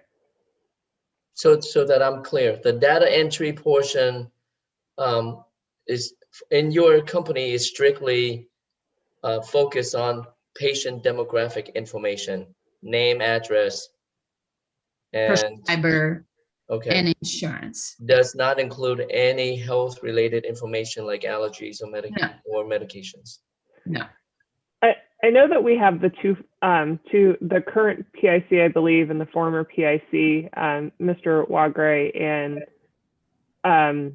Miss Oko Bono. I'm sorry if I'm butchering your name, on the line. Is this consistent with your experience at this pharmacy? So just a quick clarification, Ms. Ubuano is no longer the PIC. She ended her appointment in January 2020. So I just wanted to put that out there before. Okay, thank you. 2021, I'm sorry, January 2021. Thank you, Mr. Dang. Yep. So what Ms. Gorey is saying is accurate. We get the allergies directly from the doctor's office when we get the prescriptions. In the data entry, the data entry and all of the prescription fulfillment pieces, the data entry, the data verification, the DUR, all of those things, the filling, it was all occurring in your pharmacy. Correct. None of that was being performed by RxMSO. No, no prescription entry was being done by RxMSO, not for Lakeside Pharmacy. And the prescriptions that you were receiving were coming directly from the prescribers? Correct. I Okay. directly collect the verbal prescriptions from the doctor's offices, and the e-scripts came in through Pioneer. And then our faxes were through their electronic systems, so directly from the doctor's office. Okay, thank you. Mr. Wagre, would you like to add anything? Yes, for the duration of time that I worked, I've always had a full-time, pretty experienced technician who was always present for the entire duration that I was there. She would be the one entering all the information. Would I be allowed for 30 seconds to digress a little to address something, if allowed? If not, I would. Yes, that's fine. Thank you.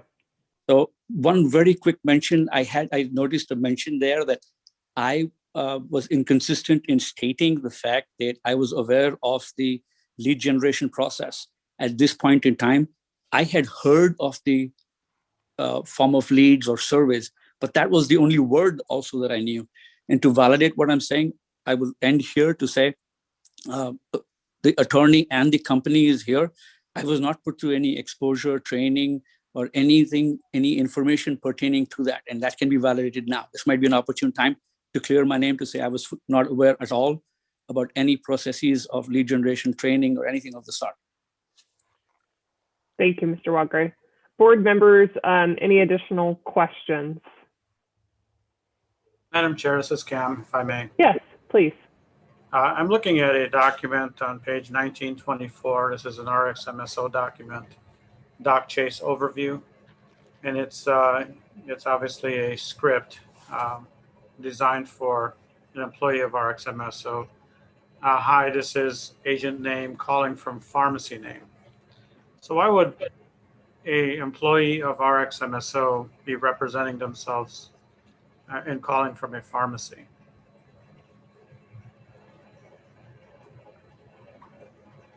And it further says, I'm calling on a mutual patient. So I know earlier Ms. Gorey said they're a consumer, but this of course designates them as a patient. So it almost looks like it's misleading that prescriber by obviously indicating that they're a healthcare professional calling another healthcare professional for a prescription. Thank you, Cam. I also wanted to add on the phone calls, outbound phone calls to patients, they are also representing themselves as calling from a specific pharmacy, and they are asking patients for medical conditions and offering to obtain prescriptions for those specific ailments. And Madam Chair, if I may add, we did not include those recordings in this discussion, but I know Mr. Levitt brought up the fact of that he has recordings. We also have recordings. If the board wishes to rehear them, I think we did present them at a prior meeting about how our XMSO employees are representing themselves on the phone, misrepresenting themselves on the phone. And we have those. If the board wishes, we can redistribute those back out. But it's an interesting document. I had questions around it.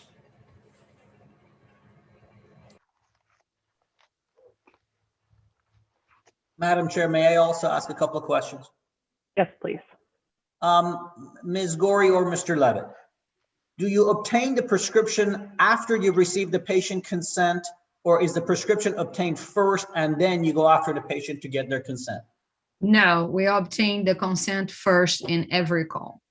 So you call the patient, you say, hey, I want to call your doctor and get the consent. Then you, get the prescription. Then you contact their prescriber and get the prescription from the prescriber sent to you. That kind of goes against what I read. I can't locate the exact page, but in your doc chase, you refer to them, like Dr. Gandy said, that we have a mutual patient. And let me just go back to page 1932, the script for the patient.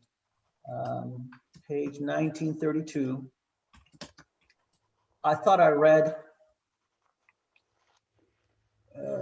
we have received the prescription from your doctor, and to confirm I'm speaking to the right person, could you verify the date of birth, please? So the documents seem to indicate that you get the prescriptions from the doctor first, then you go after the patient to get the consent.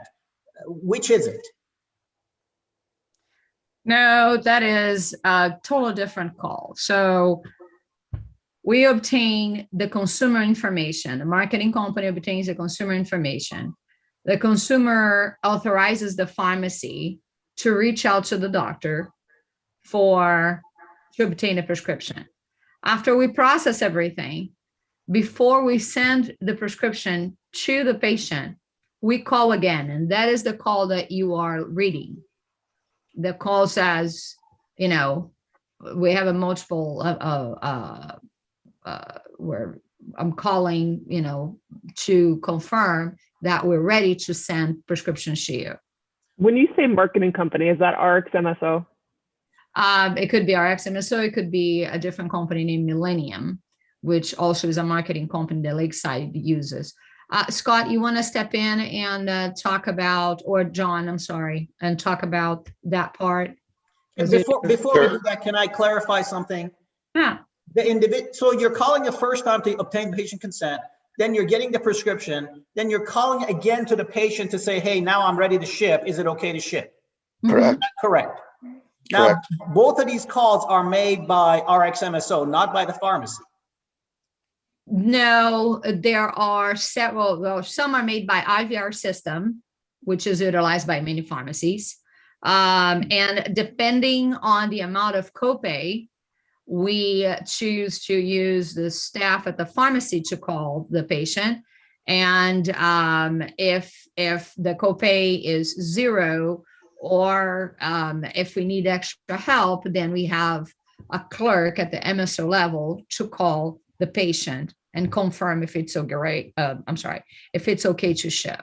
But it looks like Mr. Levitt and Scott would like to speak. Can I keep? Yeah, if I may, I think there needs to be a little clarity here on. There's some confusion, I believe, in reading different scripts that are used for different duties that would be performed, either by the MSO or potentially by a pharmacy staff member. The MSO basically with my pharmacy, which is preferred in Costa Mesa, and the others that the MSO services, the staff inside of the pharmacy may perform these duties, or they may also be contracted to the MSO because the pharmacy is too busy and doesn't have enough staff. So it's, contracting out labor services by the hour to make confirmation calls or to call the physician's offices and follow up on a faxed prescription that has been faxed from the pharmacy's fax server, just to make sure that the physician's office has received it. And so I think there's confusion here where you're looking at the confirmations call script, where that one is where we would be calling a patient saying, we received a script from your doctor and we have it ready. We want to just verify that your address and everything is correct for delivery, and going through that. So that's a separate script in and of itself. As far as the confusion about, do you go and get prescriptions from the doctor and then call the patients? That's absolutely incorrect. It's all of the patients would be giving consent to contact their doctor and insurance and have requested a prescription for whatever item it is. That is an opt-in recording that is produced. And then from there, the faxes from the pharmacy go out to request the prescriptions. And then as they come in, obviously then a call goes out to the patient again, either via, as Simone said, IVR or, a live call to confirm that the patient is, still at the same address and that they're going to be there for delivery, or if they want to come into the pharmacy and pick it up or so forth. Just the same as, a CVS would send out a text message or a recorded call saying, this is CVS Pharmacy. Your prescription is now ready for pickup. Please come between blah, blah, blah, blah, blah, and it'll be available for the next 10 days. Thank you. And that's all that call is. So I just wanted to make sure that it's clear. We're talking about, I want, it's important that these different scripts or job functions aren't intermixed and commingled or confused, because they're completely separate from each other.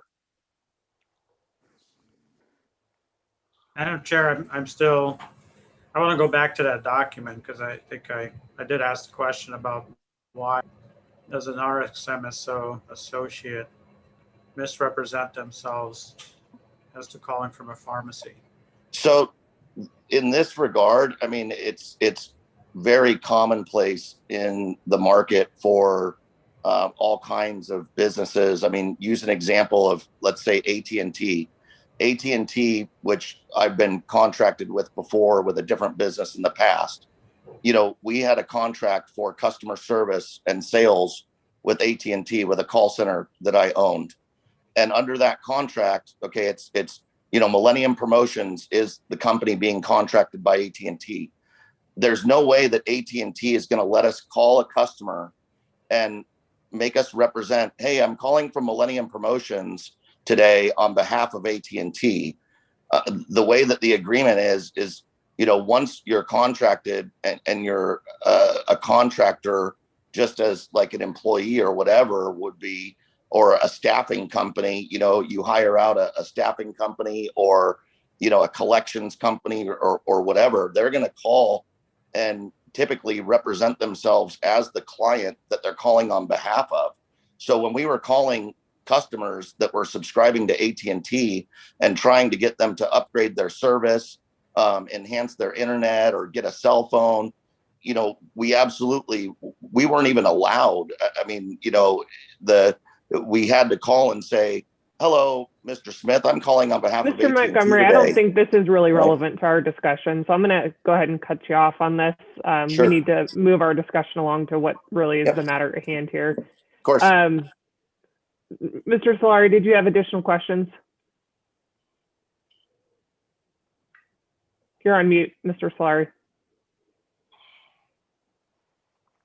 I'm not sure where to go with this. They seem to have identified an operation model that borders right where things are legal and illegal. The way they word things, the way they operate seems to be just on the border of right and wrong. I'm not sure. I listened to some of the phone calls that were made earlier when they were provided last board meeting.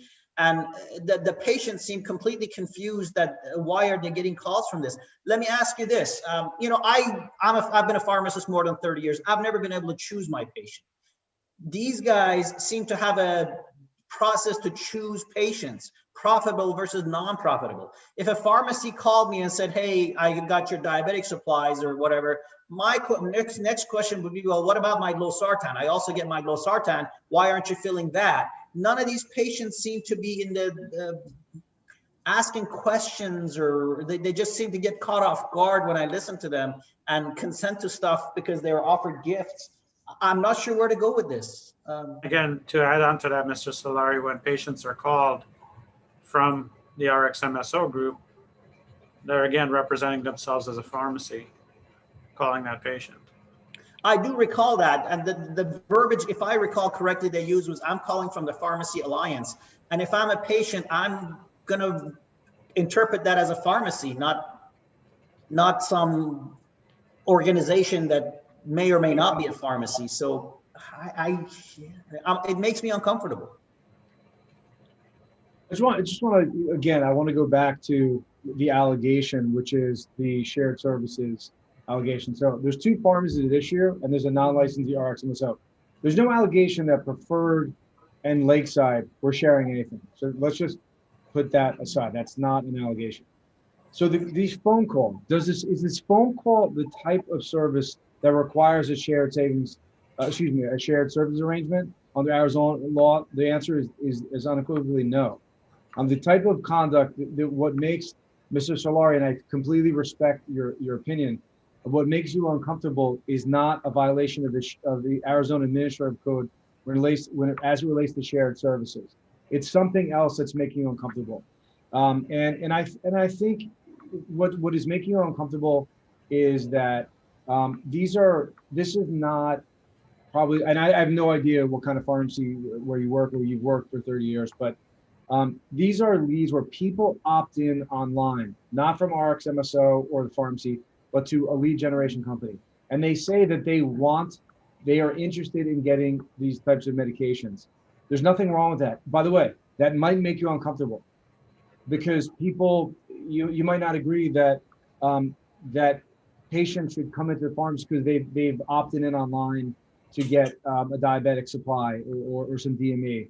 You might not agree with it, but that doesn't violate the law. And the shared service statute is not violated here. And there's been a lot of talk about details. What is done is the calls, is the data entry. None of that is specified under the Administrative Code to say, if you're going to do these things, the date of birth, the type of insurance, the name of the patient, the category of drug that they want, that needs to be done in the pharmacy practice area, or if it's outsourced to another licensee, it has to be part of a shared services. Shared services really implies that there's two, there's an ordering pharmacy, a filling pharmacy. It's kind of, it's a little, I don't know whether there's some confusion by investigators, but the thing that makes, in closing, Mr. Slaughter, the thing that makes you uncomfortable is it's your own, I respect it, it's your moral compass. You say, I want people to come to my pharmacy because I give great service for a million other reasons. And not because there's an older person that's opting online. But it's not a violation. No one's buying Medicare leads. It's not what's happening. People opt in, and it's not maybe uncomfortable, but it is not misleading, and it's not a violation of the statutes that are identified in this complaint. Madam Chair, if I may ask Mr. Levitt a question. Yes. A couple of questions, if I may. Again, going back to that document, Mr. Levitt, it says we sent your office a fax. So who's actually sending the fax to the doctor's office?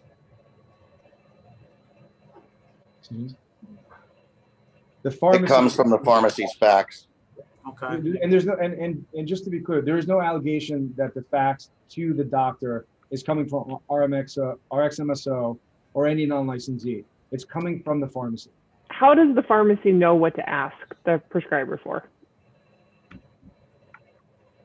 I'm a pharmacist and I'm in Lake Havasu, Arizona, and RxMSO these marketing companies are contacting patients saying, do you want diabetic supplies? how do I know as the pharmacist sitting in Lake Havasu what to ask the doctor for and what doctor to ask? When a lead is generated, it's generated for the type of product that the patient would be interested in. So if they respond to and want diabetic testing supplies, that is categorized as the type of lead that has come in that's been generated through the opt-in. And where is that captured? In Zoho? At the marketing level. So at the marketing level, it would be a, let's say, for example, we have, Better Healthcare, which is a membership site for diabetics, right? That gets utilized, and people subscribe to a membership on this forum, which gets them access to, multiple things. They have forums where they can talk to each other. They can, get healthy advice and, recipes and so on. And as part of being a member, Better Healthcare also has relationships with various pharmacies and or durable medical equipment companies, other product providers, just like a Costco would, where you go into Costco and say, wow, I want to get flooring. Well, I can go through a Costco member deal and go to a Costco relationship and get a discount to get flooring for my house. So Better Healthcare would say, you're a diabetic. Would you be interested in getting diabetic testing supplies delivered to your home? We have, relationship with pharmacies that will give you free home delivery. They give you outstanding customer service for being a member with us. Would you like for us to refer you over to them? The patient says, yes, I would. That sounds great. Then they capture the information and they would send it over as a lead saying this consumer is interested in diabetic testing supplies. And where is that information? Where is that information captured? At the marketing level on a web form. So where does it go into our system? It would first come in Zoho with the lead type and the basic consumer info, which is, here's what product they expressed interest in. And then their basic information of name, address, phone number, prescriber info and whatever basic, their date of birth and so forth.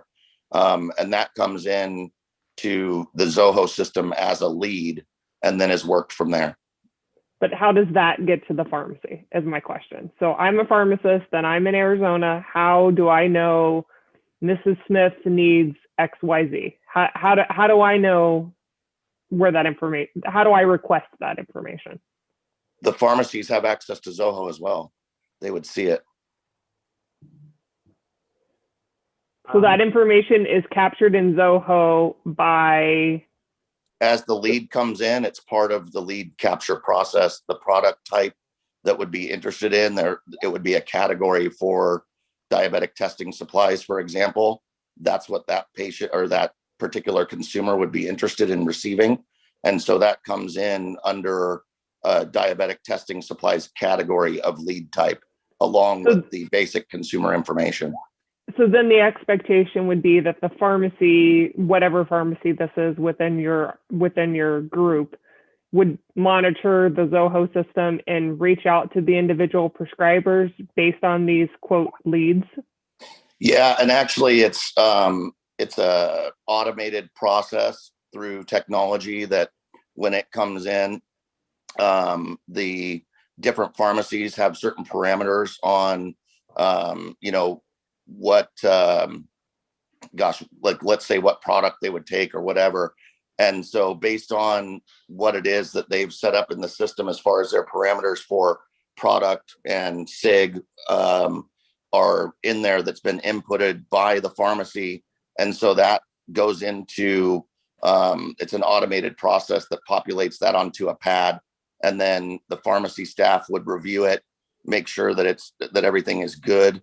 And then they would go ahead and say the okay for it to be faxed to the physician's office. But hold on, you said earlier that the Zoho system didn't have any drug or direction information, that information was not being entered by anybody that wasn't a pharmacy team member. So that doesn't seem to jive with what was said earlier. Right, so it's not stored there. That's correct. Basically, the way that and actually, you know what? I'm sorry. it goes up to the pharmacy tech. They look at it. They would review the pad, populate the products on the pad, and then it would be faxed out on their server. So I don't think, and I'd have to ask the tech on that, but I'm pretty certain that that's the process at this point. Sure. I apologize, but the techs and or pharmacist would review the product type and SIG that's going out on the pad before it goes out. Yes, Dr. Gandhi. Where is a technician? I don't know that where would the technician be located? Inside the pharmacy. But then again, how is the technician getting that information from RxMSO to transcribe that information? They would have access to Zoho. But before you said that there was no drug, you said there was no drug information in Zoho, is what Ms. Corey said earlier. There was no drug information. It was patient and doctor information, insurance information that was pushed to the pharmacy. There is a web form that the patient online fills out, and that web form mentions, I'm interested in receiving or knowing more information about a pharmacy that can help me get or purchase, diabetic supplies. And that goes to Zoho. And that's how the technician, having access to that, will know how to send a fax to the physician. Correct. Is that information transcribed by anybody, or is that information just stored directly from the patient in the Zoho system? It's stored directly from the patient in Zoho, and the technician has access to that. And that's how the fax gets generated from the pharmacy to the physician's office. The technician is generating it based on the information that is directly entered by the patient on a web form. Yes, and it's or by the marketer on the web form that's talking to the patient on the phone, correct? So the marketer is also entering drug information? No drug information. It would just be like product type or ailment type. If it's diabetic testing supplies, for example, because that's what the patient expressed or the consumer expressed interest in, they would then, that gets transmitted with the web form into Zoho, and then the tech would pick it up and see that it's for diabetic testing supplies, and that would lead them to know what to populate onto the prescription pad and then get it sent out. Ms. Walmsley, may I interject just some big picture comments? Thank you. So I wanted to draw a distinction. There's a lot of detail. There's a little confusion over some details, but I want to take a step back and talk about some of the bigger picture issues. Every one of these prescriptions, and I know the term doctor chasing, Mr. Solari, for example, it might make him uncomfortable, and no one wants. It sounds bad.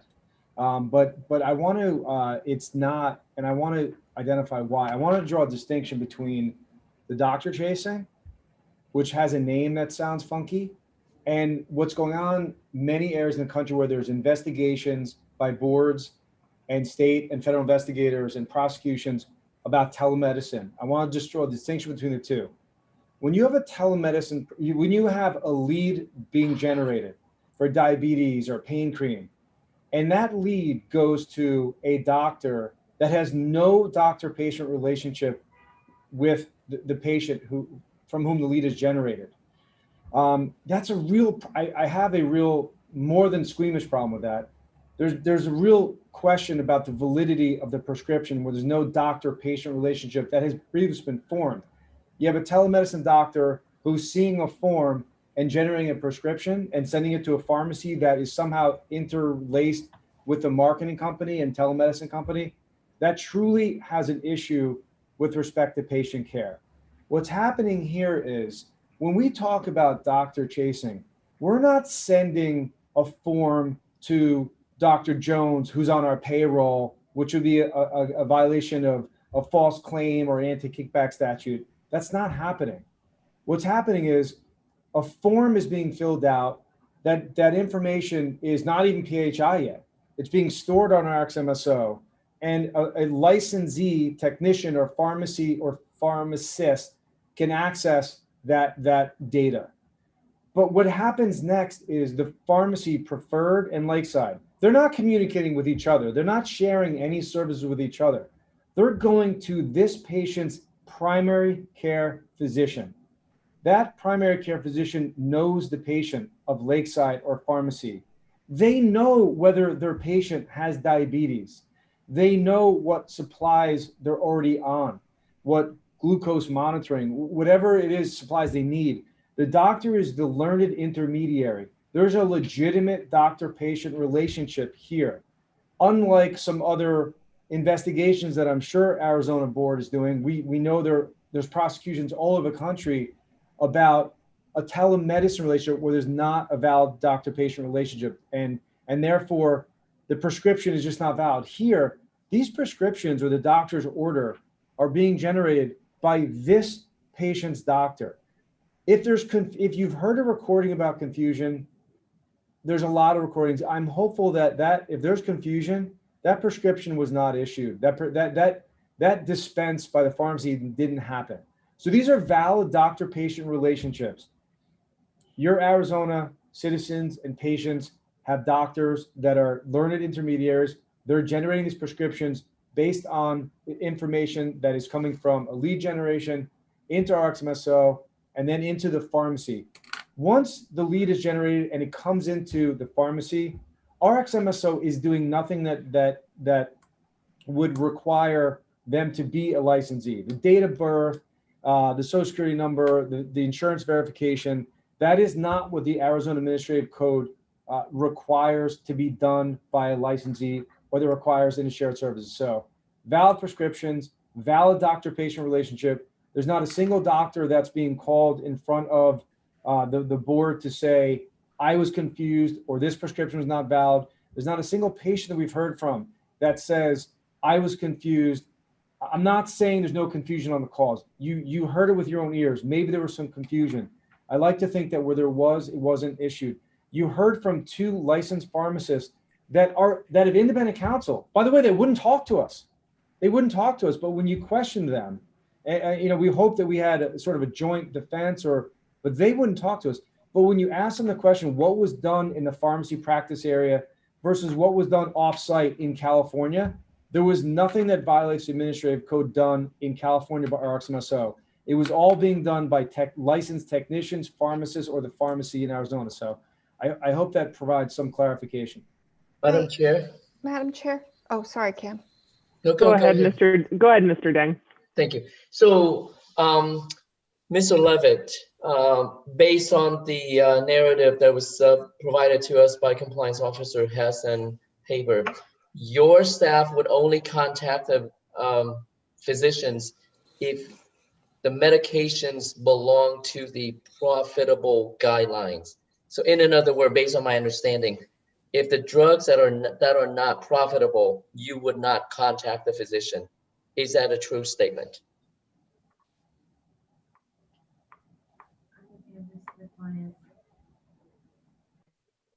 Mr. Levitt? You're on mute, Mr. Levitt. Yeah, no, I can. First of all, the allegation of the complaint, there's no statute that says that you have to fill an unprofitable prescription. There's no allegation of patient harm. I wanted to get my prescription, but I didn't get it because it was unprofitable. And I know this is the kind of thing that one of the board members said can make me squeamish, but Scott, can you address the topic?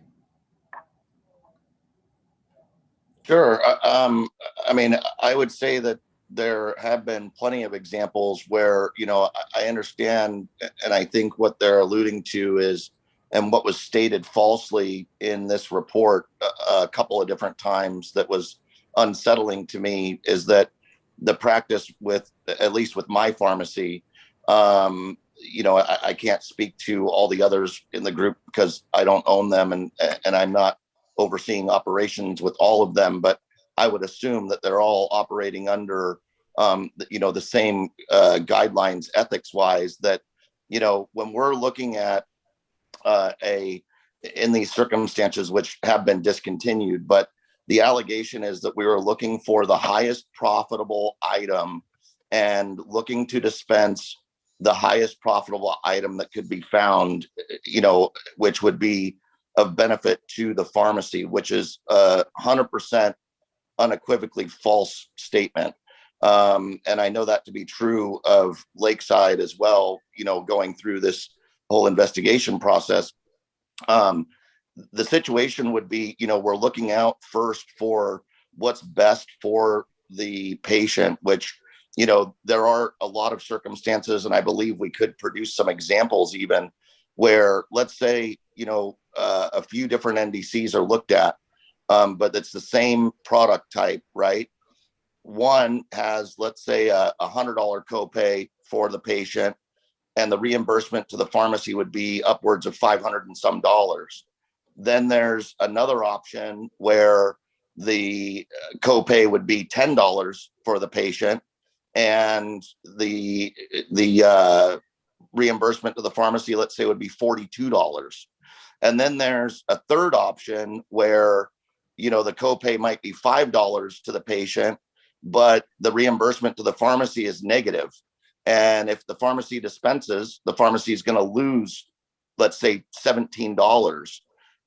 Typically, actually exactly what's going to happen in that scenario is the pharmacy is going to fill the $10 option with the $42 margin instead of looking at the $100 copay with a $500 profit, because that would be in the best interest of the pharmacy.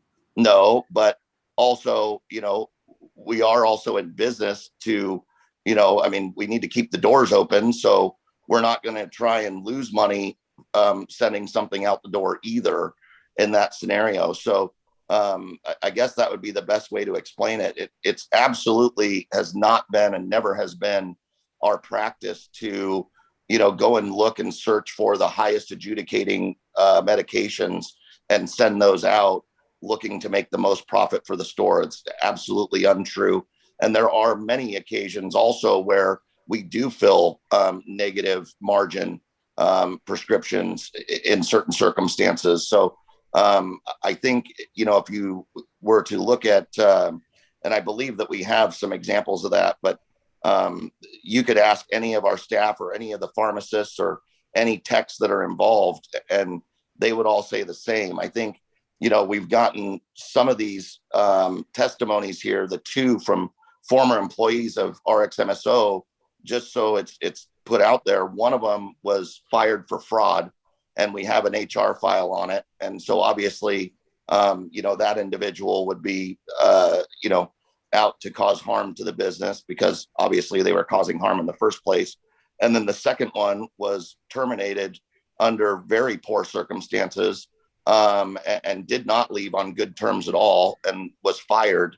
And so that there's another one there that, Mr. Montgomery, I'm going to go ahead. I'm going to go ahead and stop you here. I don't feel like this is really germane to the question that you were asked. Sure. Yep. Mr. Deng, did you have any other questions? No, I don't. Okay. May I ask a couple of questions? Yes, Mr. Solari, Mr. Levitt, please hold tight. Mr. Montgomery or Ms. Gorey, whichever one, whoever wants it. Mr. Levitt, I think, is right, and he's captured my sentiments correctly that what you're doing, or at least with these prescriptions, is not necessarily illegal, even though it makes me squeamish. Let me ask you this, and again, you're not doing anything illegal, but if you called me and you said, I want to do your eczema prescription, I said, okay. But then as a patient, I ask you, do you mind also filling my Lasix and my potassium? Would you say yes, or would you say no? We would absolutely take it. We would absolutely say yes. Absolutely. And we have certain circumstances. We have examples of that where many patients have wanted to transfer the rest of their prescriptions to my pharmacy, and we absolutely take them. There's without a doubt, without question. And this is even more, I'm sorry if I could. Go ahead, please finish. Yeah, no, this is even more the case in Lakeside, at Lakeside, because Lake Havasu is a very small town. So of course it's easier to get everything at one place. So. Second question is, are you really an open door pharmacy, or are you a mail order pharmacy? What percentage of your business is mail order? What percentage is walk-in, or those kind of things? So Go as ahead. far as, are you asking for Lakeside or for Preferred, or Would both? you differentiate between both, but give me the answer for both?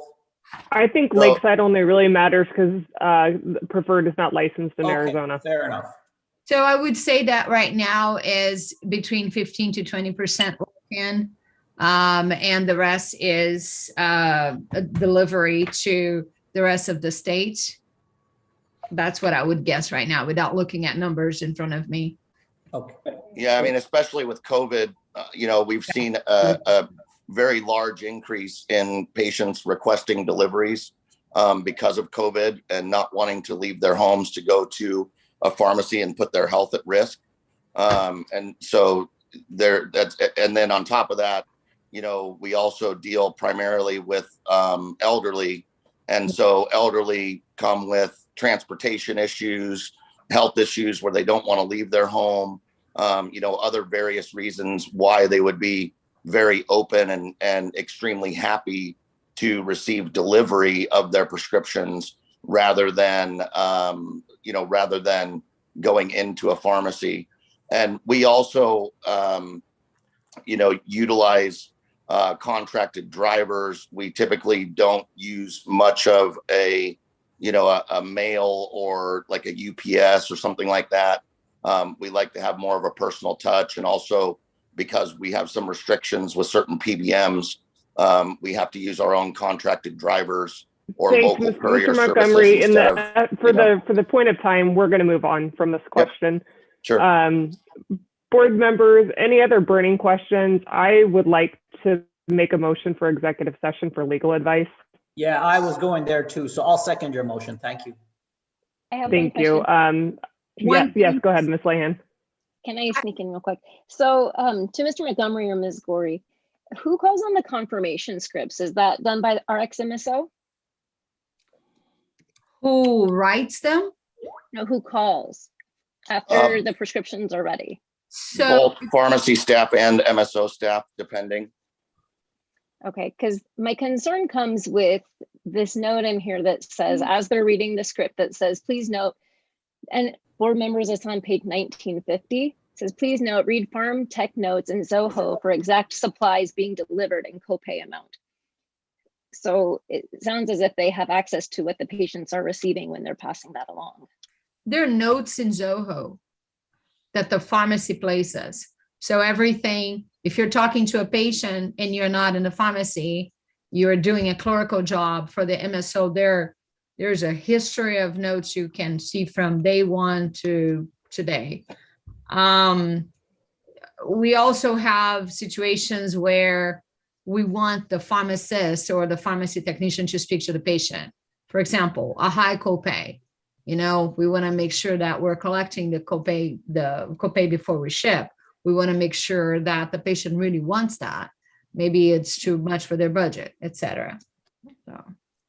Yeah, I think this is all protected under the business associate agreement that the MSO would have with its clients, which is designed to protect the patient's PHI, and also all of MSO staff has also passed HIPAA certification and FWA classes and so forth as well. Madam Chair, it's Chris. Yes, Mr. Dang. If I may, I know you have a motion on the second on the floor with respect to executive session, but Ms. Nugo would like to make a clarification point to an item that was brought up so that it isn't kind of lost between now and your executive session, the time after. Thank you. Just really quick, Madam Chair, just to clarify a couple of things. The first one where Mr. Levitt said that we were all aware of the marketing process, that is incorrect. We are not. The pharmacy staff takes over from the prescription. I just get prescriptions and I fill them for those patients. That's it. That's what we do, me and my techs. Everything that goes on from marketing up to the point of that being put into Zoho and doc chase fax in the doctor's office, I don't understand that process. I am not aware of it. I don't have visibility to that. And then the second thing is the talk about the calls and the confirmations that are being made to patient. From March 2020, we were cut off between March and April from RxMSO. So we ended up doing a lot of our own calls and confirmations up until the time that I left in January 5th of 2021. So all of that we did by ourselves. So when you what level of information did you receive through Zoho relating to the prescription to make those calls to the prescriber? The calls that were made to the prescriber, like I said, is usually done through DocChase, and then I'm connected to it, but I get those verbal prescriptions directly from either a medical assistant, a nurse, or a doctor. I don't know anything up until when I receive the call. So the MSO is placing the call, they connect you with the prescriber, and you receive a verbal prescription directly from the prescriber or prescriber's agent. Yes. Okay. Before executive session, may I ask a couple of questions that just occurred to me? Okay. Ms. Gorey or Mr. Montgomery, who is running the test claims? When you put the test claims in, are those technicians, pharmacists? Who's running the test claims? That practice has been discontinued, but it would have been the tech inside the pharmacy that would have been doing those. Why was it discontinued? It was discontinued just because we were under scrutiny for it, even though it's been explained to us because of the nature and reasoning for us, at least in my store or whatever, but under advice was, even though because our intent wasn't to do it for fraudulent purposes and we were really looking out for the customer's best interest, we just decided, because it is a practice that's used by people that are using it to commit fraud. For example, data mining and looking at, I haven't even contacted this patient for various ailments, but I'm going to go run their profile for, let's say, 5, 6, 7 different items, figure out which ones pay the highest. And then I'm going to go market or call those individuals and ask them if they have those ailments, because now I know ahead of time that I'm dealing with a high reimbursement situation, which is absolutely 1000% not what we've ever done. It hasn't been any practice of any pharmacy that I'm aware of that the MSO has provided services for, and absolutely not for my pharmacy under any circumstance. But because it is used for that purpose by fraudulent pharmacies out there in the market and has been scrutinized, and now it's been under scrutinization here, we just decided that it wasn't really worth continuing that practice, because we can get along without it. Can I ask the next question? Sure. Running the test claims before you get the script, are you running, when this practice was occurring, were you running the test claims before you actually had the patient script? I don't believe so. I think in certain circumstances, if a patient asked and said, hey, I want to know what my copay is going to be before you go to my doctor's probably going to want me to go see them. And I want to know what my out-of-pocket's going to be, or I want to know if I have coverage for this product before I waste the time to go to my doctor and travel and pay the copay and do that, all to have the doctor write a prescription for me that's not covered by my plan. Can you look at it and tell me and if I have benefits or not, or what my copay is going to be or not? In those circumstances, of course, it would have been ran before the prescription was obtained. In others, it would be different. May I, Ms. Walmsley, may I just interject a few brief points?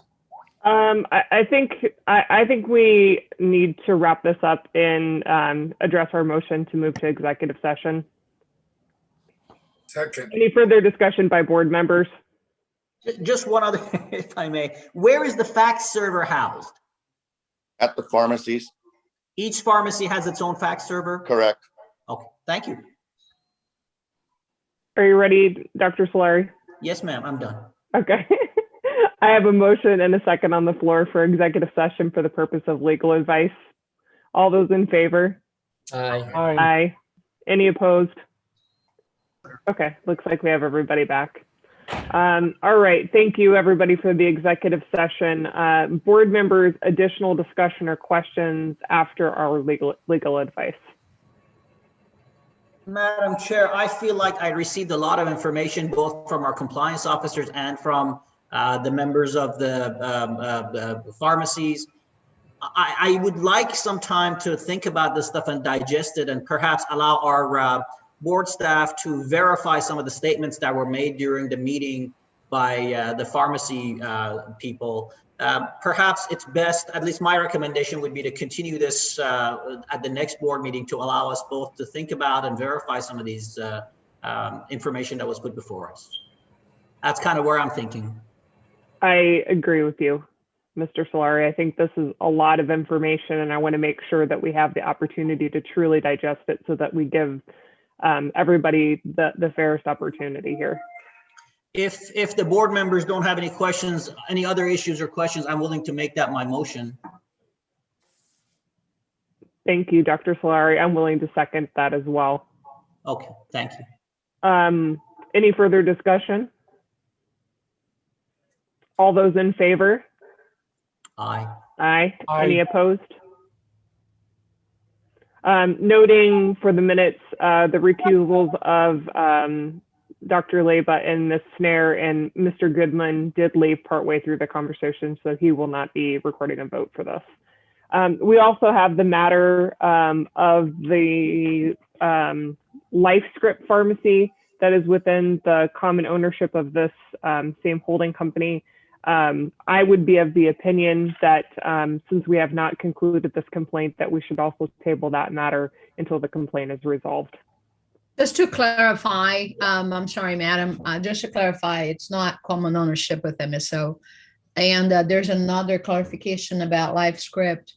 I own LifeScript with Lance Leclerc, and he is not an administrative, he is not of an administrative role. He is the pharmacist in charge. Okay, thank you. It does not change my opinion, but I wanted to clarify.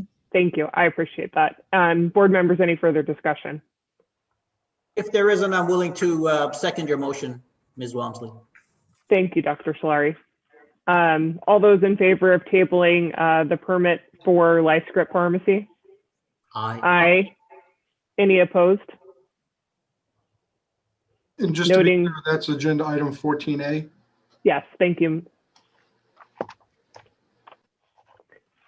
Thank you, Mr. Levitt, Ms. Gordy, Mr. Montgomery, Mr. Wagre, and Ms. Agabuno for your time today. Appreciate the discussion, and we will be visiting with you again at our next meeting. Thank you so much for your time. Thank you. Do we need a quick 5-minute bio break? Yes, ma'am. Those of us that have been on. Best, thank you. Yes, we will resume at 3:26. Thank you. Welcome back, everyone. Dr. Gandhi, can you take attendance and make sure we're all here?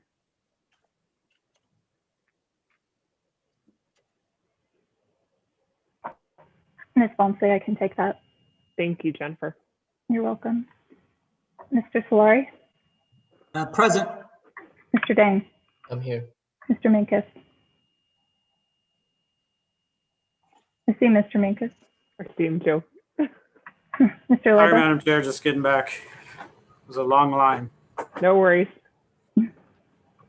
Camera just in the middle of the roll call. Mr. Leba? Here. Ms. Lahan? Present. Ms. Walmsley? Here. Mr. Tom? Here. Mr. Goodman? Absent. Ms. Snare? Here. All right. Madam Chair, if I may interject, I just got an email from our minute taker that if we can unmute and speak clearly as to the vote when we're taking a vote, as she's trying to maintain accurate records. Okay, thank you for the reminder.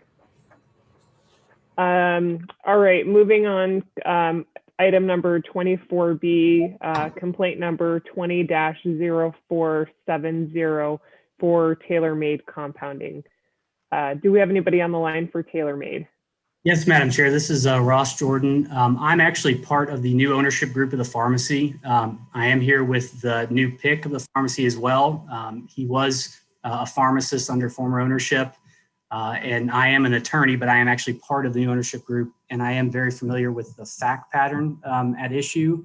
But we're both, I guess I would say, representative of the new ownership group versus the former, but can very easily speak to the issues, I think, on this case.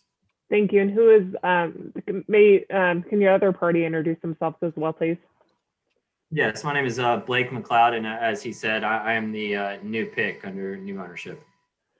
Ms. Galvin, since Mr. Jordan mentioned he's an attorney, but also part ownership, any concerns with representation there? No, I think he's acting more in the capacity of an owner than he is an attorney. Okay. Are you licensed in Arizona by chance, Mr. Jordan? No, ma'am. I'm just licensed in Kentucky. Yeah. So I think he's just acting in his capacity as the new owner. Okay. Is that correct, Mr. Jordan? Yes, ma'am. That is correct. Okay. Thank you. I appreciate that. We have Ms. Hess on the line. She was the compliance officer for this case. Ms. Hess, can you please provide a brief summary of the case for the board members? Certainly. On October 20th of 2020, we received a change of ownership application from TMC Acquisition doing business as TaylorMade Compounding. On November 5th, we received the notification that one of the direct owners and managers of TaylorMade Compounding, Mr. Jeremy Delk, had pled guilty to one felony count of 21 U.S.C. 331T, which is unlawful wholesale distribution of prescription drugs. The notification also indicated that TaylorMade Compounding, otherwise known as TMC, Arizona Permit 6922, had pled guilty to one misdemeanor count of 21 U.S.C. 331D, which is unlawful distribution of unapproved new drugs. Mr. Blake McLeod, COO for TMC Acquisition, states in his letter that Mr. Delk had formally resigned as of October 29th. This complaint was opened in response to this notification. In October of 2018, TaylorMade Compounding received an FDA 483 subsequent to an inspection that was conducted from August 2018 to October of 2018. Several states in which TMC Pharmacy was permitted disciplined the pharmacy in response to the 483 that was issued. The states and the discipline taken and the order in which they occurred are listed below. I can list those if you want, but they are listed below.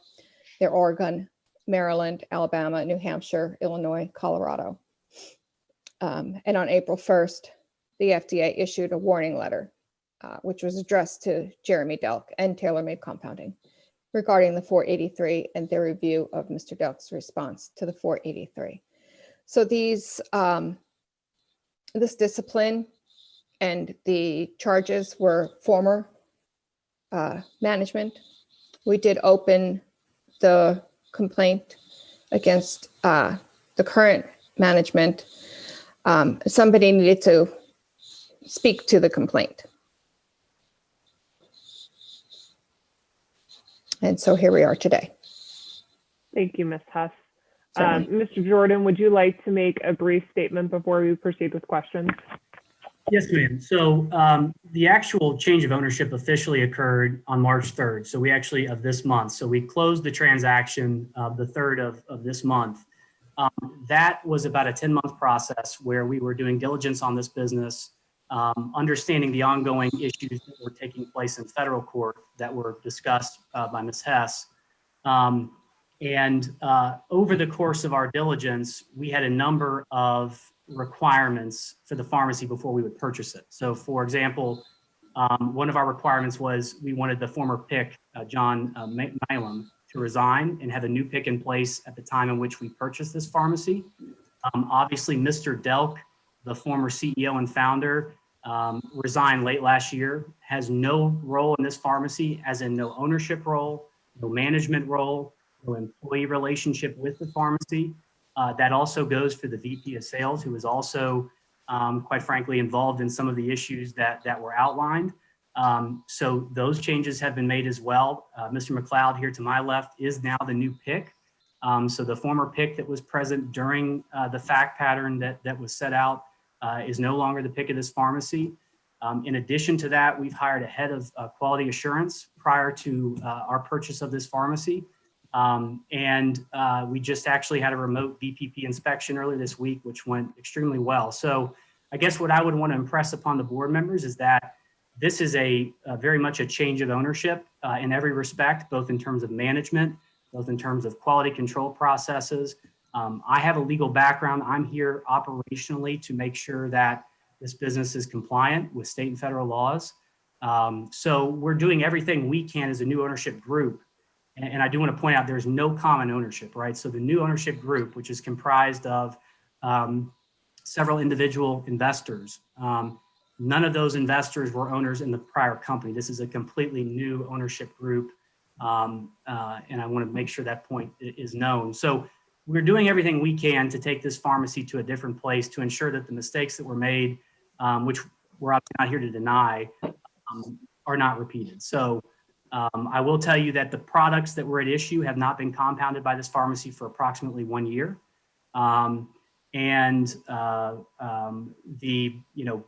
I guess that's the main point I want to make, that the actual products that were at issue are no longer and have not been compounded by this pharmacy for almost a year and will not be compounded in the future.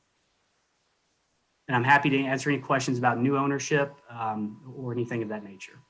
Thank you, Mr. Jordan. You answered quite a few of my questions just in your opening statement that I had in reviewing the materials that are here. I do note that there was a quite lengthy gap analysis that was completed by Health Solutions Pharmacy back in August of 2019 that was provided to us, which addressed many of the issues in its entirety from the FDA 483. Have all of those remedial actions been kept in place and are continuing to be approved upon where there were still some gaps that were identified in that gap analysis? Yes, that is correct. And as Mr. Jordan said, we did hire a director of quality assurance to assist myself and the other pharmacist staff to ensure that those policies are, continued as we go on. And then I know we are also looking at continuing to do a gap analysis on an annual basis. Thank you. Appreciate that. Board members, additional questions or discussion? Madam Chair. Yes, go ahead. Just a question for you. When was your last Board of Pharmacy inspection in your state? So with Kentucky, so we have annual inspections by California, obviously, and on site. But with Kentucky, was it late 2017? Yeah. So they were with us, so they were here. They were present during the 2008 FDA inspection, 18 for a few days, and then the 2019 VPP inspection, they were present. And we did reach out to them to see if that's qualified for their home state inspection, and it did not. So the official last Kentucky Board of Pharmacy inspection was 2017.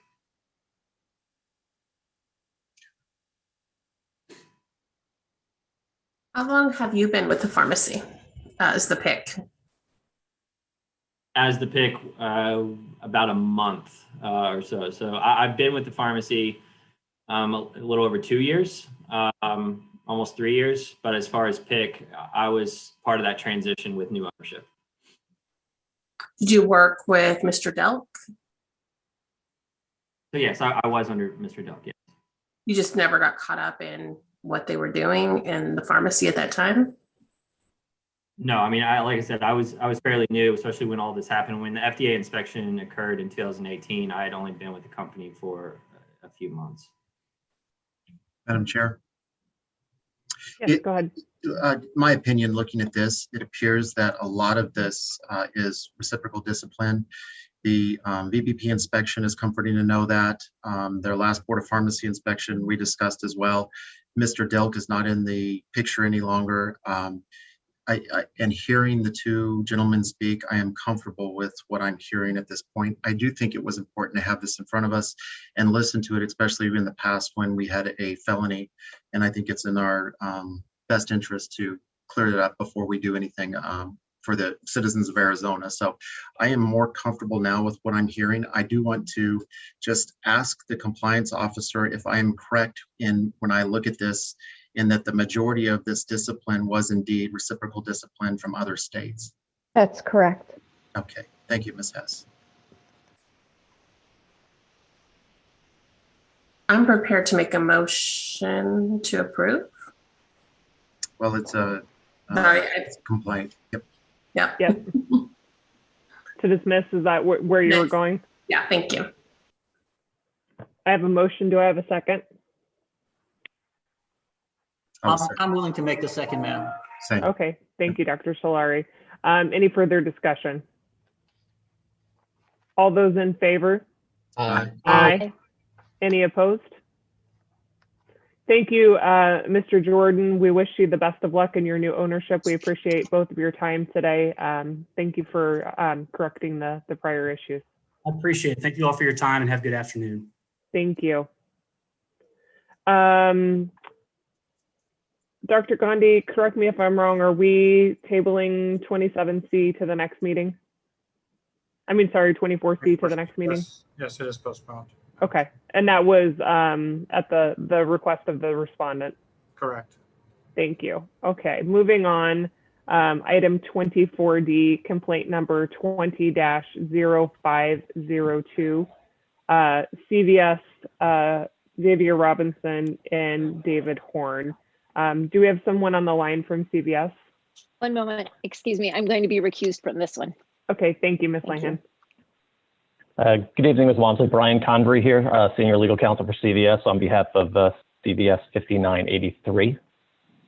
Thank you. Xavier Robinson, son, Pharmacy Manager for 5983. Thank you. Responding to AC case 20-0502. Thank you. David Horn, Store Manager, Pharmacy Technician from 5983 on as well. Thank you. Good afternoon, Ms. Walmsley. Nathaniel Brand, also Senior Legal Counsel to CVS as well. Thank you. And then I saw Ms. Trujillo. Is she also a part of this case, or was she just popping on the video? You're muted. No, she's not with us this time. Okay, I just wanted to make sure. Thank you. All right. Thank you for the introductions here. Ms. Richardson, I believe you were the compliance officer for this case. Can you please provide a brief summary of the case? Yes, I will. On November 26th, we received an initial notification for a loss of a controlled substance in a DEA 106 from the CVS pharmacy in Prescott Valley. The loss was for a quantity of 60 brand name Adderall XR 30 milligram capsules. On December 2nd, the board staff was notified that the loss had been confirmed to be due to employee theft and that the employee had been terminated. And so we opened this complaint at that time in response to that. On December 11th, I visited the pharmacy and spoke with Xavier Robinson, PIC, as well as the store manager, David Horn, who is also a licensed technician in Arizona, technician trainee. The employee who was terminated for the theft was a store employee, not a licensee. He was cross-trained to work as a clerk in the pharmacy, not licensed by this board. What had happened from what their investigation had shown is that on November 25th, a patient came to pick up a prescription for the Adderall that had been filled about an hour prior. They couldn't locate it in the will call bins. There was a lot of looking around for that. No luck. Even Mr. Horn, the store manager, came back to assist. Eventually, Mr. Horn found, I believe it was Mr. Horn, found an empty prescription bag with the receipt on it showing that that was the missing Adderall prescription and it was empty. By this time, the pharmacy clerk in question, his shift had already ended and he was no longer on the premises. Mr. Horn and Mr. Robinson viewed camera footage and they were able to view the pharmacy clerk taking that prescription out of the bag at the counter and sticking it into like a regular CVS shopping bag.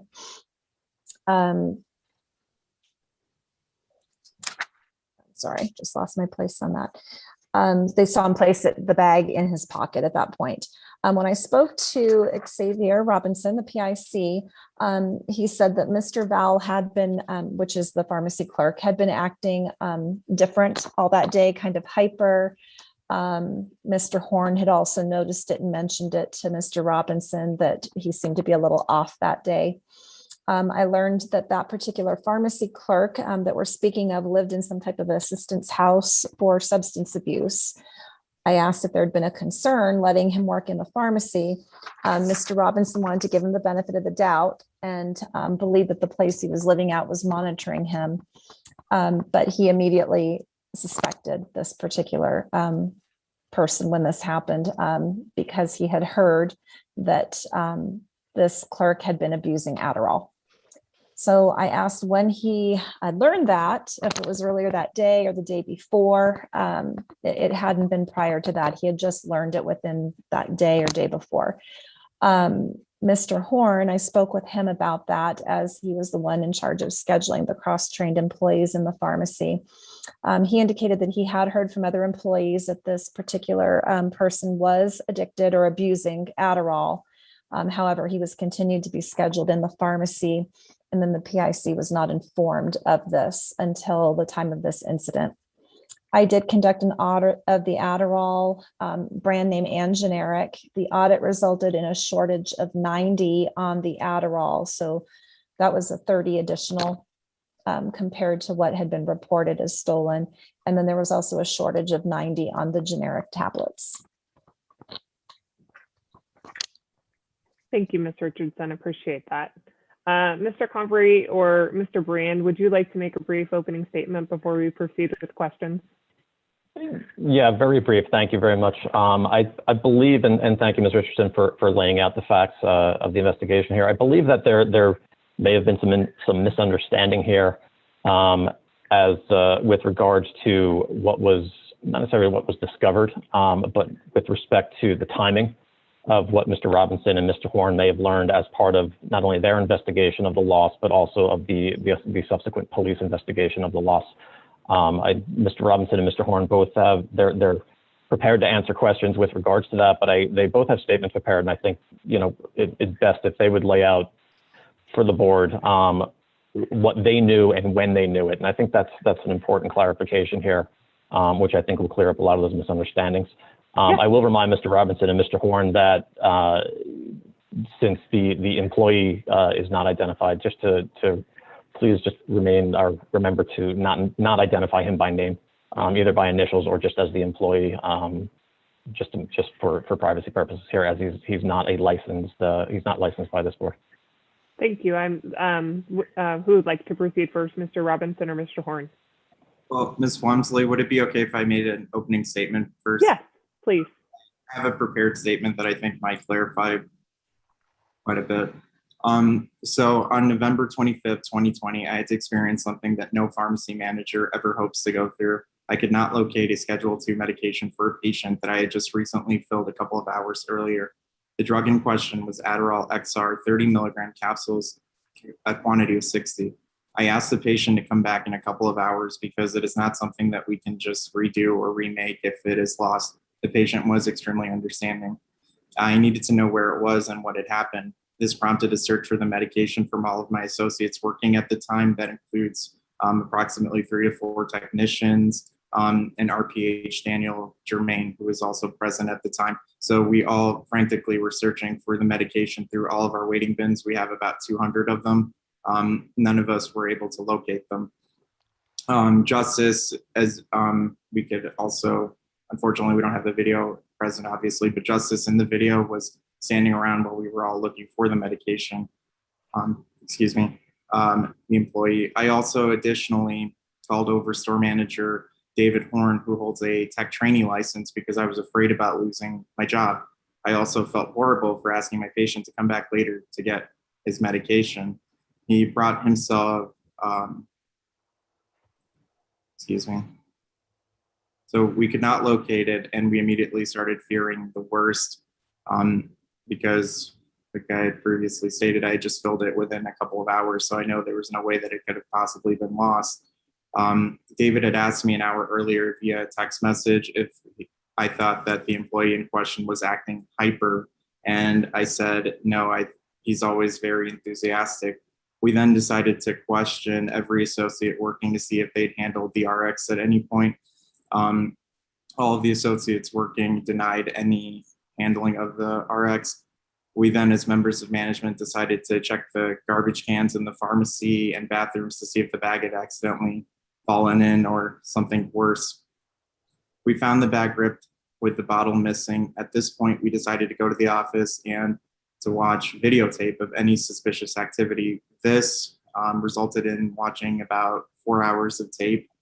At some point in the video, we see the employee pretending to be arranging plastic bags underneath the register and ripping out a vial of an RX bag, excuse me. I couldn't believe what I was seeing, and David was equally shocked. Since the day that employee had started working for CVS, he had been one of our most reliable workers.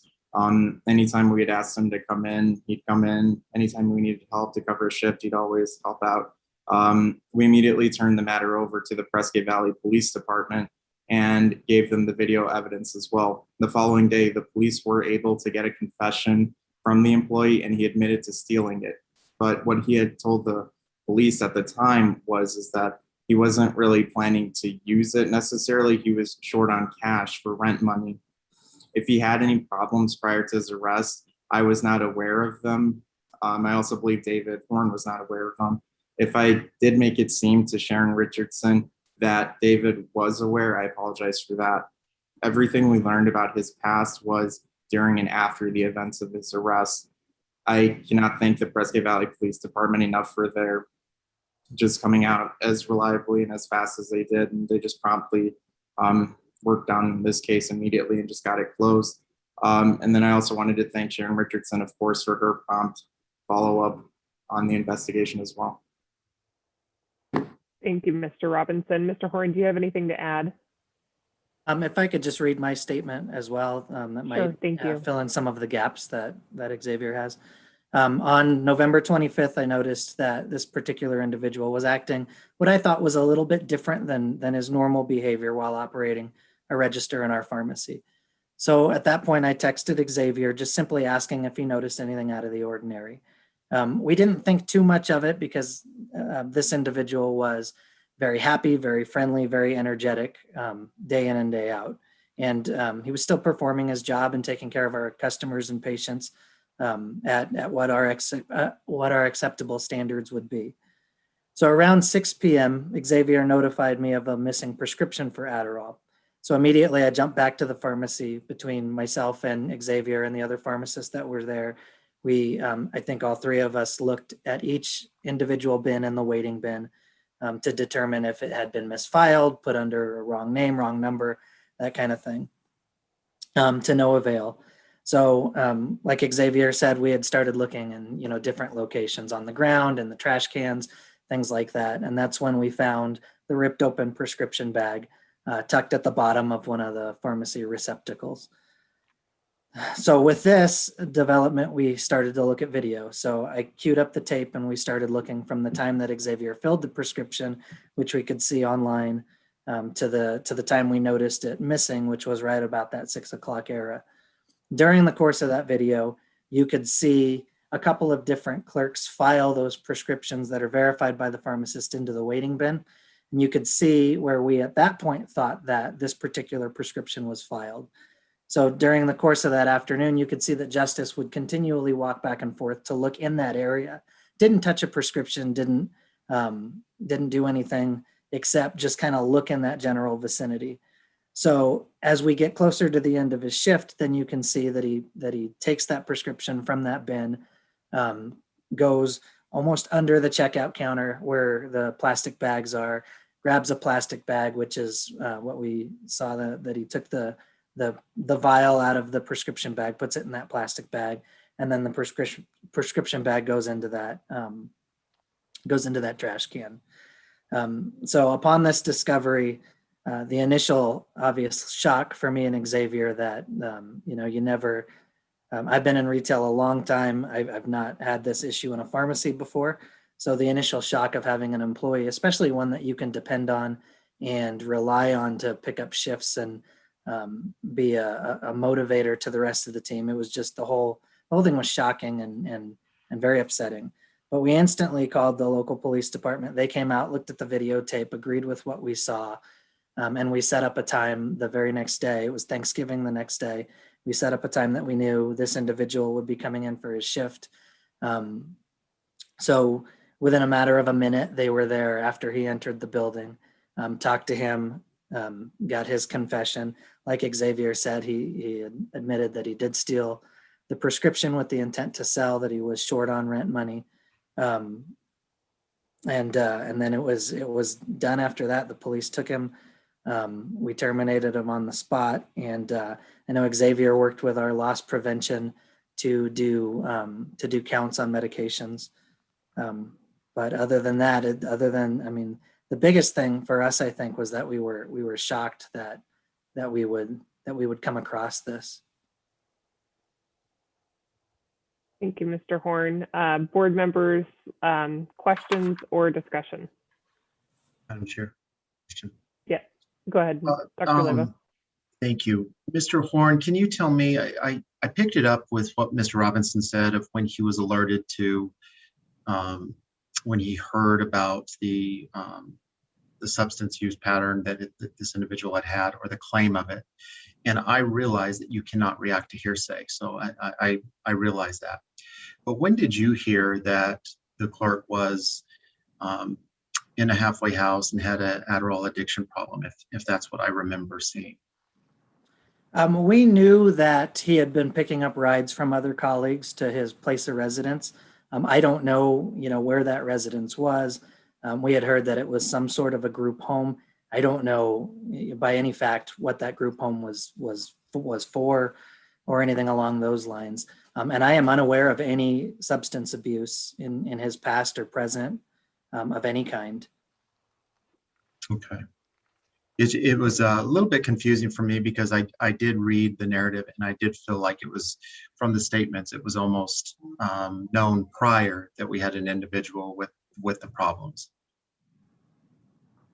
Thank you, Dr. Solar. Did you have a question? Yes, ma'am. Mr. Robinson, the question is for you. When you gave your statement on page 2680 of the board book for the board members, the very last paragraph on the first page, you stated that you conducted after this was all discovered and you terminated the employee or turned over to the police. I'll read it. I conducted an inventory of all the Adderall brand names and generic the following day to ensure nothing else was missing. There was no other drugs missing. But when Ms. Richardson did the inventory, they found that in addition to the 60 of the XR30s that were missing, there was 30 more that was missing. And in addition, 90 more amphetamine 30s were missing, the non-XR type. How come you didn't find those during your inventory? If I'm completely honest with you, Mr. Solari, what I'm thinking when I went through the inventory is that, so we keep a perpetual inventory of all Schedule II medications, and we have to do a back count whenever we do fill it. A couple of months ago, actually probably around the time I had started back in fall of 2019, before I had started, when I was actually conducting my initial my initial control inventory, I had actually noted at the time that there were some medications that were slightly off. For a pharmacy as busy as ours, we're probably doing close to about 5,000 a week. If you do include narcotics, it wasn't necessarily anything that tipped me off. It just seemed like it might have been an error from past pharmacists, because our particular pharmacy for the longest time was approximately 1,500 prescriptions behind for the longest time. So if you had to ask me my opinion, I would think that they were counting errors.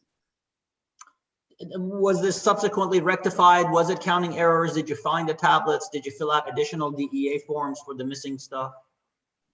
Well, we had fixed our perpetual inventory count at the time. As far as reporting it, they weren't, almost 99% positive they were counting losses. If I thought that they were theft, I would have reported it. But again, for a pharmacy that dispenses as much Adderall and as much narcotics as we do, 30 tablets or even 90 really, isn't necessarily a red flag. I mean, if it was like, let's say like an odd number, like 17, then yeah, I would probably be a little more suspicious of that versus like 30. 30 just seems like, and I know it sounds a little ridiculous, especially because you do have to double count them, but 30 just seems like someone might have, if a prescription was written for 30, they might have accidentally dispensed 60.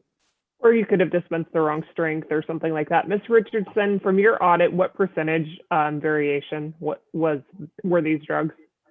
For the brand name Adderall, it was a 3.3%, and for the generic amphetamine, it was 1.3%. Okay, so pretty small. Madam Chair. Yes. Ms. Richardson, on the account that you heard today, it doesn't necessarily match up with the narrative in the case. Can you comment on that? That's correct. It is slightly different. The day of my investigation, I took notes as I was in there before I typed my report. And when I first talked to Mr. Robinson, PIC, he said that he had immediately suspected this employee because Mr. Horn had told him that he had been abusing Adderall. I asked when he had learned that, and he said he couldn't remember if it was earlier that day or the day before. So he hadn't known for a long period of time. It was new to Xavier. When I then asked Mr. Horn about that, he said that he had indeed heard from other employees that that employee had been abusing Adderall.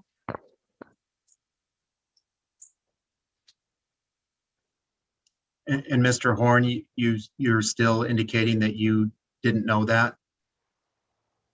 No, I still have no evidence that he had any sort of drug problem.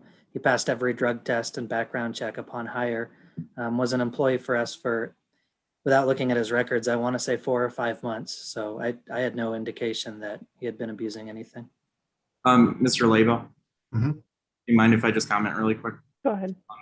What I just wanted to add was that when I had said that I had immediately suspected that employee, what I was getting at was it was more or less a response to what David had texted me earlier in the day about him acting strange, because then, I started connecting the dots. I'm like, you know what? Yeah, he was acting kind of funny. At one point he disappeared and went to the bathroom for about 15 minutes.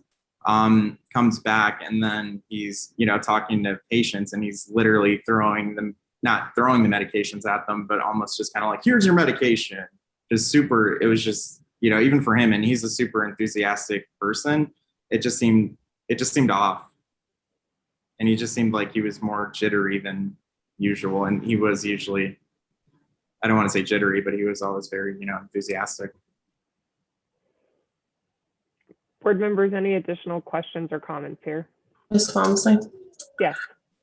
I don't hear anything that's of great concern to me. I feel like they addressed the problem pretty quickly and appropriately.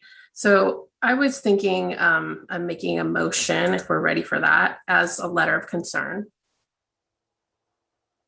I don't even know that I think that this rises to that level. I mean, I agree with you. I think they reacted very more quickly than I think some pharmacies could have or would have under the circumstance. I mean, in my experience in chain pharmacies, things go missing in bins and things like that. They fall over places and things like that. The fact that they could track this down, identify who it was that quickly, I think really is a testament to their leadership. And in some cases, obviously, it's still concerning that there was the theft of a controlled substances, but unfortunately, there's no way to prevent all theft. All we can do is make sure that the theft doesn't continue and those kinds of things. So I would actually be in favor of dismissing it. But I'm open to other discussion as well. I'd be happy to go with that as well. I think why I wanted to see it and talk about it more at the conference was it appeared that there was knowledge that there was a problem, and I'm not sure the due diligence was done. I'm hearing now There's still a little bit difference between Ms. Richardson's and the story that I'm hearing, but I'm not as alarmed as I was either. And so it was good for me to hear this, in my opinion. And I agree, it was a quick reaction and they reacted the way they should afterwards. So I don't think you can look at somebody and say they're guilty. You have to have facts and you have to know. And I do think in this case they did the best that they can. But again, I don't think I'd be in favor of any discipline at all. A dismissal or a letter of concern, I think would be appropriate. I could go either way. Ms. Walmsley, Yes. is it okay if I just say something really quick? Yes. So I accept full responsibility for everything that happened, and it was completely unfortunate, and we apologize, and I will try my best in the future to make sure that doesn't happen again, because I understand, of course, patient safety can never be compromised ever. But I also know that I would never, ever let anyone that I suspected even for a second of doing anything like this to ever set foot in my pharmacy. And I want to say the same for David Horn.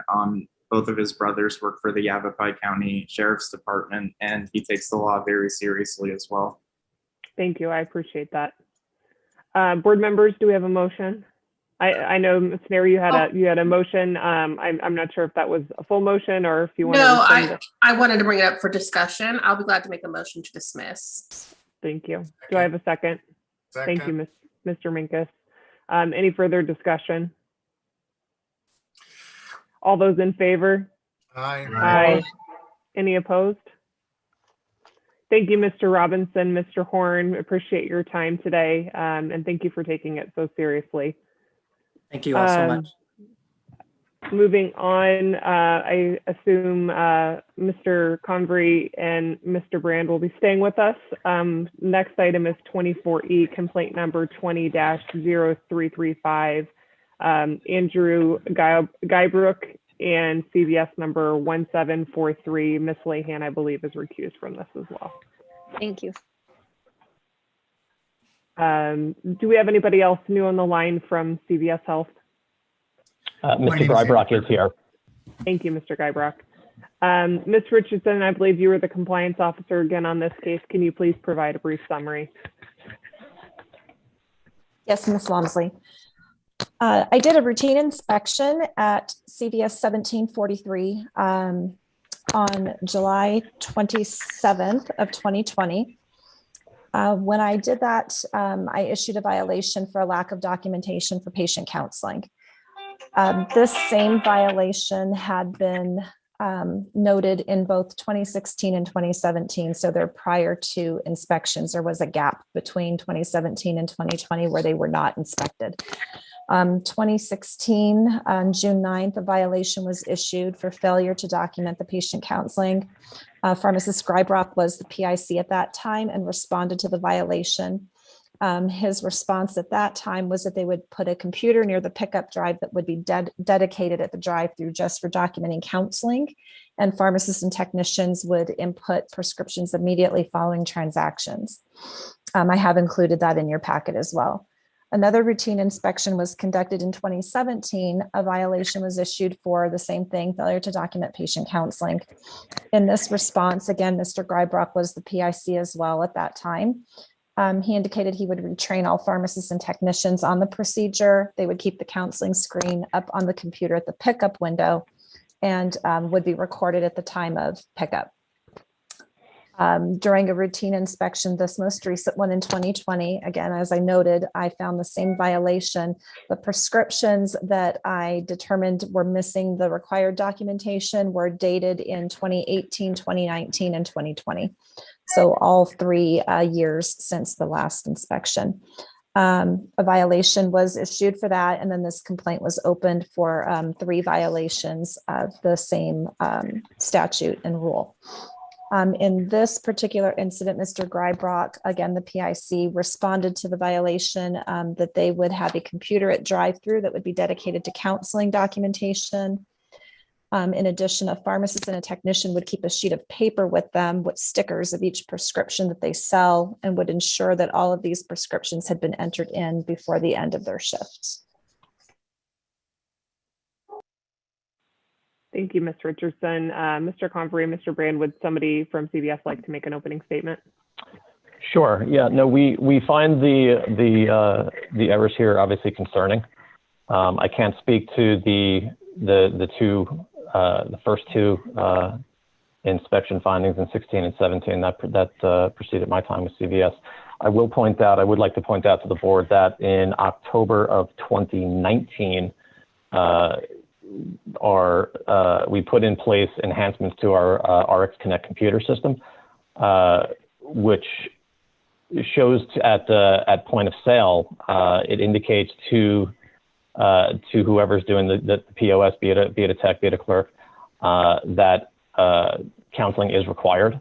And this same enhancement now puts an alert in the pharmacist queue.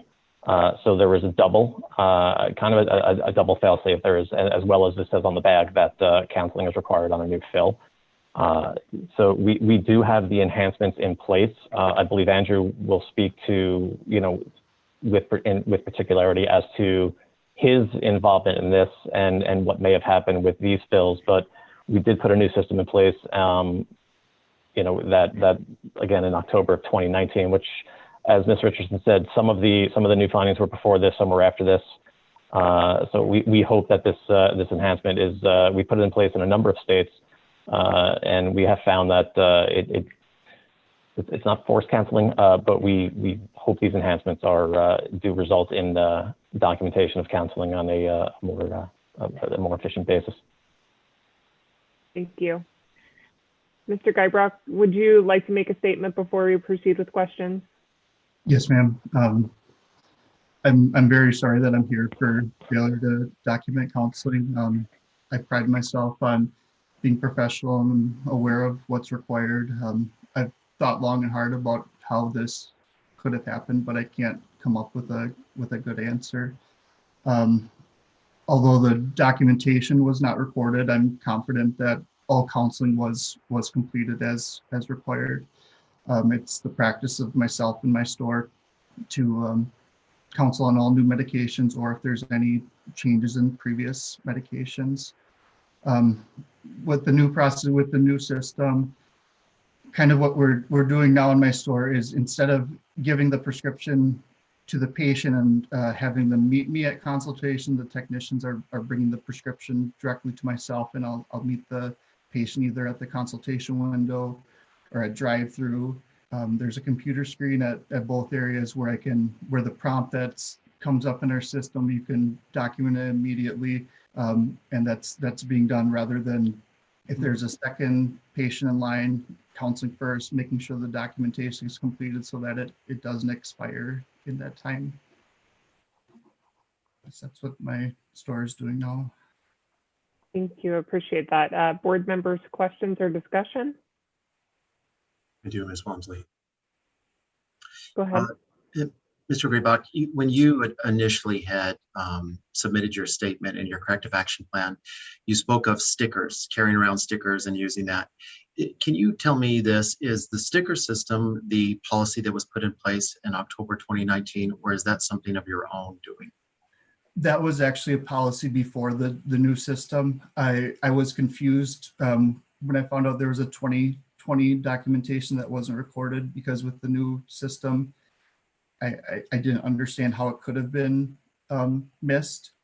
So I went back to the old system with stickers because I wasn't sure how it could have been missed. So I wanted to get every single new fill, whether it was an actual new prescription, but if it was a new fill number.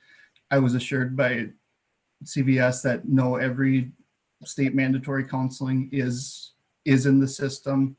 So it was my error to go back to the sticker system because it's no longer necessary with the new update.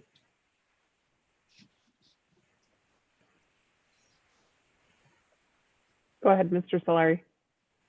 Thank you. Mr. Graybock, this is a third violation over 5 years.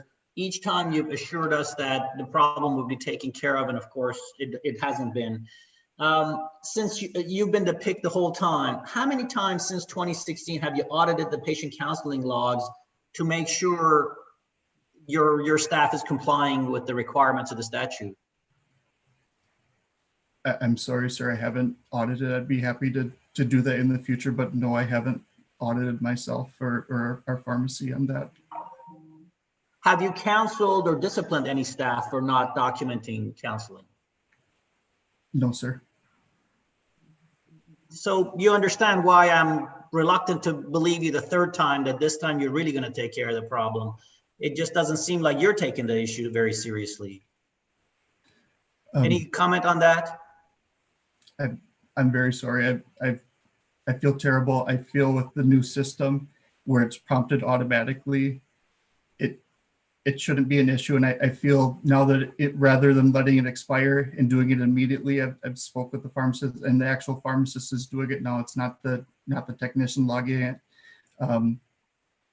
I don't see how it can be missed, and I'll audit every prescription in the future. Thank you. And if I may bring to the board's attention, with full disclosure to the board, the store that the prior conference was on, store 5983, which is 24D.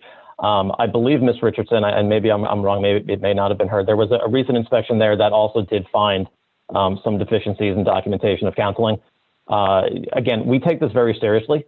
So in response to that, what I did was reach out to the two divisional vice presidents who both have, who cover Arizona, who overlap in Arizona, as well as our professional practice team.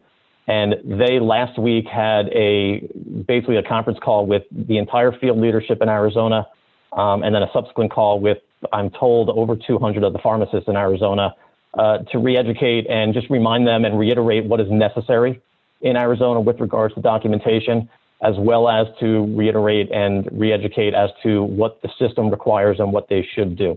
Again, we take it very seriously, and this is concerning to us, but we have tried to take steps, or we have taken steps to try to alleviate this problem. I believe it's a documentation problem. As Andrew said, it does not appear to be a failure to counsel. It appears to be a documentation problem. And again, we did reach out to the entire field in Arizona, the entire staff in Arizona in the last couple of weeks, and again, remind them, reiterate to them, and to re-educate them. I just don't believe this is an education issue. I think every pharmacist, every technician understands this, that it's a legal requirement. It's a management issue. Somebody has to follow up. Somebody has to make an example of a couple of people who are not doing the right thing. And then the other guys fall in line. But I really don't think education is the answer here. Everybody understands this. I don't think there's a pharmacist or technician that doesn't know this needs to be done. And I appreciate CVS's efforts to make the systematic changes and things like that. To me, this is really Mr. Guybrock's failure, in my opinion. The fact that he's been the PIC for 3 subsequent inspections and the issue has persisted is what concerns me here, and whether or not he fully understands what his responsibility is as the PIC, which is, I think, what Mr. Solari was really trying to get at. While he seems very empathetic to the situation and remorseful, I am concerned about his continued behavior that has not been corrected as the PIC for this particular location. Ms. Richardson, just a quick question for you. On your 2020 inspection, so in the summary here in the investigative notes, you note that there are 16 prescription numbers. Is that for combining the 3 inspections, or is that just from the 2020 inspection? That was just the current inspection. That was the current inspection. There were 16 prescriptions that should have had counseling documented on the 2020 inspection. Yes, ma'am. Okay, thank you. That's helpful. Board members, additional questions? Please. Yes, go ahead. Mr. Solari had a question. Go ahead, Mr. Slyer. Oh, no, I have on the violations that Ms. Richardson issued, there was also a violation for some missing promethazine with codeine and some alprazolam. And so I didn't know if Mr. Graybach had any comments on those.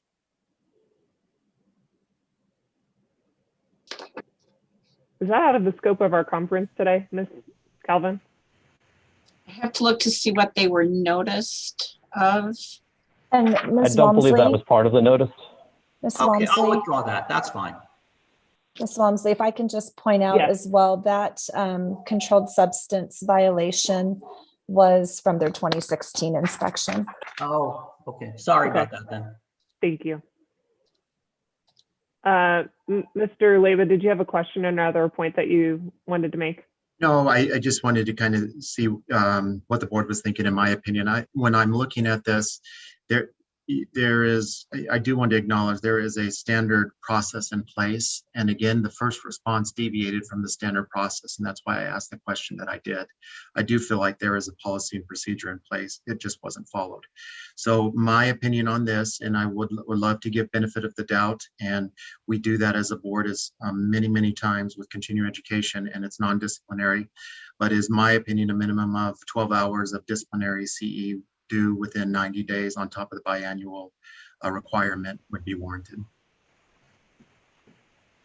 I think in the past, we've also done a fine per violation for repeat items on an inspection. Essentially, that is a fine if you're having to pay for CE. It was 12 hours in what area? Counseling? Patient safety / counseling. And I'm not so bent on making a monetary fine on this. Hearing him speak, I agree with what somebody said there. He is remorseful, but I do think there needs to be a message sent. And that's why I feel the message will be very well received on top of what has been done with disciplinary CE in this case. That's non-disciplinary or disciplinary? Disciplinary. Disciplinary. Is May that your I- motion, May Mr. I Leyva? respectfully disagree? Noel, okay. Yep, that's Go why I ahead. said I want to bring my opinion out and then hear what the board has to say. Mr. Solari?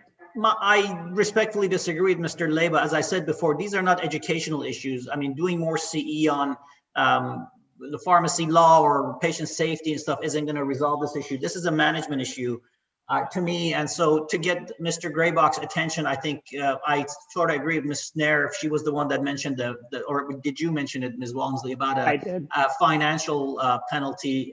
Either way, it's disciplinary, but I think a small financial penalty is more likely to get Mr. Graybach's attention to take this seriously than to do CE. I don't think this is an awareness issue.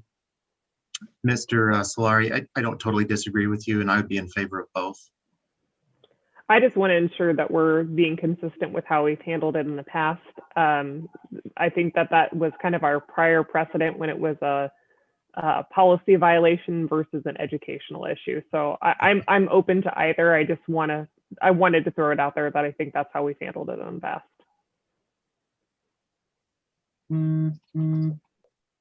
Well, do we have some thought on a motion? Were you thinking of a monetary value to each item that was found by Ms. Richardson? Yeah, I think if Mr. Leyva wants to stay with the CE, maybe reduce the amount of CE to 3 hours, and then maybe $10 for each of the 16 violations comes to $160. It's not a severe fine, but I think it's enough to get his attention, let him know that we are taking this matter seriously. I think we've done 100 in the past per violation. Dr. Gandhi?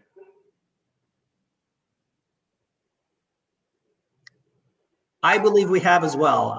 That seems high and 160 seems low. Just give it I agree. We were at a higher level than what Mr. Solari is saying.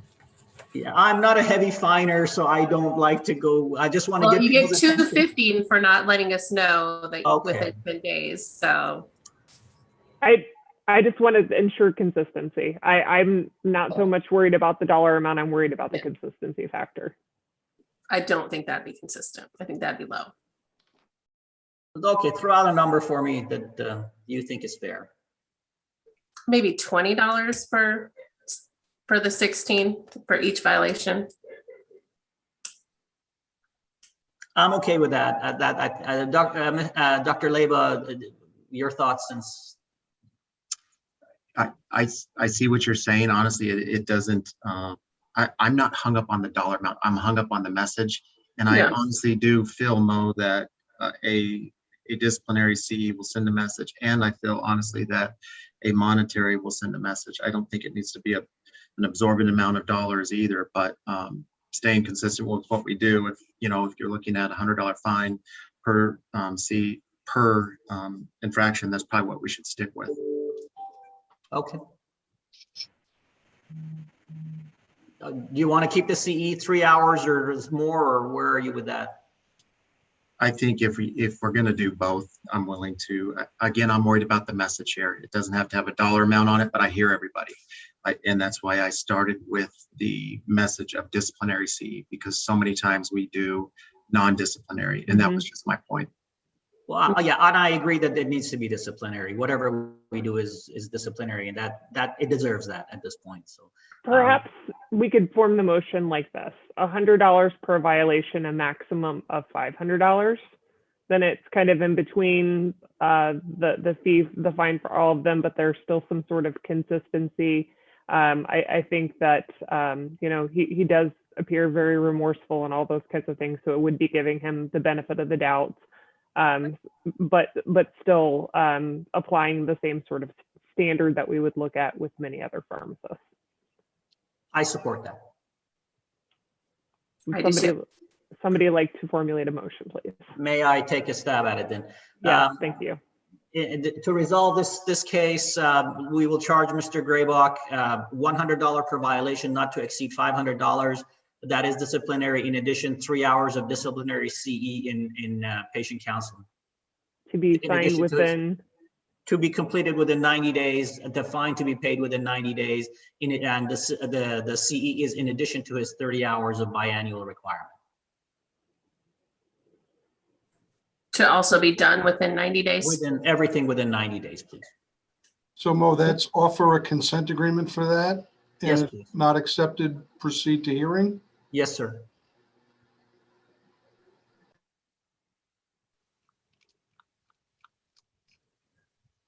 Any further discussion on the motion? Dr. Gandhi, can you do roll call on this? Did anybody second that? I'm sorry. Did anybody second? I think Kristen did, right? Did If not, I do okay. now. Do I have a second? Second. Okay. All right, Mr. Solari? Aye. Mr. Dang? Aye. Mr. Minkus? Aye. Mr. Leyba? Aye. Ms. Lehan's recused. Ms. Walmsley? Aye. Mr. Tom? Aye. Ms. Nair? Aye. Mr. Goodman's not present. I have it. Thank you, Mr. Convery, Mr. Brand, and Mr. Guybrock. We appreciate your attendance today. Could I just, to clarify, I believe there's also citation or complaint against the pharmacy on that second one? We're not going to take action against the pharmacy. Thank you. Do we need to clarify that. Do we need to make a motion to dismiss it on the permit, Ms. Galvin? You may. It was clear that the action was against the pharmacist, but you can go ahead and do a motion to dismiss against the permit holder. I will make the motion to dismiss the complaint against the permit holder. Second. All those in favor? Aye. Aye. Any opposed? Thank you. Appreciate your time. Thank you all. Thank you. All right. Item 24F and 24G will be taken together. I am recused due to my employment. So Ms. Nair, can you please take over? Yes, I will. I think I will make sure we have people on the line. Do we have Stephanie McFarland and Brian Swanson? Yes. Okay, and counsel, we have Mr. Hio. Yes, we're counsel for the pharmacy. We're not counsel for Brian Swanson or Stephanie McFarland. Okay, great, thank you. Anyone else that is part of this case that wants to come forward now? My name is Mobeen Maslem. I'm the healthcare supervisor for Walgreens in Southern Arizona. Thank you. Pat Marshall, Asset Protection Manager for Walgreens in Tucson, Arizona. I'm having a real hard time hearing you. You said Tucson. I missed part of what you said. Yes, I'm Asset Protection Manager, Pat Marshall for Tucson, Arizona with Walgreens. Thank you. Okay, so I'm going to give a quick summation here. We have a technician that verified and sold prescriptions before the pharmacist performed the final verification check. And the pharmacist was aware of what was going on and allowed that to happen. So we want to start maybe with Mr. Swanson. Want to? Miss, Oh, I'm sorry. We have Miss.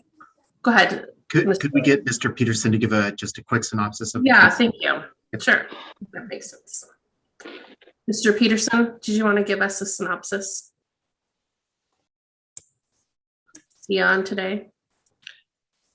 Hi, this is Sandy. Tom has retired, so I will make a stab at summarizing it for you. So in October of 2020, the board office received notice that a technician and a pharmacist were terminated by Walgreens after an investigation for improper prescription processing. And the technician had verified and sold a prescription before the pharmacist performed the final verification check. So what occurred, there was a prescription that was filled by another technician. That technician had placed the prescription on the counter near to where the pharmacist workstation was for verification.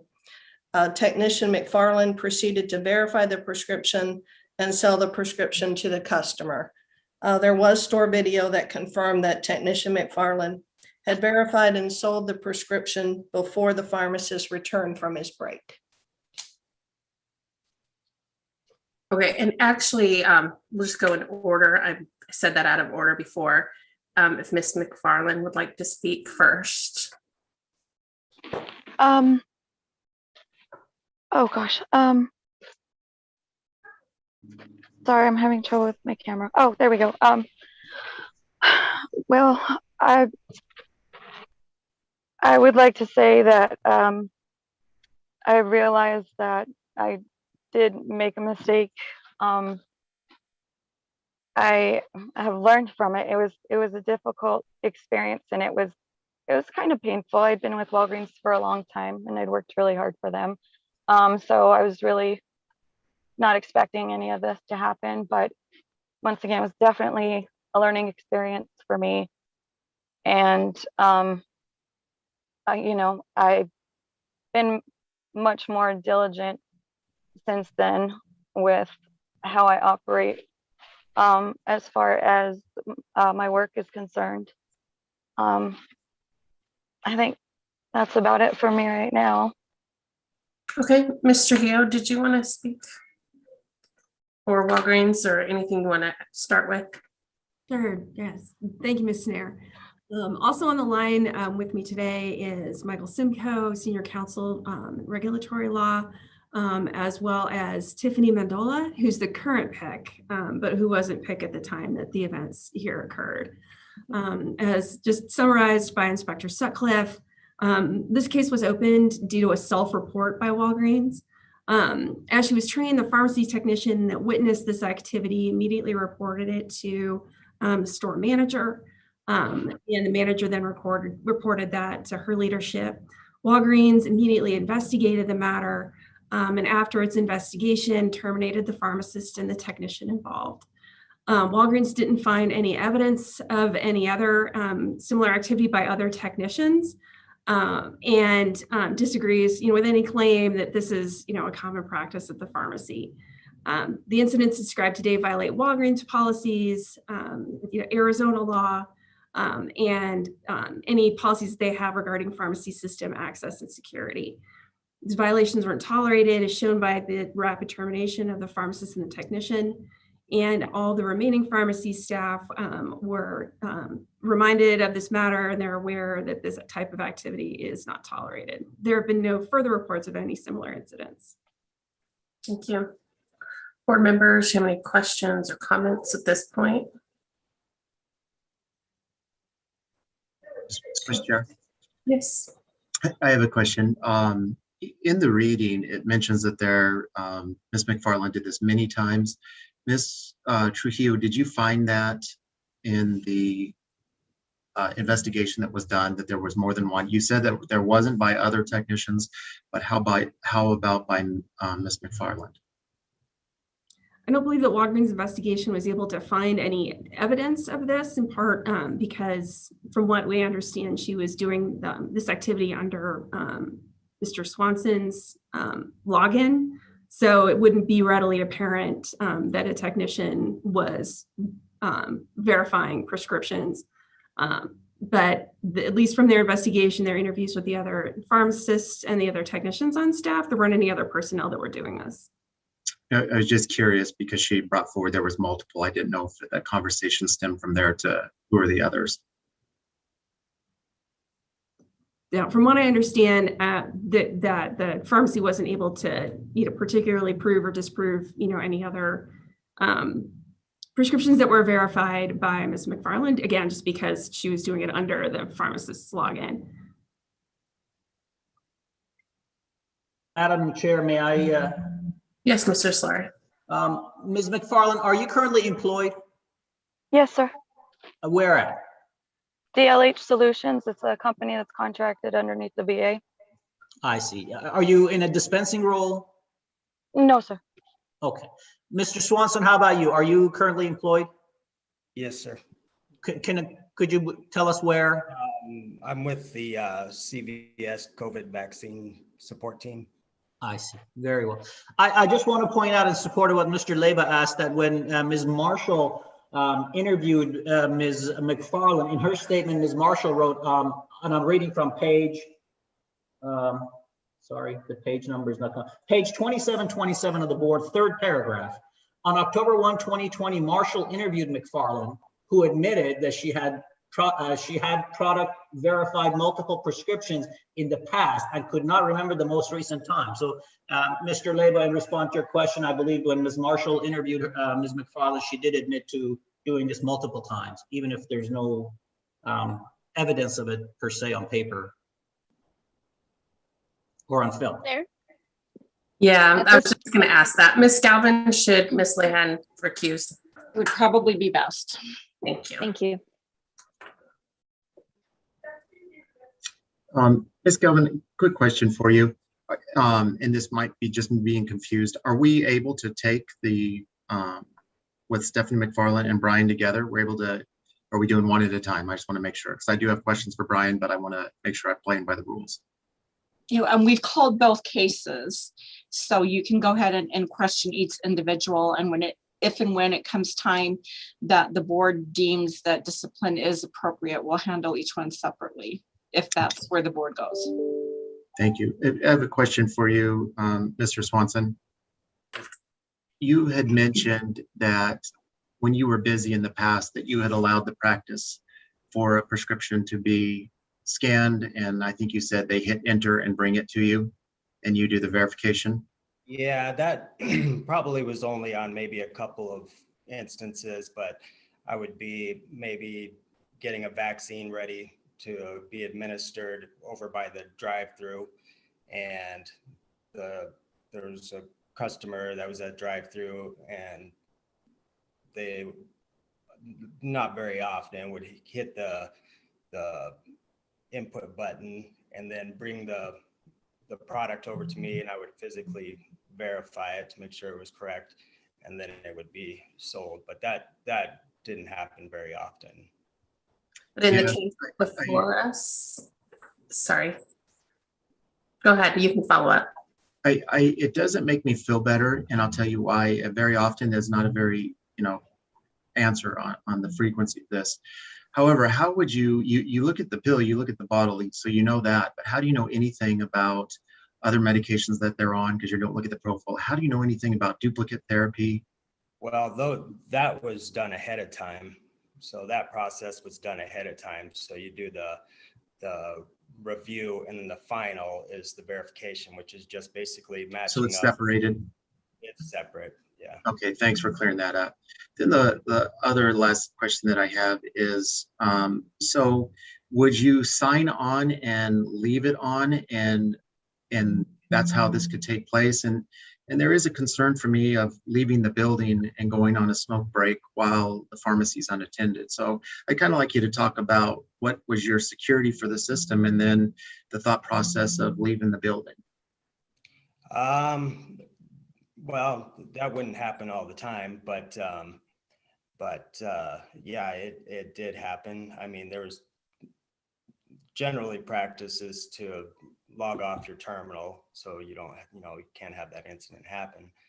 But yeah, as far as going out for a smoke break, I agree. I mean, that's not appropriate. And since then I've quit smoking, so I'm happy about that. But yeah, that's about it.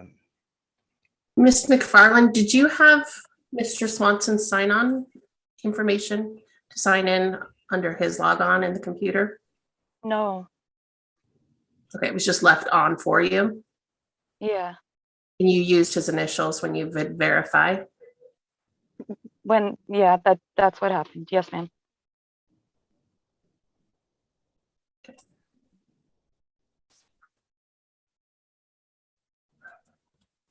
Is it something that you did frequently? That's kind of what we've read. I don't think frequently was the right term, but I'm not going to be untruthful and say that it hadn't been done. So. May I ask a question, Madam Chair? Yes, please.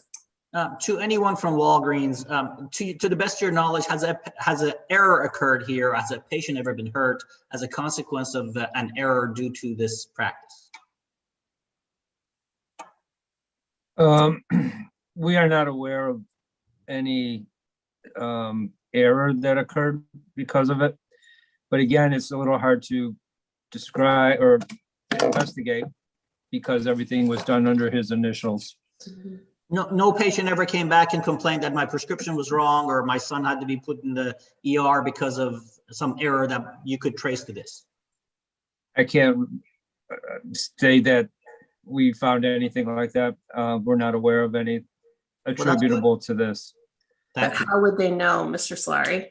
Well, sometimes a patient comes back and shows their prescription and it has both Ms. McFarland and Mr. Swanson's initials on it and it was filled in correctly. And you could say, well, gosh, maybe this was one of those cases where, but I just wanted to make sure that no harm has ever come to anybody as a result of this. Ms. McFarland, did you have anyone else's sign-on information? Or did you do this under any initials? Oh God, no, no. Why do you say it that way? Just curious. That just wasn't. It was just your logon information was, it was yours. It was personal. Okay. Thanks. Madam Chair, Mr. Swanson, had you ever been disciplined for leaving the pharmacy before? I have not, no. Okay.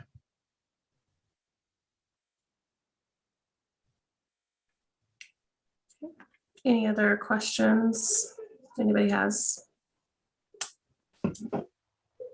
Any thought of, if we're ready for motion, I'd like to do Ms. McFarland's case first. Anybody have any thoughts for motions for Ms. McFarland? Ms. Nair, I think this was pretty serious on their part, the two of them. And I think they weren't thinking through all the consequences that could take place. We don't know of anybody that got hurt, and I'm very glad of that, and that's fortunate. However, somebody could have. It could have taken place with what happened. When you look at the discipline is in Ms. McFarland, and you look at, how have we done people acting outside of the scope of their practice before with their license? And there's a wide variety of different things that we've done. It is my opinion that at minimum that we should have a year or 2 years probation for Ms. McFarland. And I wouldn't even be opposed to a 3-month suspension. I think the message will be sent with probation, but I do think that she performed duties outside of her legal capacity, outside of her job classification, and I do think we're lucky that somebody didn't get hurt. Within that idea, do you have any terms to the probation in mind? Well, I want to hear what maybe some of the other board members have to say, Ms. Nair, because it's just kind of a preliminary thought of mine, and then I could continue with. I am in support of probation. I agree with Mr. Leba that this is a serious issue. I don't want to let it go with non-disciplinary, and so I do support probation. He mentioned 1 to 2 years, and I'm okay with either one of those, or cut it in half and say 18 months. At this point, I would support that. In addition to probation, should we also consider additional CE on patient safety? I'm certainly not opposed to that either. Throw out your proposal, 3 hours, something like that. What are you thinking? Now, this is patient safety, like Mr. Leba said. It could really result in patient harm. So I'm thinking of probably 9 CE credits. What I think 3 is was your thought that was the discipline or non-disciplinary? Discipline. And probation would have to be by nature. Oh, right. Yes, thank you. Hearing no other comments, I'd make a motion to offer a consent for 2 years of probation, and I can't remember the total amount of CE, 6 hours of CE on patient safety, and that is due on top of the requirement within 90 days. And then what would be the terms of the probation? To follow the Arizona rules and regulations. Yeah, practice without any, since she's currently employed, practice without any disciplinary issues or complaints against her. At the end of the 2 years, Mr. Leba, she would come back and ask for the probation to be lifted? Yes. And she would have to notify her employer that she is under probation with the board. Yeah, I think that's reasonable as well.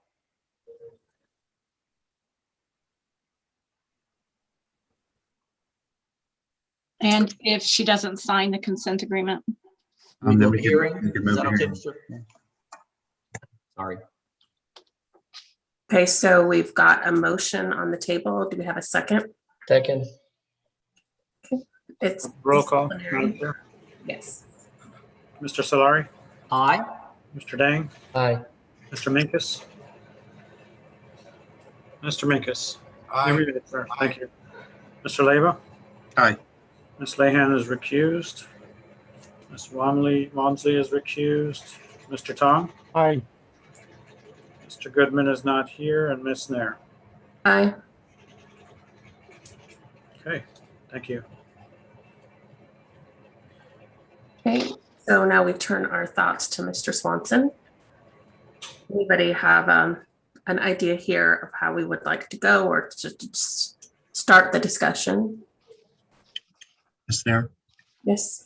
Yeah, I think we've heard both and read both, and that this doesn't differ very much between the two.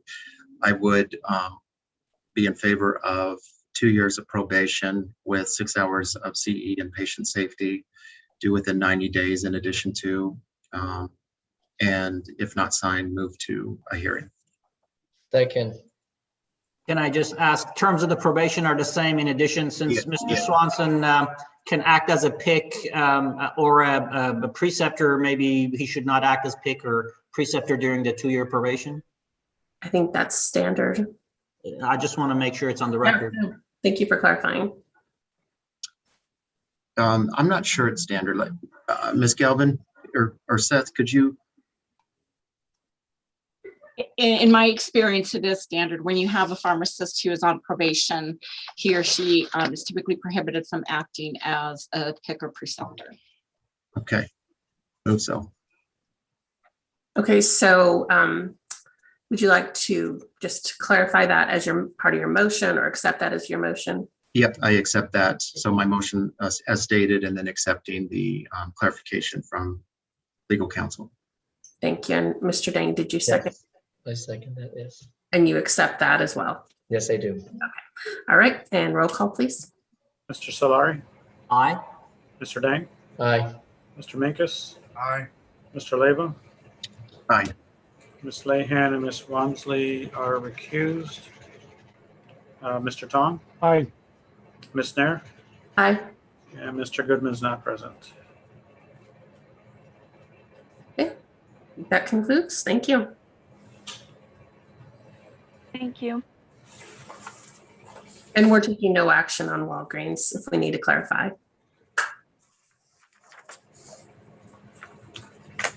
Thank you. Just Ms. Walmsley, it is almost 5 o'clock. I would just ask Cam, because this is an open meeting law issue, just to make sure someone is at the door if they lock at 5 o'clock.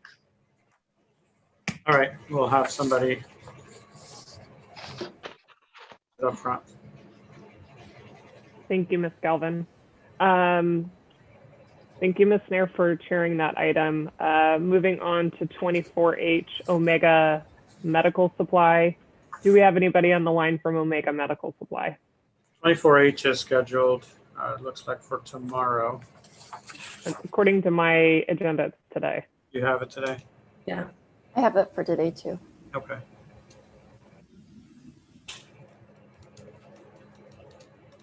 Do we have anybody present from Omega? We did let them know that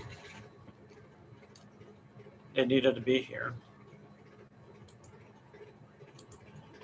All right. I think we should go ahead and still discuss this one. I'm not entirely surprised. It looks like Ms. Dodge is the compliance officer on this particular case. Yeah, go ahead. And Ms. Walmsley, if they're not going to participate in the conference, then you could either reschedule it or we could try to track them down for tomorrow. But if they're not going to participate, we can't proceed. You can move it directly then to formal hearing. Okay. Board members' thoughts on how we want to address it? We give them till tomorrow to. I agree. We did that for the couple other cases. So let's give them till tomorrow. If not, then at the end of the business day tomorrow, we'll go to. I did email their conflict manager person this morning, letting them know that the conference is going to be heard. I have not heard back from her. Okay. So we'll take that up again tomorrow morning, and if not, then we will we'll decide what action we want to take on that. Sounds good. Thank you, Madam Chair. All right, moving back up in the agenda, we've got a few more items we have to take today. Dr. Gandhi, I know we had 2 items under tab 14. I believe somebody was on the line earlier from one of these 2 companies, either Elevate RX or Pharma RX is available. Elevate RX did not respond. Okay. Do we have somebody present from Pharma RX? Yes. Can you please state your name and position for the record? San Shami, PIC. Thank you, Mr. Shami. Board members, this is a non-resident pharmacy permit requiring board review. Looks like Ms. Richardson was the compliance officer on this. There were some questions about their business practices, et cetera. Mr. Shami, would you like to make a brief statement to start off, or would you like us to go ahead and proceed with questions for you? Just if you could just please proceed with questions, because we weren't given enough detail of what was needed to be there. Okay, that's fair. Thank you. Board members, questions or discussion? Madam Chair, I think if it sounds like he doesn't understand what he was called in here. It might be beneficial if we had Ms. Richardson give a brief overview of her concerns and then proceed. Okay, I'm comfortable with that. Ms. Richardson, can you please provide a brief summary for the benefit of Mr. Sharma? Yes, Ms. Walmsley, this was a non-resident permit application that I had some questions on and received some concerning responses. The initial prompt to my contacting them was that their telephone number on their application did not go to a landline to a business or the physical pharmacy. It was a cell phone. So I did obtain a landline number from them, keeping in mind that I was attempting to contact the person who signed the application, which is neither the PIC nor the person that I had communications with. I had asked them several questions, how they would be obtaining patients for Arizona, asked them for their correct phone number, asked them for a website address. And I did determine they have no website. They informed me that they would be obtaining patients by having a sales team that would be working and calling on doctors to get prescriptions and patients. I did attempt to call the landline number that they provided me. Search of that number online indicated that it was flagged as a spam caller on several websites. When I did call the number, it was a personal phone. The person on the other end would not identify themselves.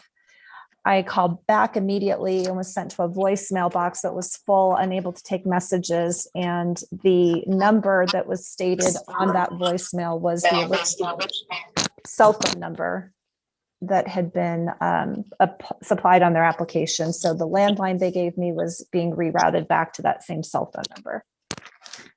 In addition, the ownership for this application is listed as All Care Holdings.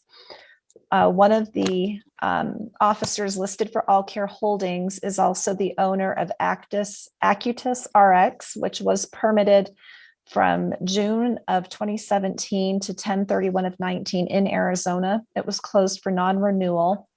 I did do a search online with the other Board of Pharmacy's website, and that permit is still active in that home state. It's unclear if they're continuing to ship in, but again, it's a common ownership and it was not disclosed in this application.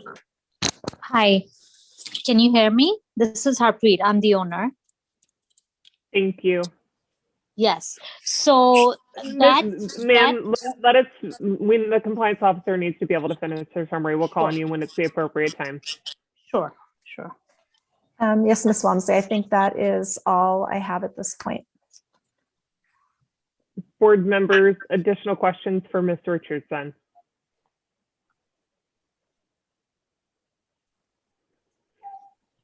Ma'am, did you want to make just a brief statement?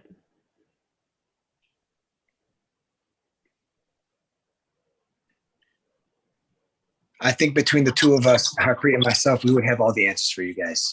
So Harpreet, do you want to go ahead and make an opening statement on yourself? Sure. So I'm the owner. This is Harpreet Dugal. So few things I heard was the phone number. I think when we had first applied, we had just basically started the process of the pharmacy.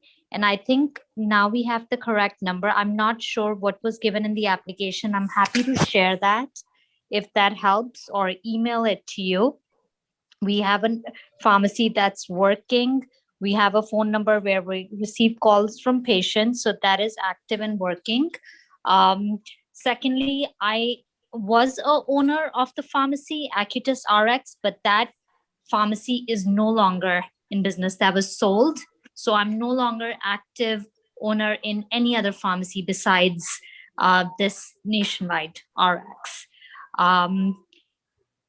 Is there anything else that I need to clarify? Ms. Walmsley, this yes, is Sharon. Ms. Richardson. Go ahead.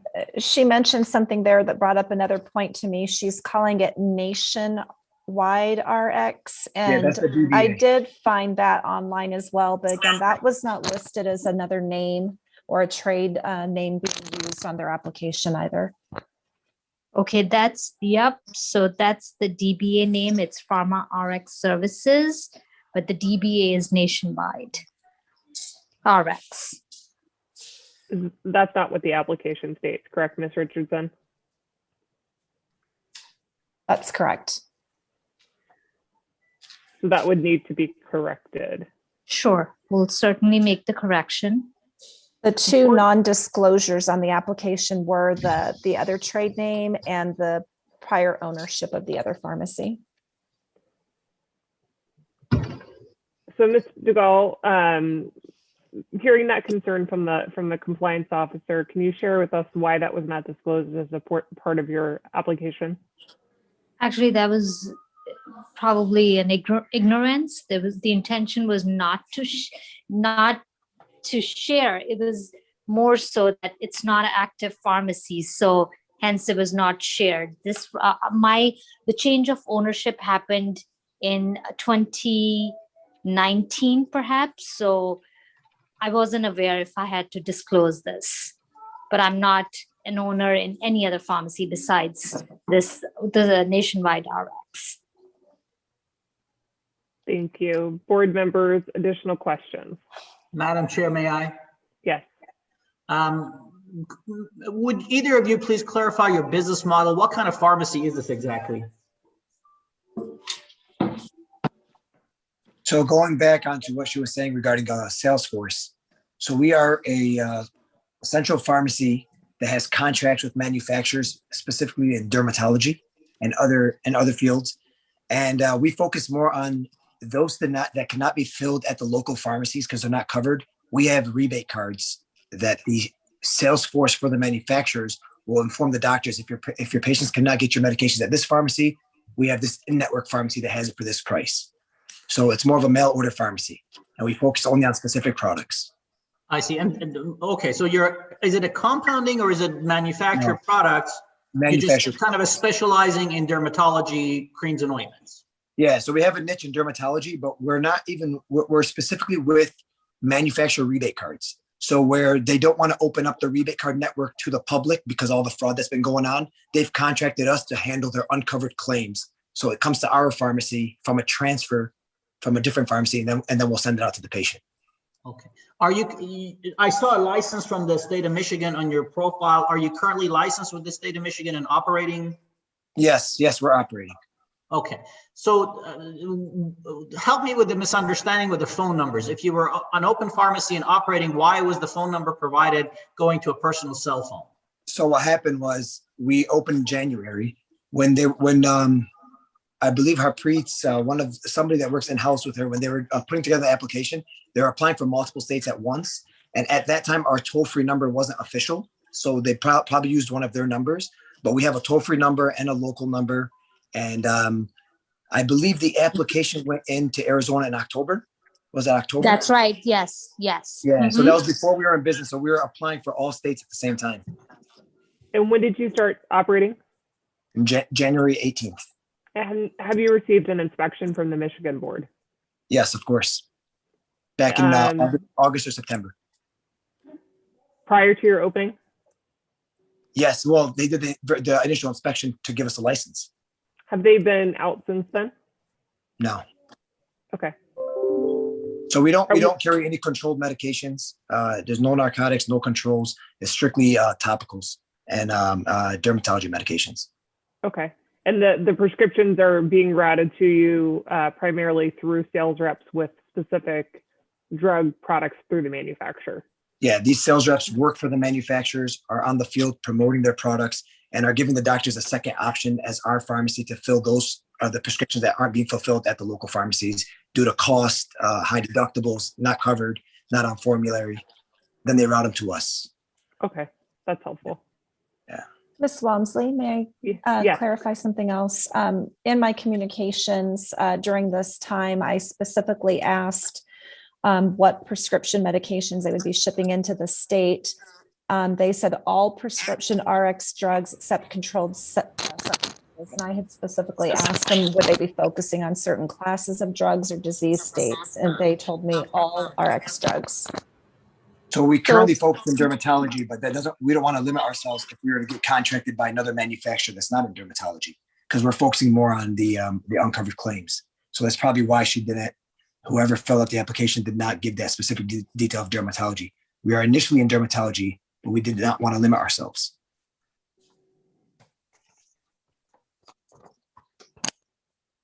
Does that answer your question?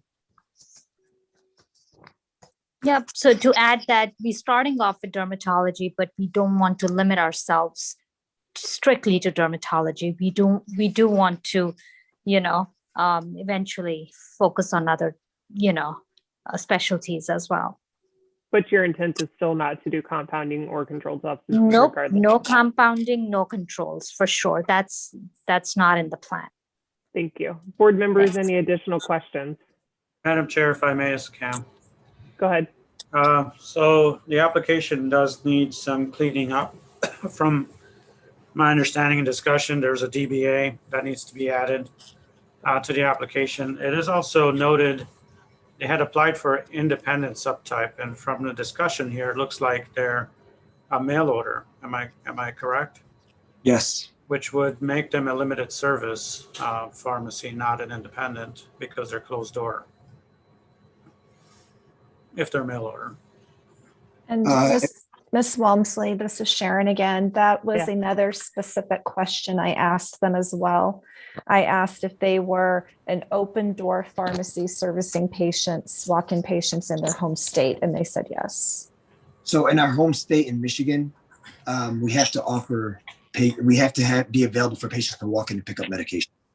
So in Michigan, we actually have a waiting room where patients can walk in, but almost all of our prescriptions are mail order.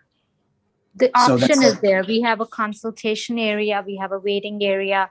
The design is such where if they want to pick up, it's open. The door's open and they can come and pick up. Okay. To answer your question, yes. But with COVID, the way we started, everything's being mailed out. And, if things go smooth with this plan, we will keep it mostly mail order.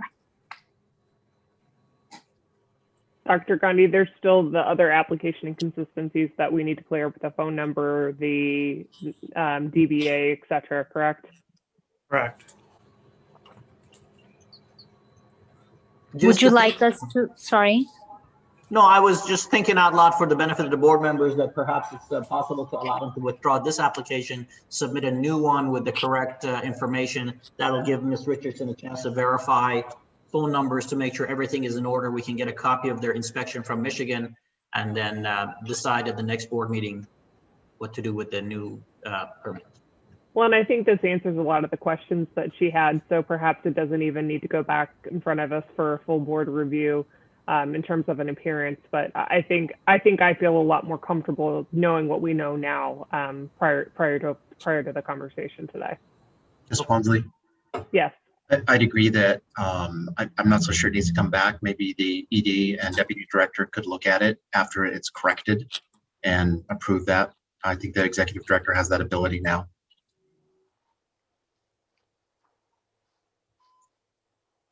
Do I have a motion?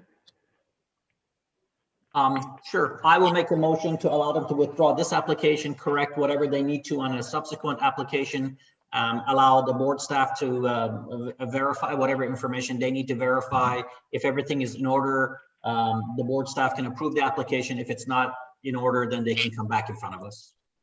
Madam Chair, if I may enter a discussion. Yes. Withdrawing their application means that they're forfeiting their fees associated with those applications and then resubmitting a new one with new fees. Is that what you're proposing, Mr. Solari? Let me ask you, is there a way for them to redo the application without having to send a new fee in? They can send in all the corrections on a letterhead and we can, if the board accepts, we can correct any way, which way you want, as long as they notice us accordingly. I don't want to charge them unnecessary fees. So if there's a way that the board staff has to correct this without charging him additional fees, I'm willing to amend my motion to that effect. Okay, so it'd be maybe best to have board staff communicate with them, correct all the needed areas, and then if we're satisfied, approve. Yes, approve it, and if you're not satisfied, bring it back. I amend my second. Yeah, thank you for helping me with that, Dr. Gandhi. All right, I have a motion and I have a second. Any further discussion? All those in favor? Aye. Aye. Any opposed? Thank you, Ms. Dupreet and Mr. Chami, for your attendance today and for getting on with us and answering the questions. Board staff will be in communication with you on the next steps. Thank you. Thank you guys so much. Take care. Thank you. Ms. Walmsley, if we could go back to 24H, my agenda does show that it is set for today. If they are not present, you could continue it until next month. But because it's set for today, I don't want to move it or continue it until for tomorrow. You could either refer to formal hearing, you could reschedule it and renotice them for next month. Ms. Galvin, which one is it? I'm sorry. 24H.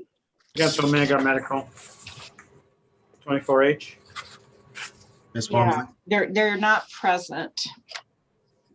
Mr. Leyba, did you have thoughts on this one? I do. I feel we should move to hearing and give a I chance to agree. go through due process. And I agree. They haven't been extremely cooperative to thus point, so I would be in favor of moving to hearing as well. May I ask a question? Yes. The earlier case we had where they were also uncooperative, these people are a little bit more classy and they haven't thrown expletives at us, but I don't get the feeling from them that they're going to be any more cooperative. With the other one, we referred it to, what did, I can't even remember where we referred it to, but perhaps since they're not licensed by us, I don't know that a hearing would do any good. Maybe to just refer them to the same place we referred the previous case. I think the previous one you referred it to hearing. We did. Oh, we did. With the expectation that he probably wasn't going to show up. I thought I had missed something. Sorry, I am confused then. It's been a long day. Just getting old and tired. Sorry. It is after 5 o'clock now, so I can see where Mr. Fuller's mind is. I could not remember. My apologies. Never mind. So, Mr. Leyba, is that your motion? it is. And I will second. Any further discussion? Ms. Galvin, do we need a roll call? Not to refer it to hearing. Okay. All those in favor? Aye. Aye. Any opposed? Thank you for keeping us straight, Ms. Galvin. All right. Moving back up to 15 was vacant, 16, tab 18, Devitas Inc. Do we have anybody present from Devitas?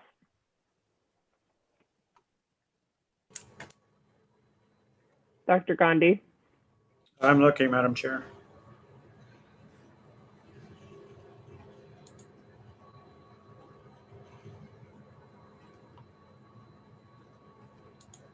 I do not see anybody, Madam Chair. Thank you. Board members, this is a non-resident virtual manufacturer permit. They utilize 3 different forums. Looks like there is somebody there from Devitas that just There we popped go. up. Okay. There is? Raise their hand. Okay, thank you. Can you please introduce yourself and They're your on mute. name? We're unable to hear you.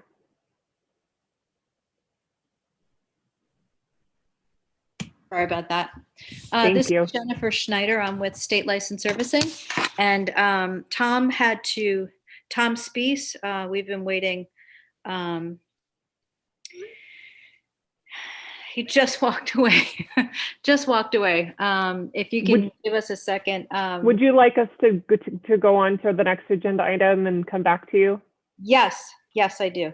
Yeah, Okay. that would be great. That would be great. I'm sorry. He just had to step away for a moment. Yeah, no problem. I apologize that We've been on this for is- an hour or two and just waiting. So yeah, I apologize that it's been a long day. Definitely respect that, and we'll move on to the next item and come back to you after that item. And hopefully you Okay. guys will be ready. Thank you. Thank you very much. I appreciate that. You're welcome. All right, Dr. Gandhi, please keep me straight. I think we're moving into license applications requiring board review. Correct. 22A. 22A, Madam Chair. Okay, we have a pharmacy technician license application for Carrie Baca. Is Ms. Baca present?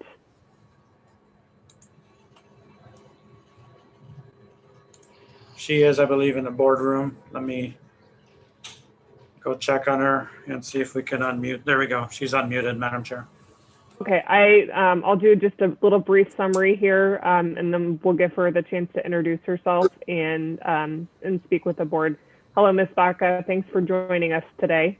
Board members, this is a technician license application Ms. Baca currently holds a pharmacy technician trainee license in Arizona. The criminal convictions that are here before us today have previously gone in front of the board in 2016. There are no new charges here. The board in 2016 made the decision to grant Ms. Baca her license. So again, there are no new charges here.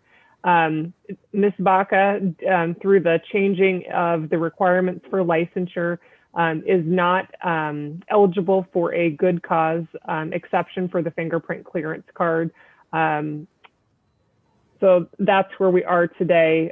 Is she has prior criminal convictions that were reviewed by the board. Ms. Baca, can you please introduce yourself for the record, and if there's anything briefly you'd like to say? Sure. My name is Carrie Marco Baca. Like you said, I'm trying to get my pharmacy tech license, and I've actually been working with Cigna Express Scripts as a technician since May of 2017. So I've been working because it's a call center.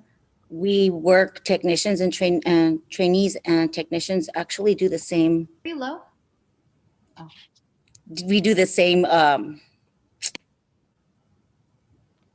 Gosh, I got a loss for words. I've been listening to you guys all day, and now I'm at a loss for words. That's okay. We do the same, yeah, we do the same tasks. We don't, you know, you can have a trainee here and a technician right next to you, and we all do the same thing. But since you guys have given me my trainee license, I'm in the TAPS program, which is the trainee assistance program. I'm a subject matter expert. I've moved up a lot, so I mean, I love my job, you know. Thank you. I'm going to go ahead and recuse since she works for my employer. Okay, thank you, Ms. Nair. I think that was new news to us today. Board members, questions for Ms. Baca or discussion?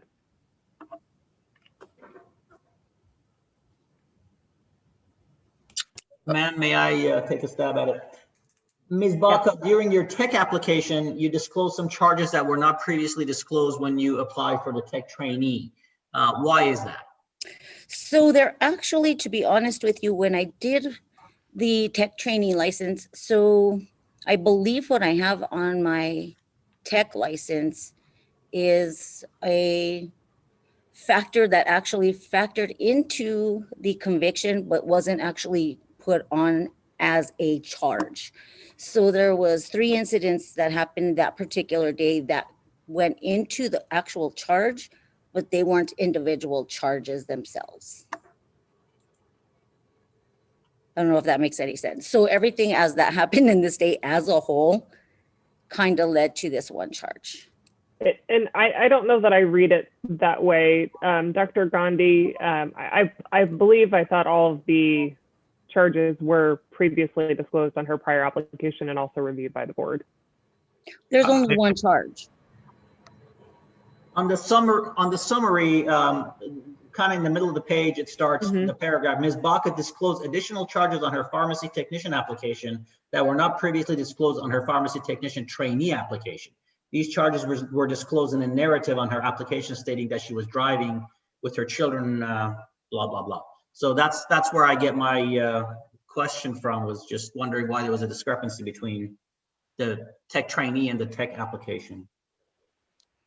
You know, I don't know why didn't it disclose. I guess maybe I was just, I'm not too sure, to be honest with you. But like I said, there was one charge, but there was 3 incidents that happened that day that led to this one charge. Okay. All of these were prior to your tech trainee license being issued, right? These were in 2000, yeah, these were all in 2004. So like 17 years ago. And since then, you've had no issues with the law enforcement or? Never had before or after. Okay. Thank you, ma'am. Yes. Board members, any additional questions or discussion? Move to approve. Second. Thank you, Mr. McGinnis. I have a motion and a second. All those in favor? Aye. Aye. Aye. Aye. Any opposed? Noting Ms. Nair's recusal and the absence. Thank you, Ms. Baca. We hope that you continue to be very successful. Congratulations. Thank you, and thank you for the education today. Watching you guys today was like so awesome. It's really, really Thank you. We appreciate it. And sorry that it took us so long to get to you today. I'm glad that you hung in there with us and learned some from being here today. So It was thank great. you. Well, thank you. You have a Appreciate wonderful it. evening.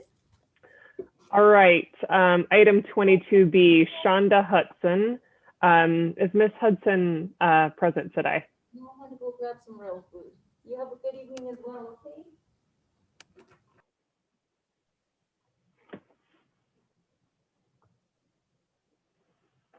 Madam Chair, I do not see her in the room. Okay. Board members, in this case, we have a pharmacy technician trainee application. On her application, this individual disclosed some felony charges as well as some disciplinary action on her uncertified nursing assistant application. Not sure how we want to handle this, if we feel like we need to speak with her or if we feel like we can take action on it today. Ms. Galvin? Yeah, there is a statute, and I believe it's 3224, but it prohibits a board from opening a complaint or considering a complaint of unprofessional conduct that occurred more than 4 years ago, unless that conduct deals with a sexual offense or lying on an application.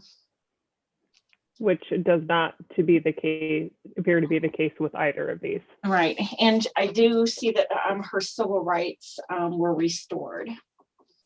And it appears as though she did receive a good cause exception. No, I'm sorry, she was originally denied a fingerprint clearance card, but later received a good cause exception. And it looks like this matter has been resolved with the nursing board.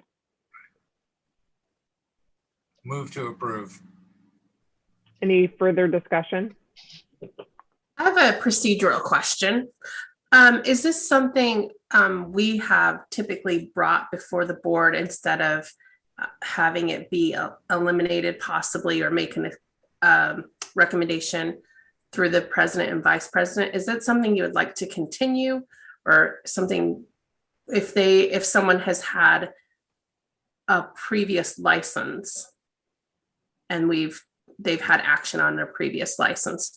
For example, in this case, she had a CNA license. We typically have, if they had discipline on another professional license that appears in front of the full board. That's how we've handled it in the past. And everyone thinks that's a great idea. Like, we want to continue it that way. I just wanted to get a feel. I think additionally, a felony a lot of times is something that we want to learn a little bit more about. This was it was a long time ago. We have a motion to approve. Do we have a second? Second. Thank you. We have a motion and a second. Any further discussion? All those in favor? Aye. Aye. Any opposed? All right. 22C, Margarita Hurtado. Is Ms. Hurtado present? She is present, yes. Thank you. Hello, Ms. Hurtado. Can you please identify yourself for the record? Yes, I'm Margarita Hurtado. Thank you. Board members, we have a pharmacy technician trainee application license. Ms. Hurtado applied for a license and disclosed a felony drug charge on her application. Ms. Hurtado, would you like to make a brief statement about the events that have occurred? Yeah, I just want to, thank you for the opportunity to even get in front of you all to just disclose. If you have any questions for me, I'm very transparent about what happened. And yeah, I just want to be the exception that you can change your life after that situation. Thank you. These events looks like occurred in 2016. Board members, what questions do we have for Ms. Hurtado? I would just like to hear the story of like what happened. This was a very large amount of marijuana, and I want to hear your version of what happened. Yeah, so in 2016, I was very naive, and I was with a person that was doing that at the time. And I had written a letter, and in my honesty, knowing that there was, I knew there was illegal substance. I didn't know what it was. So because I knew there was something in the vehicle and that there was going to be a payout at the end of it, I was convicted as well. And since then, I haven't been in trouble. And then prior to that, I never had any charges. So. Okay. Ms. Hurtado, you're still on parole through later this year? Correct. Parole ends July 21st of this year. But you're in full compliance? I've been in full compliance, and I have never had one dirty test. So it's all looking good to finish it out now. Thank you. Board members, any additional questions or discussion? Madam Chair, may I? Yes. So 537 pounds of marijuana is a huge amount. Please educate me. How do you hide this in one car? So it was actually a U-Haul. It wasn't a car. It was a U-Haul that was in the name of my ex at the time and my daughter's father at the time. So that's how it was transported. And like I said, we didn't know what was in the vehicle. It could have been methamphetamine or heroin. Thank God it wasn't. That it was just marijuana. And that's just the consequences of our actions. So I took full responsibility of the actions I took because I didn't know that there was something in the vehicle. So. Thank you. Of course.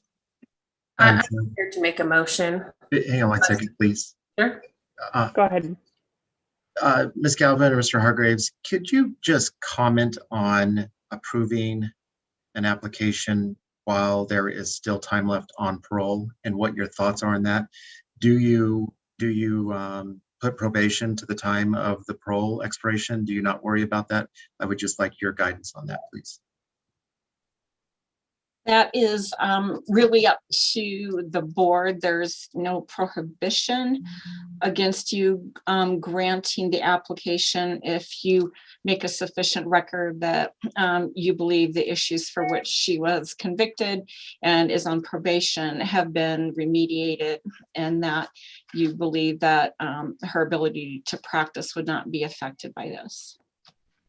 Thank you. Ms. Hurtado, do you have a job lined up, or are you currently employed in a pharmacy somewhere? So I actually do work for a pharmacy currently as a clinic account manager. So I'm in the clinic with one of our kiosks, and I pretty much educate the patients and staff on how it works and what the pharmacy services are. With obtaining this license, though, I would have the access to be able to type up a script or just get into the database of the system. Okay. So it would allow me a lot more access in my position right now. And the pharmacy that I do work for is very aware of my charges. And so they took that risk on me. And I worked for TMC prior to that for 2 years. So. Okay. Yeah. Thank you. Any additional questions, board members? Ms. Nair, I believe you were moving towards making a motion. I believe because she is taking accountability for her actions due to the amount of time, and we haven't had any recurrences with any kind of other issues, that I move to approve. Second. I do have one question. Ms. Galvin, in the event, Mr. Hargraves, in the event that Ms. Hurtado did violate her parole between now and when that's up. Is that something that either she would have new charges filed for, or would that be her responsibility to notify us of that? Yes, if there are new charges filed, or if she violates some sort of terms of her parole, then she should notify the board. Okay, and at that point we can take action in that event. Correct. Okay. I have a motion and a second. Any further discussion? All those in favor? Aye. Aye. Any opposed? Thank you, Ms. Hurtado. Best of luck to you. Thank you for hanging with us today. I know it's been a long day, so good luck for you. Thank you all. Ms. Snare, I'm going to turn over item 22D, Thomas Sloat, to you, since he is an employee of my company. And Mr. Sloat is present. Okay, great. That was my next question. Okay, so before us, we have a technician trainee license on the application. We had some questions about high school and that being valid. And I will let Mr. Sloat go ahead and introduce himself and then make a statement, please. Hello, my name is Thomas Sloat, and yes, I'm applying for a technician training license. I'm new to the industry after being unemployed due to COVID. So I just, I'm really looking forward to moving forward in the industry. So far, being a cashier in the pharmacy has been very interesting. And I really like working with the patients and all of my coworkers. Can you speak to it about the high school? We had trouble verifying that it was a legitimate high school and like. Yeah, sure. So I was 20 years old and spent some time in Emporia, Kansas, living with my uncle and his family. And while I was there, I learned that Kansas had free a GED program, whereas in Virginia, where I lived before, it was not a free service. So I took advantage of it while I lived there. It was only for like about 6 months that I was there. It was a real quick and fast process. And I also sent in a copy of my DD 214, hoping that that would initially verify that I did have a GED, being as the Army doesn't accept people without a diploma or a GED. Okay. Did you send in something that was not a valid high school though, apart from the GED verification?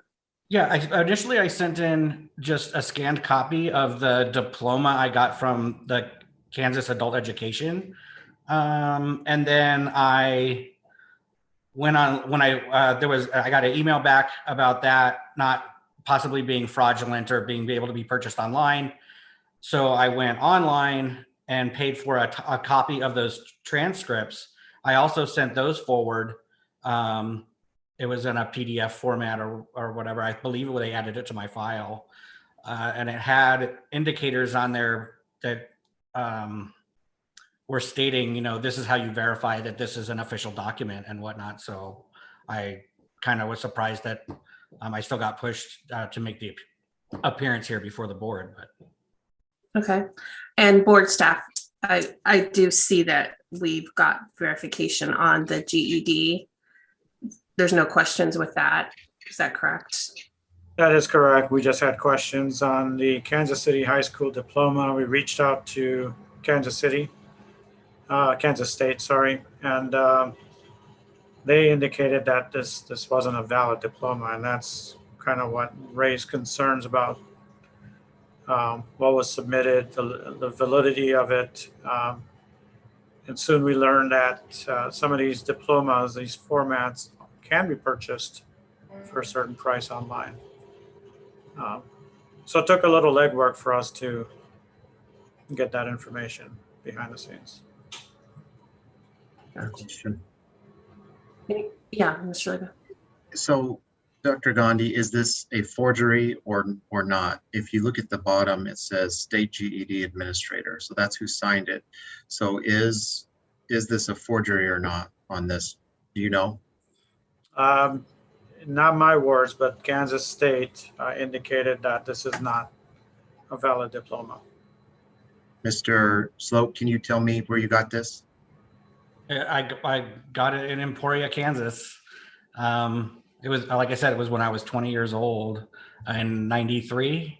When you graduated from the program, I'm sorry to interrupt you. Yes, that's when I graduated from the program. And you're telling me you didn't create this, they handed this to you and signed it, gave it to you. Absolutely. I still have the original copy in my safe. Okay. And last thing for me is more of a statement is thank you for your service. Oh, thank you. My pleasure. Any other questions from board members? For the record, the diploma does indicate May of 94. I know Mr. Sloat just indicated 93. Oh, sorry.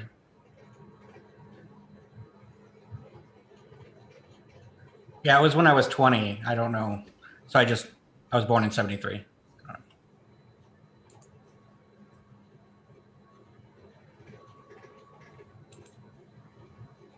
Anyone feel comfortable with their further discussion or making a motion?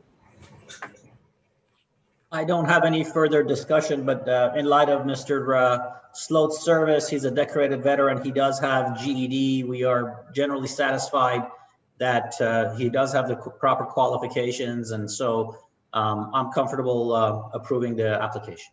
Second. Okay. All those in favor? Aye. Aye. Any opposed? Okay. Thank you. Thank you, Madam Chairman, board and board members. Appreciate it. All right, 28E, Joseph Torres. Do we have Mr. Torres with us today? 22E, yes. Yes. Double check. There he is. Mr. Torres, can you please introduce yourself for the record today? Hi, hello. My name is Joseph Torres. Thank you. Board members, we have a pharmacy technician trainee license application. Mr. Torres, on his application, disclosed 2 separate charges and also disclosed the suspension of a license and the denial of another professional license in Arizona. Mr. Torres, can you give us a little bit of history on your criminal convictions and also what's happened with these other 2 professional licenses to get us started here? Yes, ma'am. Thank you. I have 2 DUIs. I have a DUI in September of 2015 and another DUI in December of 2017. Due to the second DUI, my Arizona substitute certificate was suspended. It was suspended for a year. They are giving me the opportunity to return to teaching after the year as long as I comply with a weekly AA class. It is not court required. However, I am attending. Currently have 29 sessions as of September 1st. So I have been complying with that in the event that I want to go back to teaching. I don't want the door to ever be closed with that. And in regards to the real estate application, I was denied a regular license. However, they did grant me a provisional license. So I am currently, I currently have an active real estate license as of December 2020. Thank you, Mr. Torres. Why are you looking to get into pharmacy? What are you trying to, do you have a job lined up? What are you planning to do? So I currently work at Amazon Pharmacy as a clerk, and I am looking to move up within Amazon. The only way I can move up and get cross-trained to work on the robots and or work in management is to have a trainee license. Yeah, I had started that this November 2020. So looking for a secure job. Long-term, Amazon was a big name. And I was just looking for something that was secure and that's why I'm here. Thank you. Board members, any additional questions for Mr. Torres or discussion? What real estate license, just real quickly? What happened Residential. there? So I was denied a regular license. The only thing that I have to do with my real estate license is quarterly. I have to get an affidavit signed from our broker. I am currently with Keller Williams, and I had my first affidavit signed this February, so last month, and that's just that I basically have a babysitter, is pretty much what it is. I'm not clear. Were you denied because of the DUIs, or why were you denied a regular license? Oh yes, from the second DUI. And correct me if I'm wrong, but he does have a valid fingerprint clearance card, right? Yes, ma'am. Okay. And these were self-disclosed on the application. Yes, ma'am. Board members, additional questions? Dr. Labor, you're muted. I have a question here. Not a question, but maybe confirmation from somebody. We have one that is older than 5 years, one that is less than 5 years. Typically in the past, what we've done is a substance use evaluation. That's typically what we've done.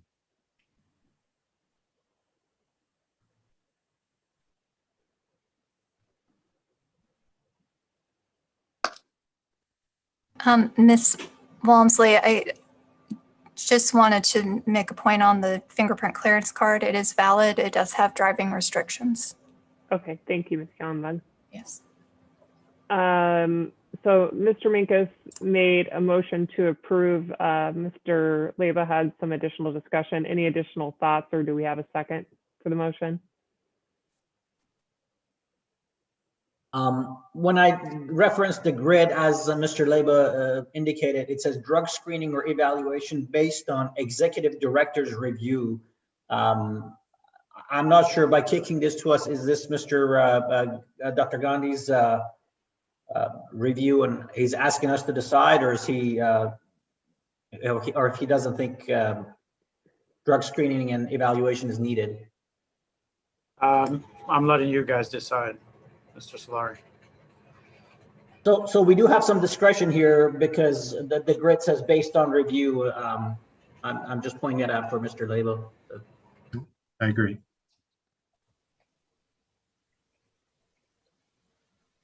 So we have a motion. Does anyone care to second?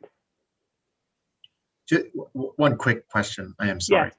Yes. And were these both for alcohol, Mr. Torres?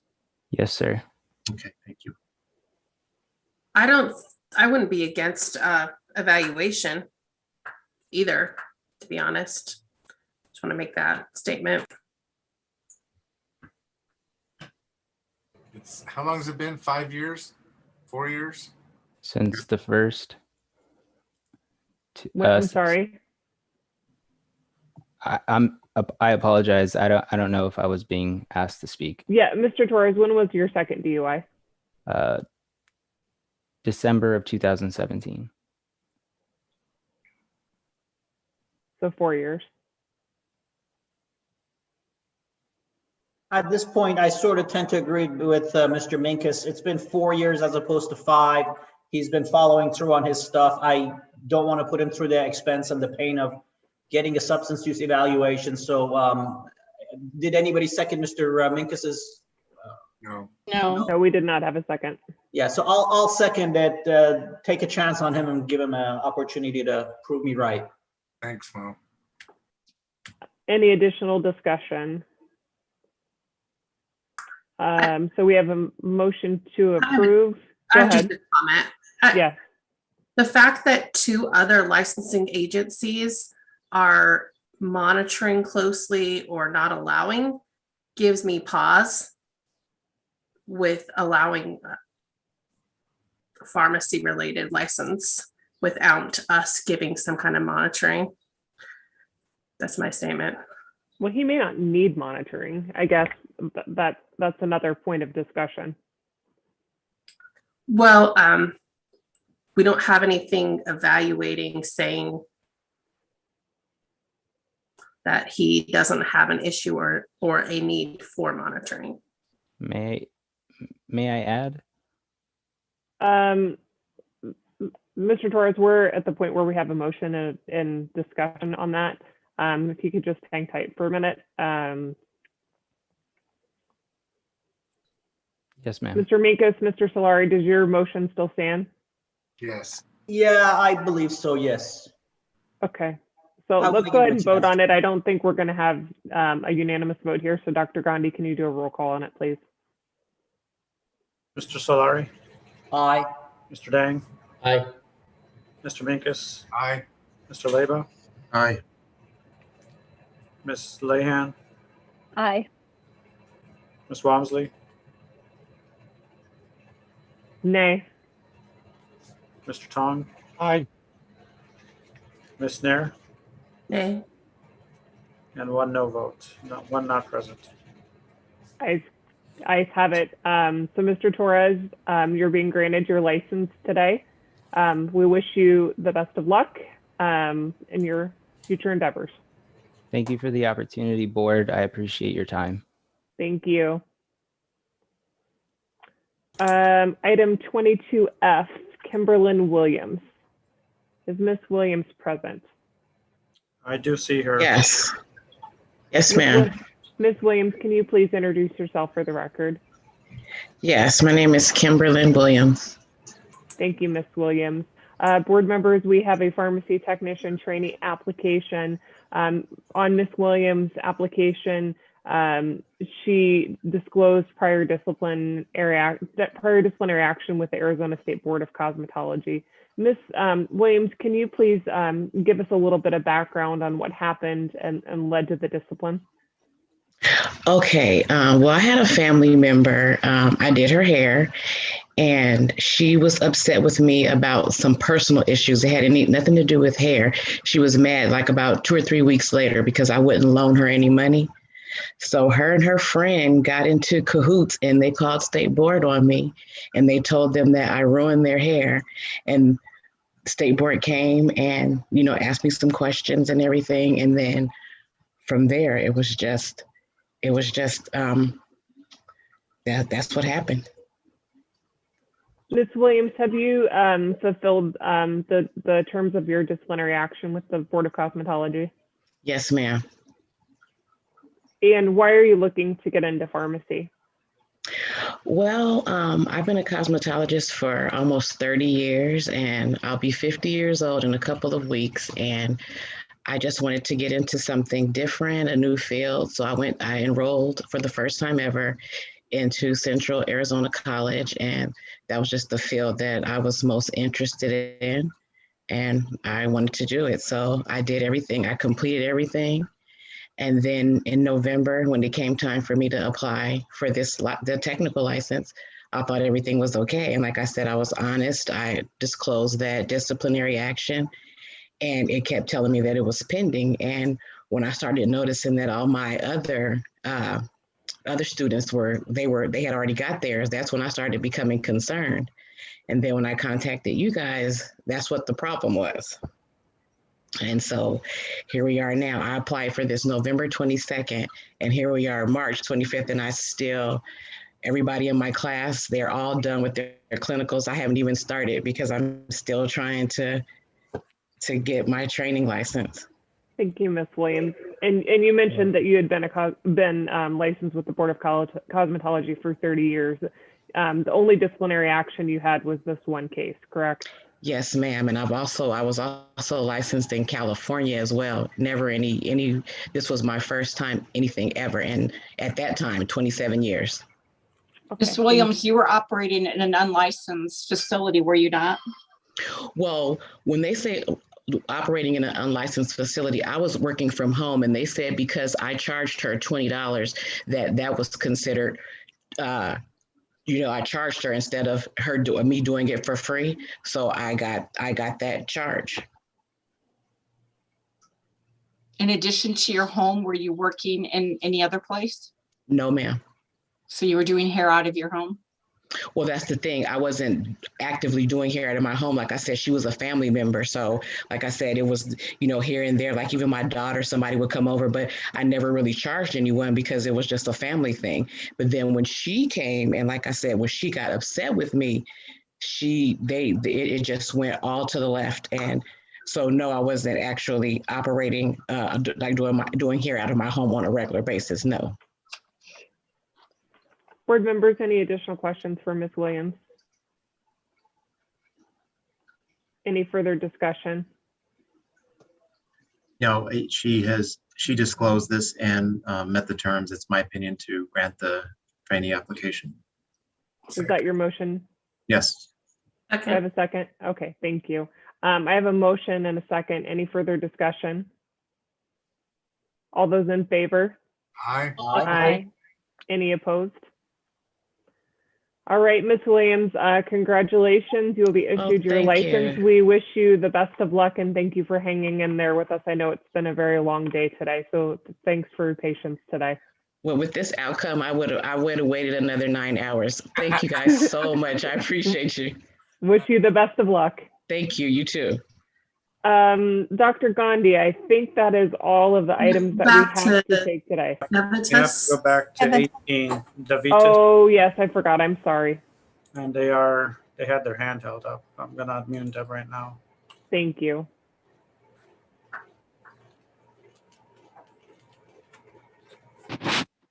Hi, thank you for hanging in there.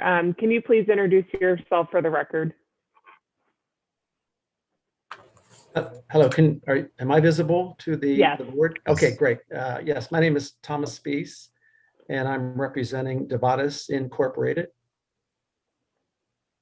I'm Jennifer Snyder from State License Servicing. We manage the state licensing portfolio. I missed your name. Jennifer Schneider from State. Okay, thank you, Ms. Snyder.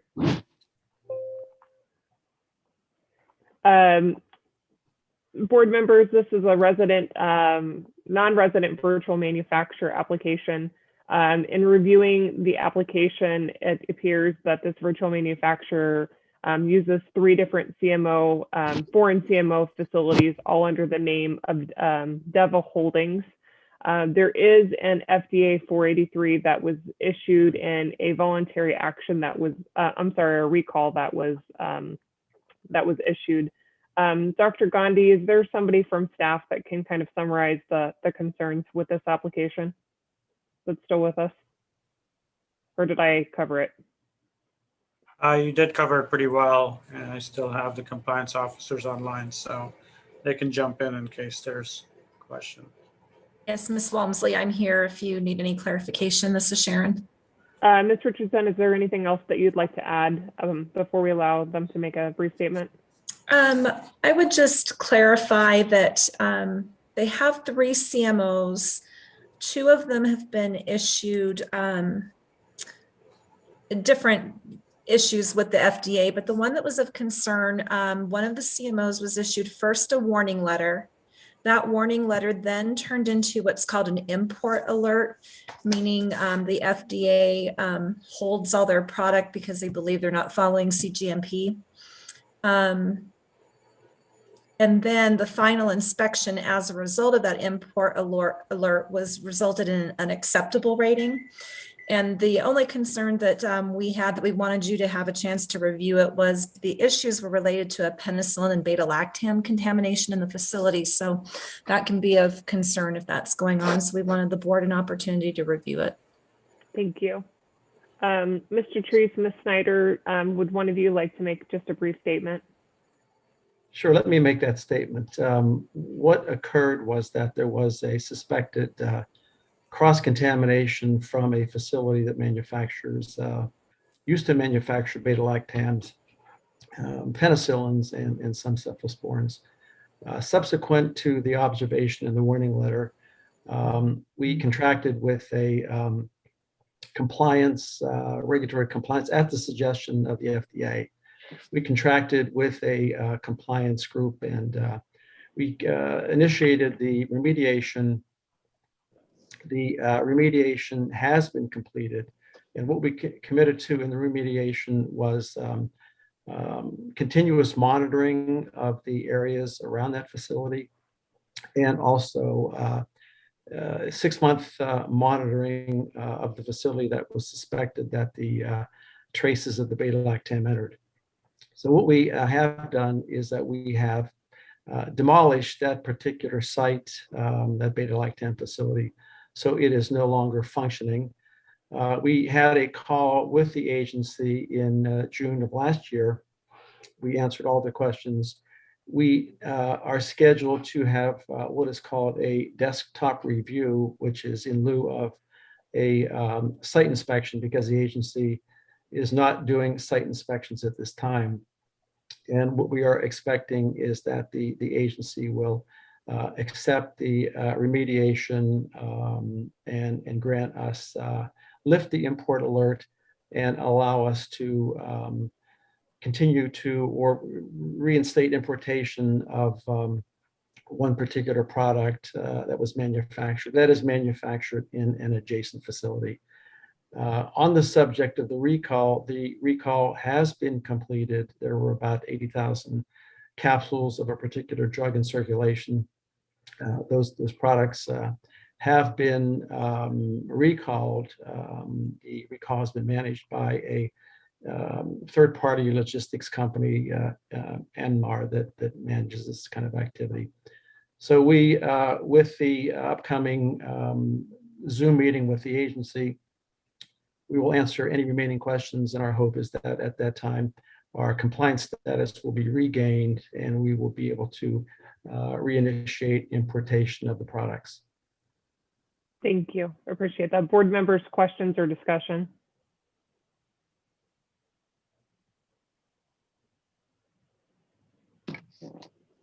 So do you have any kind of inspection of the product that you would be able to send to us, or do you have that available to yourself?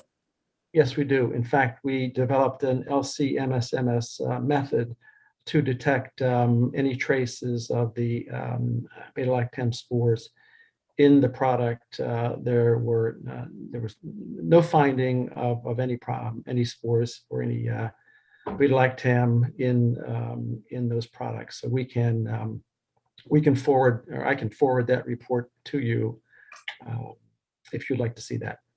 Has your facility undergone a CGMP inspection? Are these facilities? Yes, they have. In fact, it was when the observation occurred, this occurred February the 4th through the 15th in 2019, and it was the second inspection.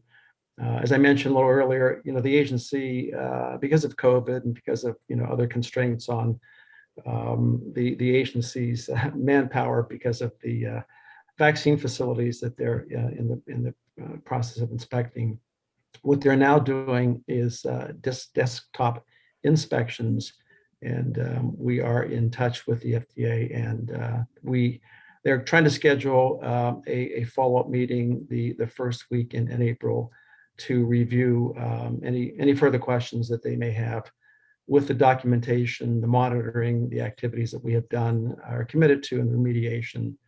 And so at that time, we expect that the import ban will be lifted, and also our facility will be granted essentially return to compliance status. Would you be willing to provide us a copy of those CGMP inspections for the 3 facilities? Sure. Thank you. Do you mean previous inspections or the result of the desktop call that we have with the agency in April? I think both would be appropriate. Dr. Gandhi, Ms. Richardson, would that be helpful? Yes, they would be, Madam Chair. Thank you. So previous inspections. Yes. Okay. Board members, additional questions or discussion? So just so for my education, you're asking for the inspection of the facility, or is this inspection of the product? Or is it the CMO? Okay.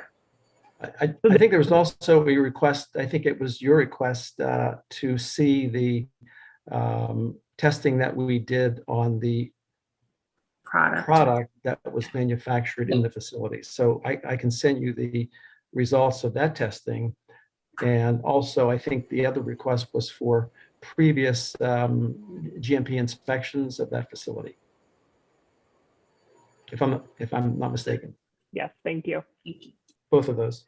Any additional questions, board members?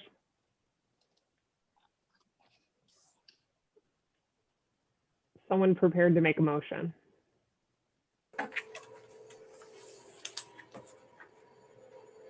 I would make a motion to approve the permit, and if the board staff sees any issues, they would bring it before us again with the reporting that's going to be provided.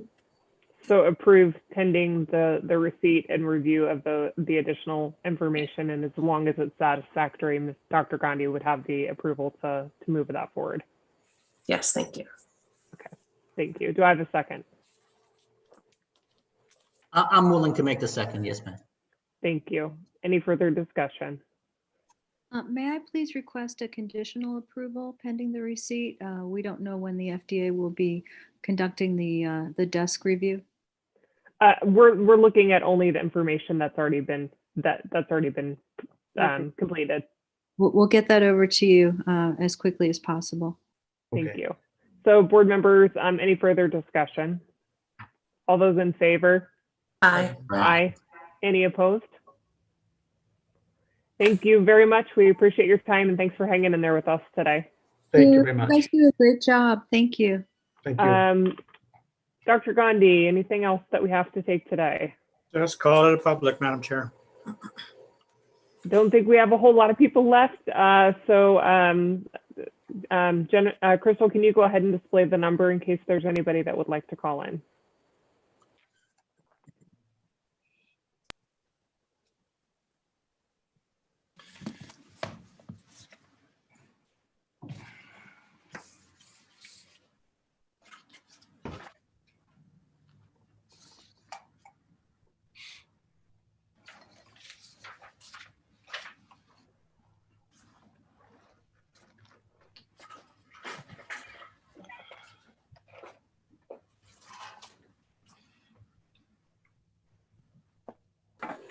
Madam Chair, while we're waiting yes, to discuss tomorrow's agenda item, we do have an agenda item that was tabled. Agenda item 24I and J is going to be postponed till the next meeting. Yeah. They just sought legal counsel. We were just notified today and received documents which the board members will not have an opportunity to review before tomorrow. And we were asked to postpone it by their legal counsel as well. Okay, I think that's appropriate. Crystal, do we have anybody on the line?